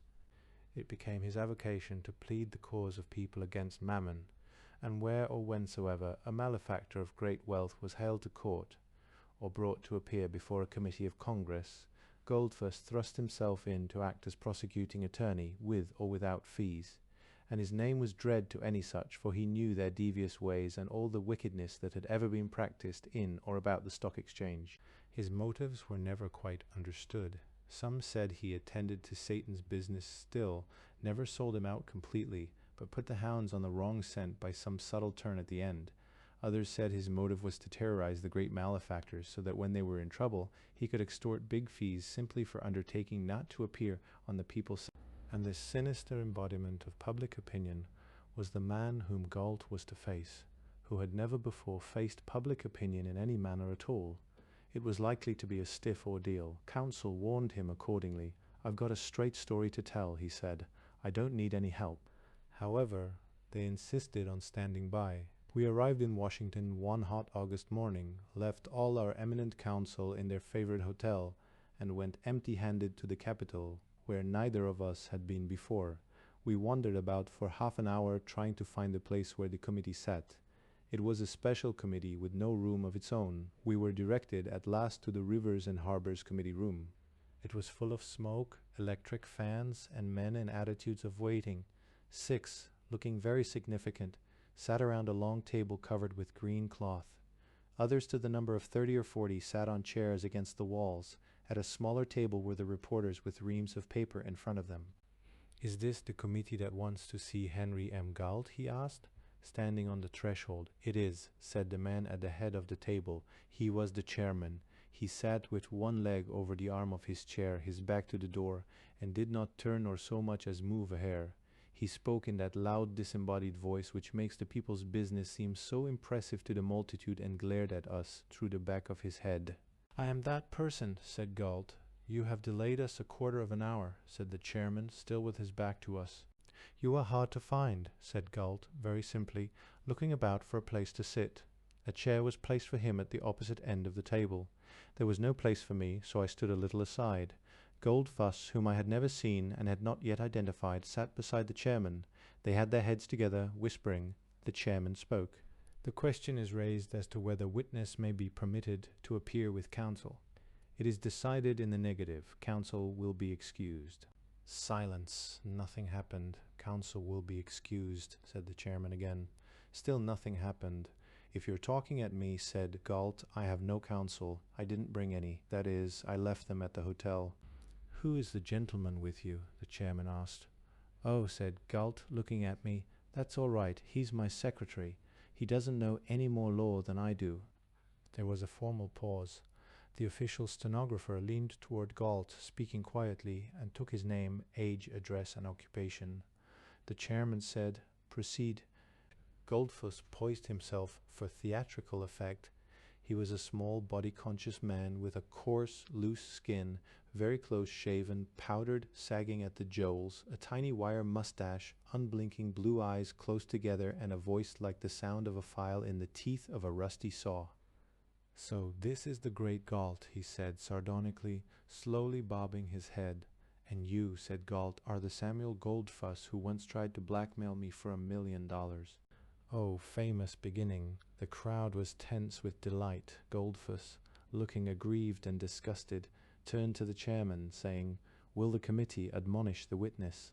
The chairman took his leg down, carefully relighted a people's cigar, and said, "Strike that off the record. I will inform the witness that this is a committee of Congress with power to punish contumacious and disrespectful conduct. The witness is warned to answer questions without any irrelevant remarks of his own." "I beg your pardon," said Galt. "What was the question?" The official stenographer read from his notes. "So this is the great Galt." "That ain't a question," said Galt. The round was his. The audience tittered. The chairman put his leg back and glared wearily into space. I withdraw it," said Goldfuss. "Start the record new from here. Mr. Galt, you were directed to produce before this committee all your books and papers. Have you brought them? Number? No. Why not, please? They would fill this whole room," said Galt. Mr. Goldfuss started again. "Your occupation, Mr. Galt, you said it was what?" "Farmer," said Galt. "Yes, what do you farm?" "The country," said Galt. "Do you consider that a nice expression?" "Nicest I know, depending on how you take it," said Galt. "Well, now tell this committee, please, how you farm the country, using your own expression." I fertilize it, said Galt. I sow and reap, improve the soil, and keep adding new machinery and buildings. What do you fertilize it with, Mr. Galt? Money. What do you sow, Mr. Galt? More money. And what do you reap? Profit. A great deal of that. Plenty, said Galt. And what do you do with the profit, Mr. Galt? Sow it again. A lovely parable, Mr. Galt. Is it not true, however, that you are also a speculator? Yes, that's true, said Galt. To put it plainly, is it not true that you are a gambler? That's part of my trade, said Galt. Every farmer is a gambler. He gambles in weather, worms, bugs, acts of Congress, and the price of his produce. You gamble in securities, Mr. Galt? Yes. In the securities of the railroad properties you control? Heavily, said Galt. If, for example, you are going to increase the dividend on Great Midwestern stock, you first go into the market and buy it for a rise, buy it before either the public or the other stockholders know that you're going to increase the dividend? That's the case, said Galt. As a matter of fact, you did some time ago increase the dividend on Great Midwestern from 4 to 8%, and the stock had a big rise for that reason. Tell this committee, please, when and how and at what prices you bought the stock in anticipation of that event. In anticipation of that 8% dividend, said Galt reminiscently, I began to buy Great Midwestern stock. Let me see, 9 years ago at $10 a share. It went down and I bought it at $5 a share, at $2, at $1.50. The road went into the hands of a receiver and I stuck to it. I bought it all the way up again at $15 a share, at $50, at $150, and I'm buying still. Goldfuss was bored. He seemed to be saying to the audience, well, so much for fun, now we get down to the hard stuff. He took time to think, stirred about in his papers, and produced a certain document. Mr. Galt, I show you a certified list of the investments of the Security Life Insurance Company. You are a director of that institution, are you not? Yes. You use some of your farming profits to buy a large interest in the Security Life Insurance Company. Yes. You are chairman of its finance committee? Yes, in fact, Mr. Galt, you control the investments of the Security Life. You recommend what securities the policyholder's money shall be invested in, and your suggestions are acted upon. Is that true? Something like that, said Galt.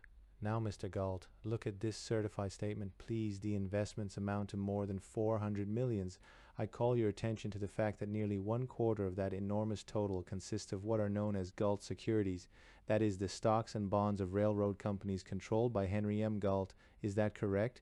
Substantially, said Galt. Did you, as chairman of the finance committee of the Security Life, recommend the purchase of those securities? Yes. And at the same time, as head of the Great Midwestern Railway System, you were interested in selling those securities, were you not? We need a great deal of capital, said Galt. We are selling new securities all the time. We sell all we can and wish we could sell more.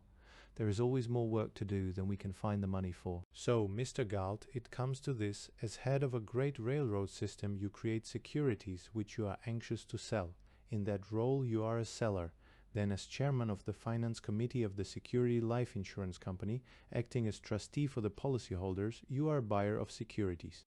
In that position of trust, with power to say how the policyholders' money shall be invested, you recommend the purchase of securities in which you are interested as a seller. Is that true?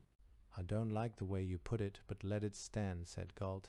How can you justify that, Mr. Galt? Is it right, do you think, that a trustee should buy with one hand what he sells with the other? Galt leaned over, beating the table slowly with his fist. I justify it this way, he said. I know all about the securities of the Great Midwestern. I don't know of anything better for the Security Life to put its money into. If you can tell me of anything better, I will advise the Finance Committee at its next meeting to sell all of its Great Midwestern stuff, and by that, whatever it is, I'll do more. If you can tell me of anything better, I will sell all of my own Great Midwestern stocks and bonds and buy that instead. I have my own money in Great Midwestern. There's another Galt you left out. As head of a great railway system, I am a seller of securities to investors all over the world. That is how we find the capital to build our things.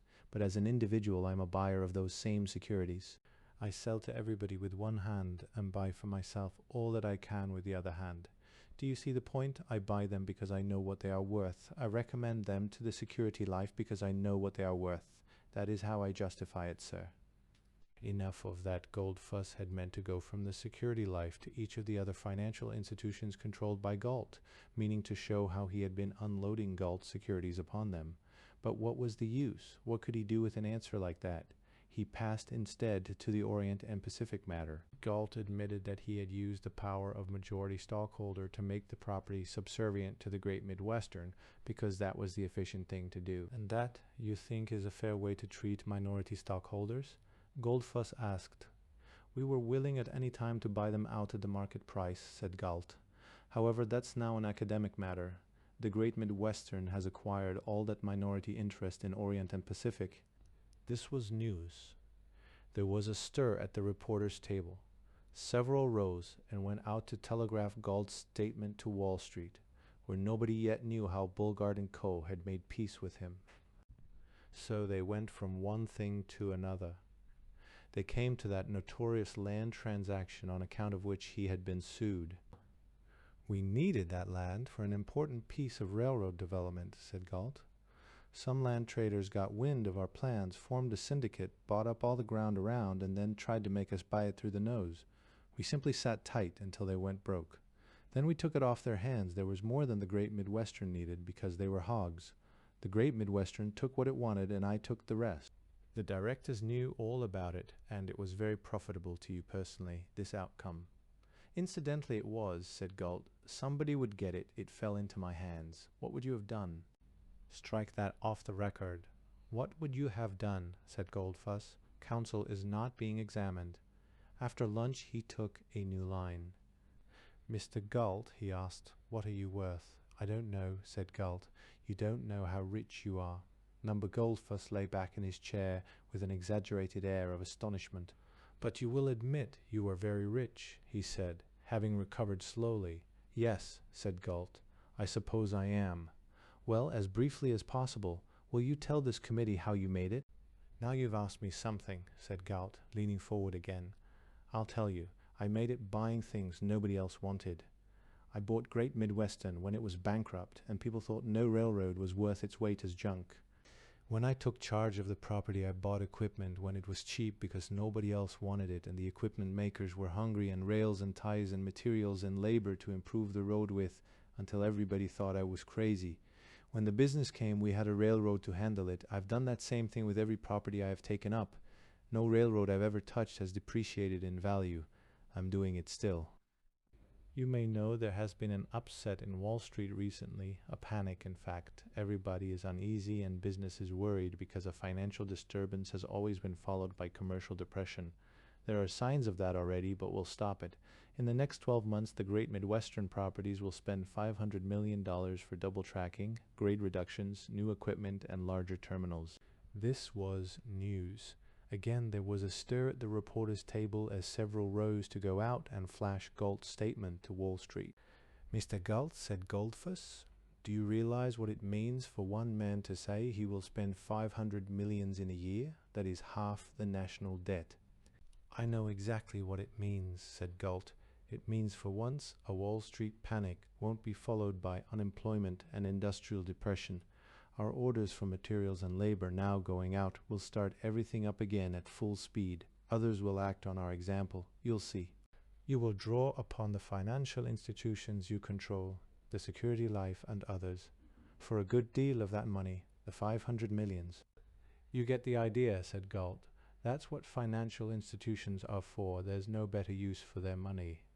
You have great power, Mr. Galt. Some, he said, if it goes on increasing at this rate, you will soon be the economic dictator of the country.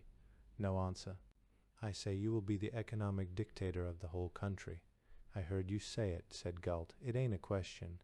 But do you think it desirable that one man should have so much power, that one man should run the country? Somebody ought to run it, said Galt. Is it your ambition to run it? It is my idea, said Galt, that the financial institutions of the country, I mean the insurance companies and the banks, instead of lending themselves out of funds in times of high prosperity, ought then to build up great reserves of capital to be loaned out in hard times. That would keep people from going crazy with prosperity at one time and committing suicide at another time, but they won't do it by themselves. Somebody has to see to it. Somebody who knows not only how not to spend money when everybody is wild to buy, but how to spend it courageously when there is a surplus of things that nobody else wants. Every financial institution that I have anything to do with will be governed by that idea, and the great Midwestern properties, while I run them, will decrease their capital expenditures as prices rise and increase them as prices fall. When we show them the whole trick and how it pays, everybody will do it. We won't have any more depressions and Coxey's armies. We won't have any more unemployment. In a country like this, unemployment is economic lunacy. The hearing continued for 3 days. The newspapers printed almost nothing else on their first 3 pages. Galt's testimony produced everywhere a monumental effect. Public opinion went over by a somersault. He denied nothing. He admitted everything. He was invincible because he believed in himself. Mr. Galt said, "Goldfuss rising, that will be all. You are the most remarkable witness I have ever examined." They shook hands all around theirs. As we were going down the Capitol steps, Galt stumbled and clutched my arm. The sustaining excitement was at an end, and the reaction was sudden. Solicitude made him peevish. He insisted irritably, and we went on walking, though it was above his strength. When we were halfway back to the hotel, a mile yet to go, he stopped and said, "You're right, Coxey. Ain't it hot? Let's call a cab." He wouldn't rest. A strange uneasiness was upon him. We took the next train for New York. "I want to go to Moonstool," he said. The idea seized him after we were aboard the train. "Fine. Let's take a holiday tomorrow and go all over it," I said. "Now, I want to go there now," he said. "Directly there and not go home." "That's home, ain't it?" he said, becoming irritable. "Let's go straight there." He had a fixation upon it. From Baltimore I got off an urgent telegram to Mrs. Galt, telling her Galt was very tired and insisted on going directly to the country place. Could she meet us at Newark with a motor car? That would be the easiest way. Automobiles were just then coming into general use. Galt, with his ardent interest in all means of mechanical locomotion, was enthusiastic about them. The family had 4 besides Natalie's, which was her own. She drove it herself. Mrs. Galt met us at Newark. Galt greeted her with no sign of surprise. He could not have been expecting her. I had told him nothing about the arrangements. He slept all the way up from Washington, and did not know where we were when we got off the train. She helped him into the car. When they were seated, he took her hand and went to sleep again. There was a second motor behind us, with a cook, 3 servants, some luggage and provisions. Mrs. Galt was a very efficient woman. She had thought of everything the situation required. It was nearly midnight when we arrived at Moonstool and stopped in front of the iron gates. They were closed and locked, and there was Natalie, who had been sent ahead to announce our coming. She drove out alone, got lost on the way, and had not yet succeeded in raising anybody when we came up. The place was dark, except for red lanterns here and there on piles of construction material. The outside watchmen were shirking duty, and those inside, if not doing likewise, were beyond hearing. Nearby was the railroad station of Galt, a black little pile, with not a light anywhere. It had not yet been opened for use. We could hear the water spilling over the private Galt dam in the river. There was enough electricity in the Galt powerhouse to illuminate a town. On the mountain top, half a mile distant, the Galt castle stood in massive silhouette against the starry sky. And here was Galt, in the dark, an unwelcome nighttime stranger, forbidden at the gate. He was still asleep. We were careful not to wake him. A watchman with a bull's eye lantern and a billy stick exuded from the darkness. "What do you want?" "We wanted to go in." "Why can't go in?" he said. "Can't why? See, it's private. Nobody lives there." It is very difficult to account for the improbable on the plane of a night watchman's intelligence. First, he stolidly disbelieved us. Then he took refuge in limited responsibility. "Morders is to let nobody in," he said. "'D I know anybody around here?" It seemed quite possible that no human being around here would know us. By an inspiration, Natalie remembered the superintendent of construction. He lived not far away, she knew where. Once when she was spending a day on the job, he had taken her home with him to lunch. It was not more than 10 minutes' drive, she said. It was further than she thought. We were more than 3/4 of an hour returning with the superintendent. It took 20 minutes more to wake the crew at the powerhouse and get the electricity turned on. Then we drove slowly up the main concrete road, now lighted on each side by clusters of 3 ground glass globes in fluted columns 50 feet apart. Although it was finished, the road was still cluttered with heaps of sand and debris. Galt all this time was fast asleep, his head resting on Mrs. Galt's shoulder. We could scarcely wake him when we tried. He seemed drunk with weariness. As we helped him out, he opened his eyes once and startled us by saying to the superintendent, "Fire that watchman down below." As if he had been conscious of everything that happened, his eyes closed again, he tottered, and we caught him. The superintendent supported him on one side, I on the other, and so he entered, dragging his feet. Nathalie knew more about the house than anyone else. She led the way to the apartment that was Galt's, and then left us to place the servants and show them their way around. I helped Mrs. Galt undress him and get him to bed. I was amazed to see how thin and shrunken his body was. He was inert, like a child asleep. Mrs. Galt, very pale, was strong and deft. "We must have a doctor at once," she said. I thought of bringing one and then didn't, because he minds so awfully to have a doctor in. Still, we were not really alarmed. The telephone system had been installed. Natalie knew that. She knew also where the big switchboard was. I telephoned the family physician to meet us at the Hoboken ferry, and then Natalie and I set out to fetch him, a drive of nearly 70 miles there and back. "We ought to do it in 2 hours," she said, as we coasted freely, very freely, down the lighted cement road and plunged through the gates into darkness. "The doctor must be in his right mind when we deliver him." I meant it lightly. Her reckless driving was a household topic, and she was incorrigible, but she answered me thoughtfully. "We'll make the time going." She pulled her gloves tighter, took the time, inspected the instruments, switched off the dash light, cut out the muffler, settled herself in the seat, and opened the throttle wide. It was a 4-cylinder high-power engine. The sound we made was that of an endless rip through a linen sheet.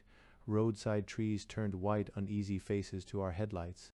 The highway seemed to lay itself down in front of us as we needed it, and there was a feeling that it vanished or fell away into black space behind us. Giddy things such as fences, buildings, and stone walls were tossed right and left in streaming glimpses.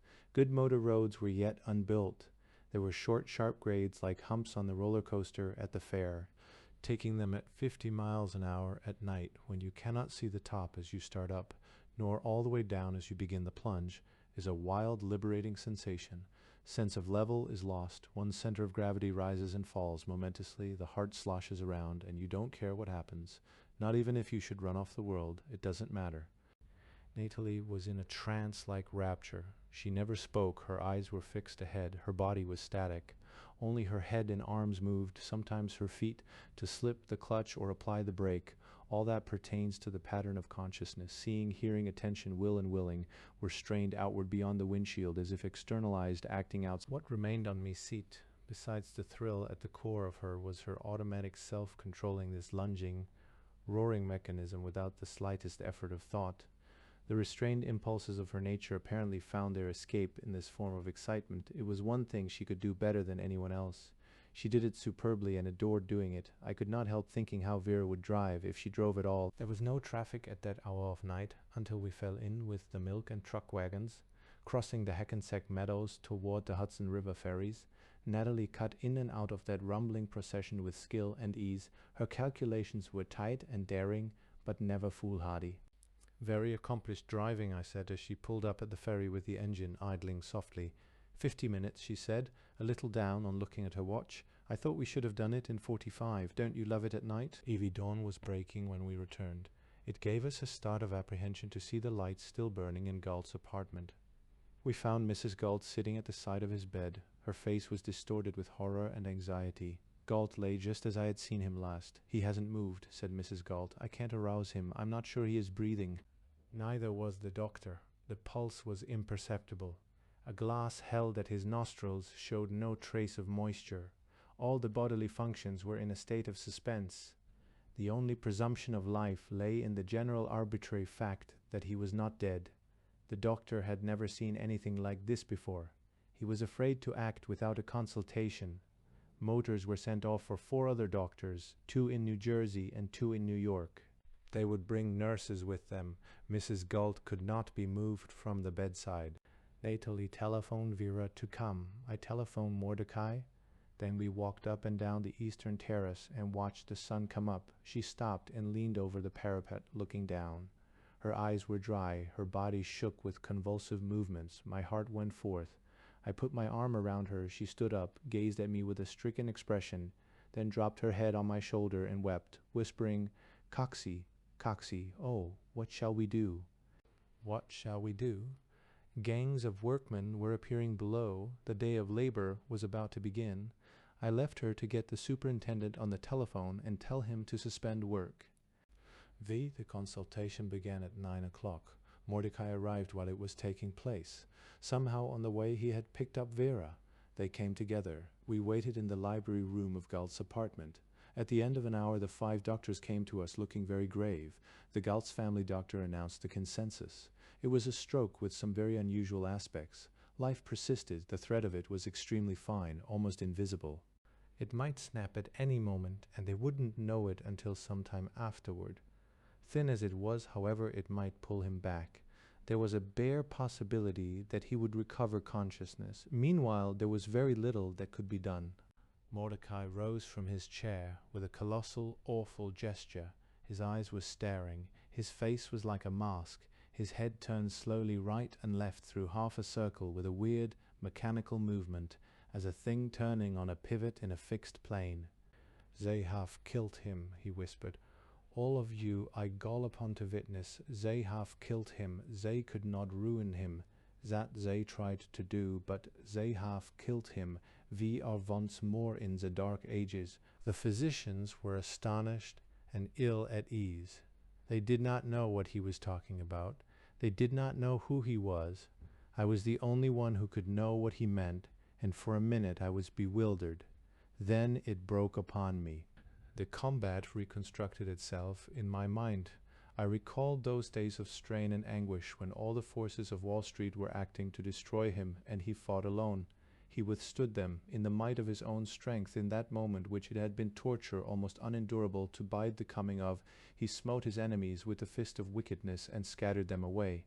Yes, all that, he had won the fight, yet there he lay. His death would leave them in possession of the field, with the victory unawares.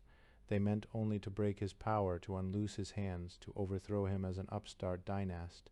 But the blood weapon which we think is put away, which they never meant and would not have dared to use, it had done its work in spite of them. They could not break him, they had only killed him. That was what Mordecai meant. Well, we had to wait. Life must wait upon death because it can. There was much to think about. Mordecai spent 2 hours with me making precise arrangements against any contingency. It was very important that Wall Street should know nothing about Galt's condition.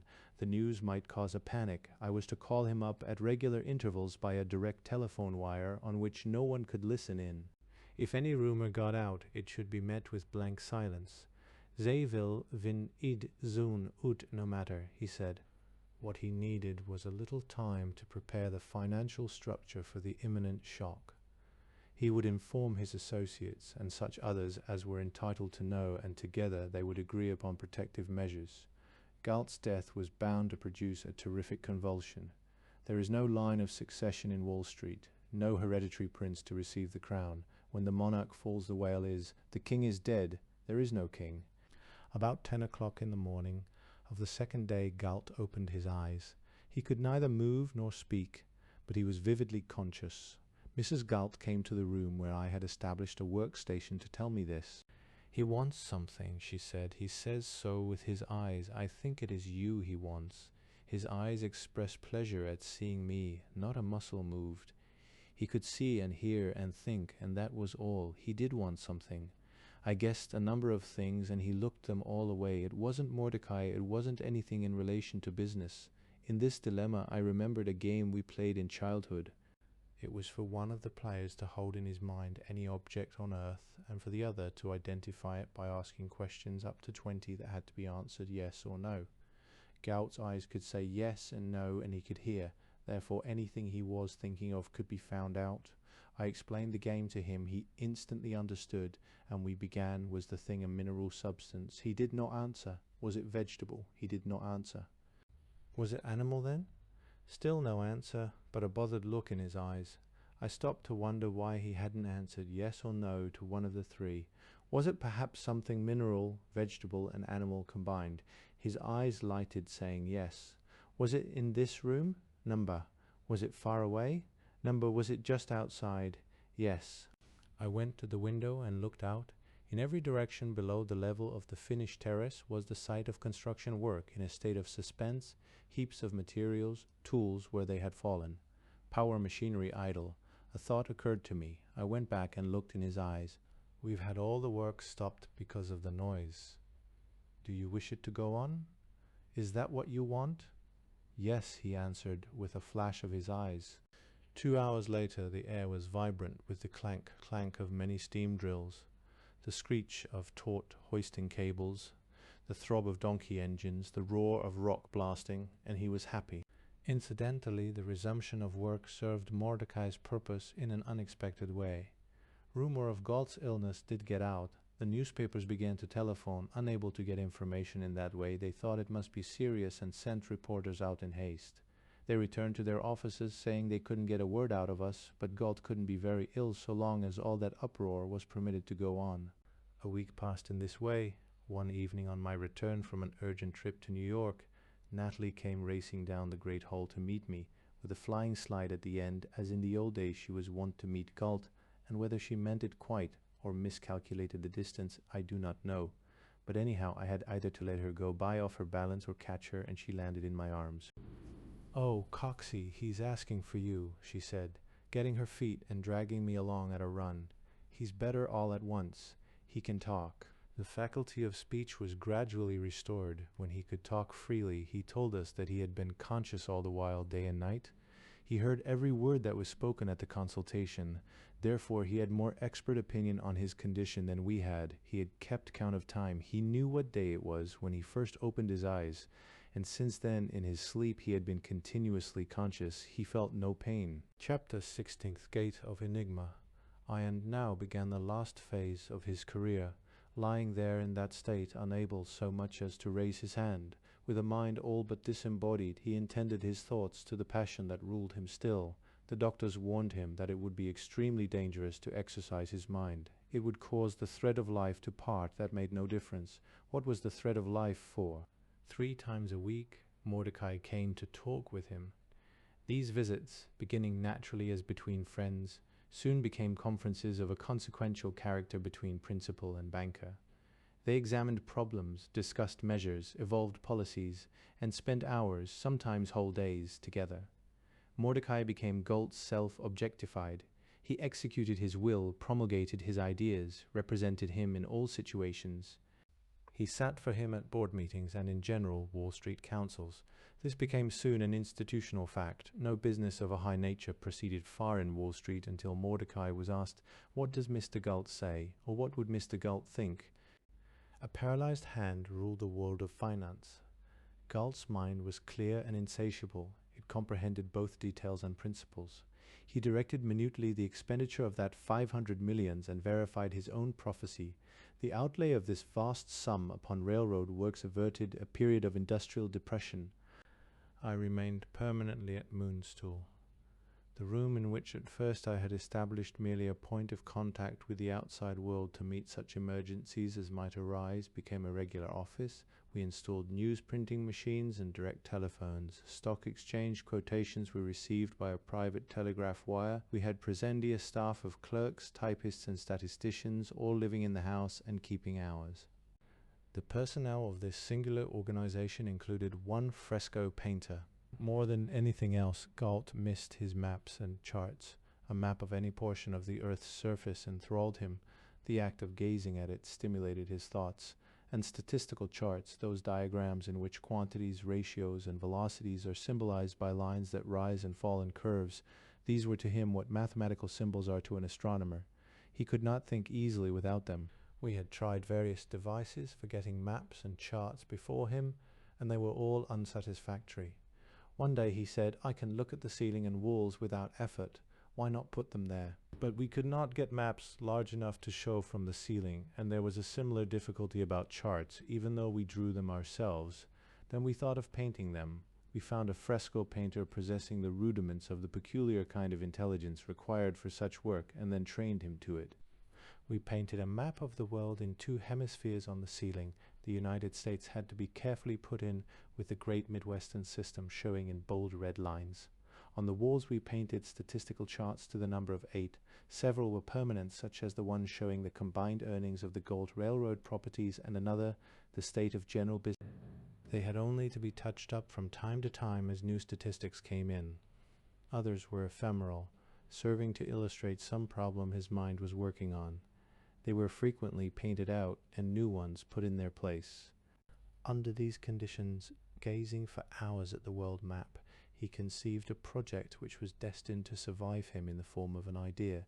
If he had lived it, might have been realized. This was a Pan-American railroad, a vertical system of land transportation articulating the North and South American continents.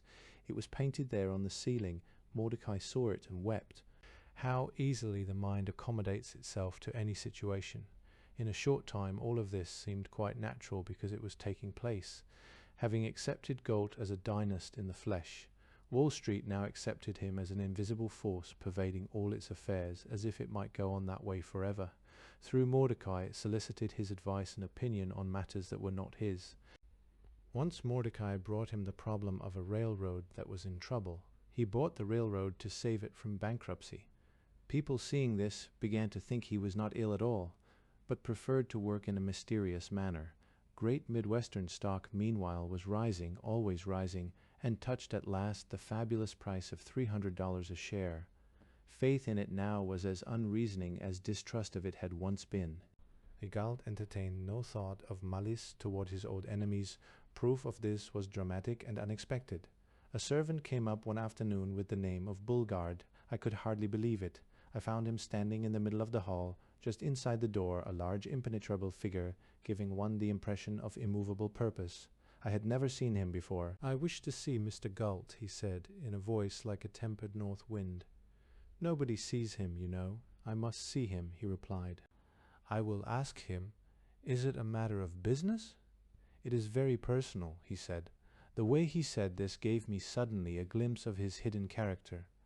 Beneath that terrifying aspect, back of that glowering under which strong men quailed, lay more shy human gentleness than would be easily imagined.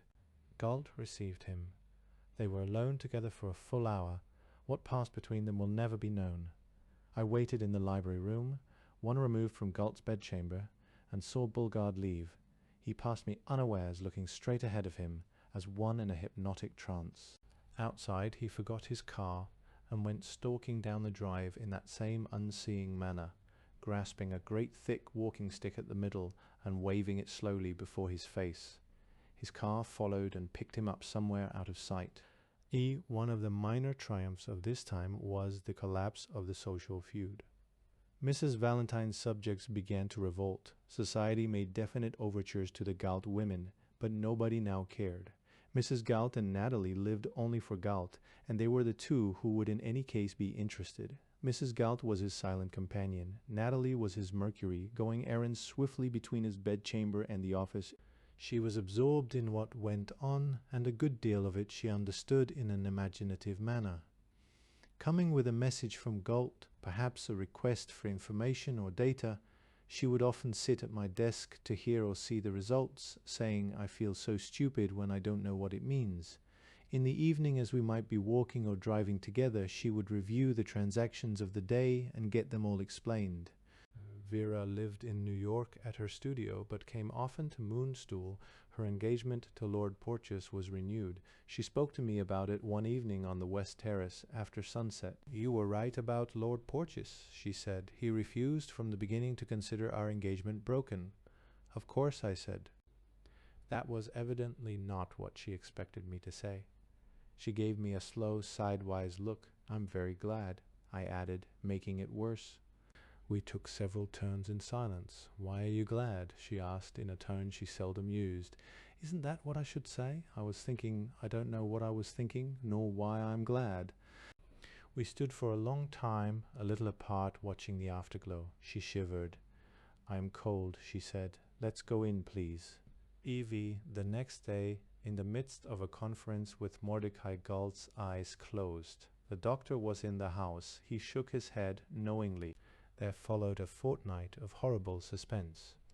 Most of the time we did not know at a given moment whether he was alive or dead. Once for 3 days he did not open his eyes, and we thought it was over. Then he looked at us again, and we knew he had been conscious all the time.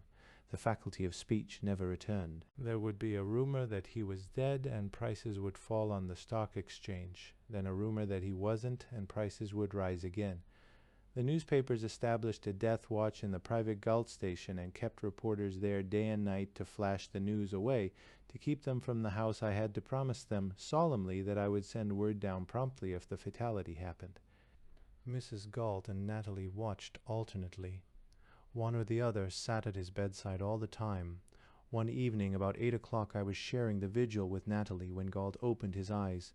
We were sitting on opposite sides of his bed. He looked from one of us to the other slowly several times, and then fixed a wanting expression on me. I knew what he wanted without asking. Natalie knew also. It concerned us deeply, uniting our lives, yet at that moment we were hardly conscious of ourselves. What thrilled us was the thought of something we should do for him, because he wanted it.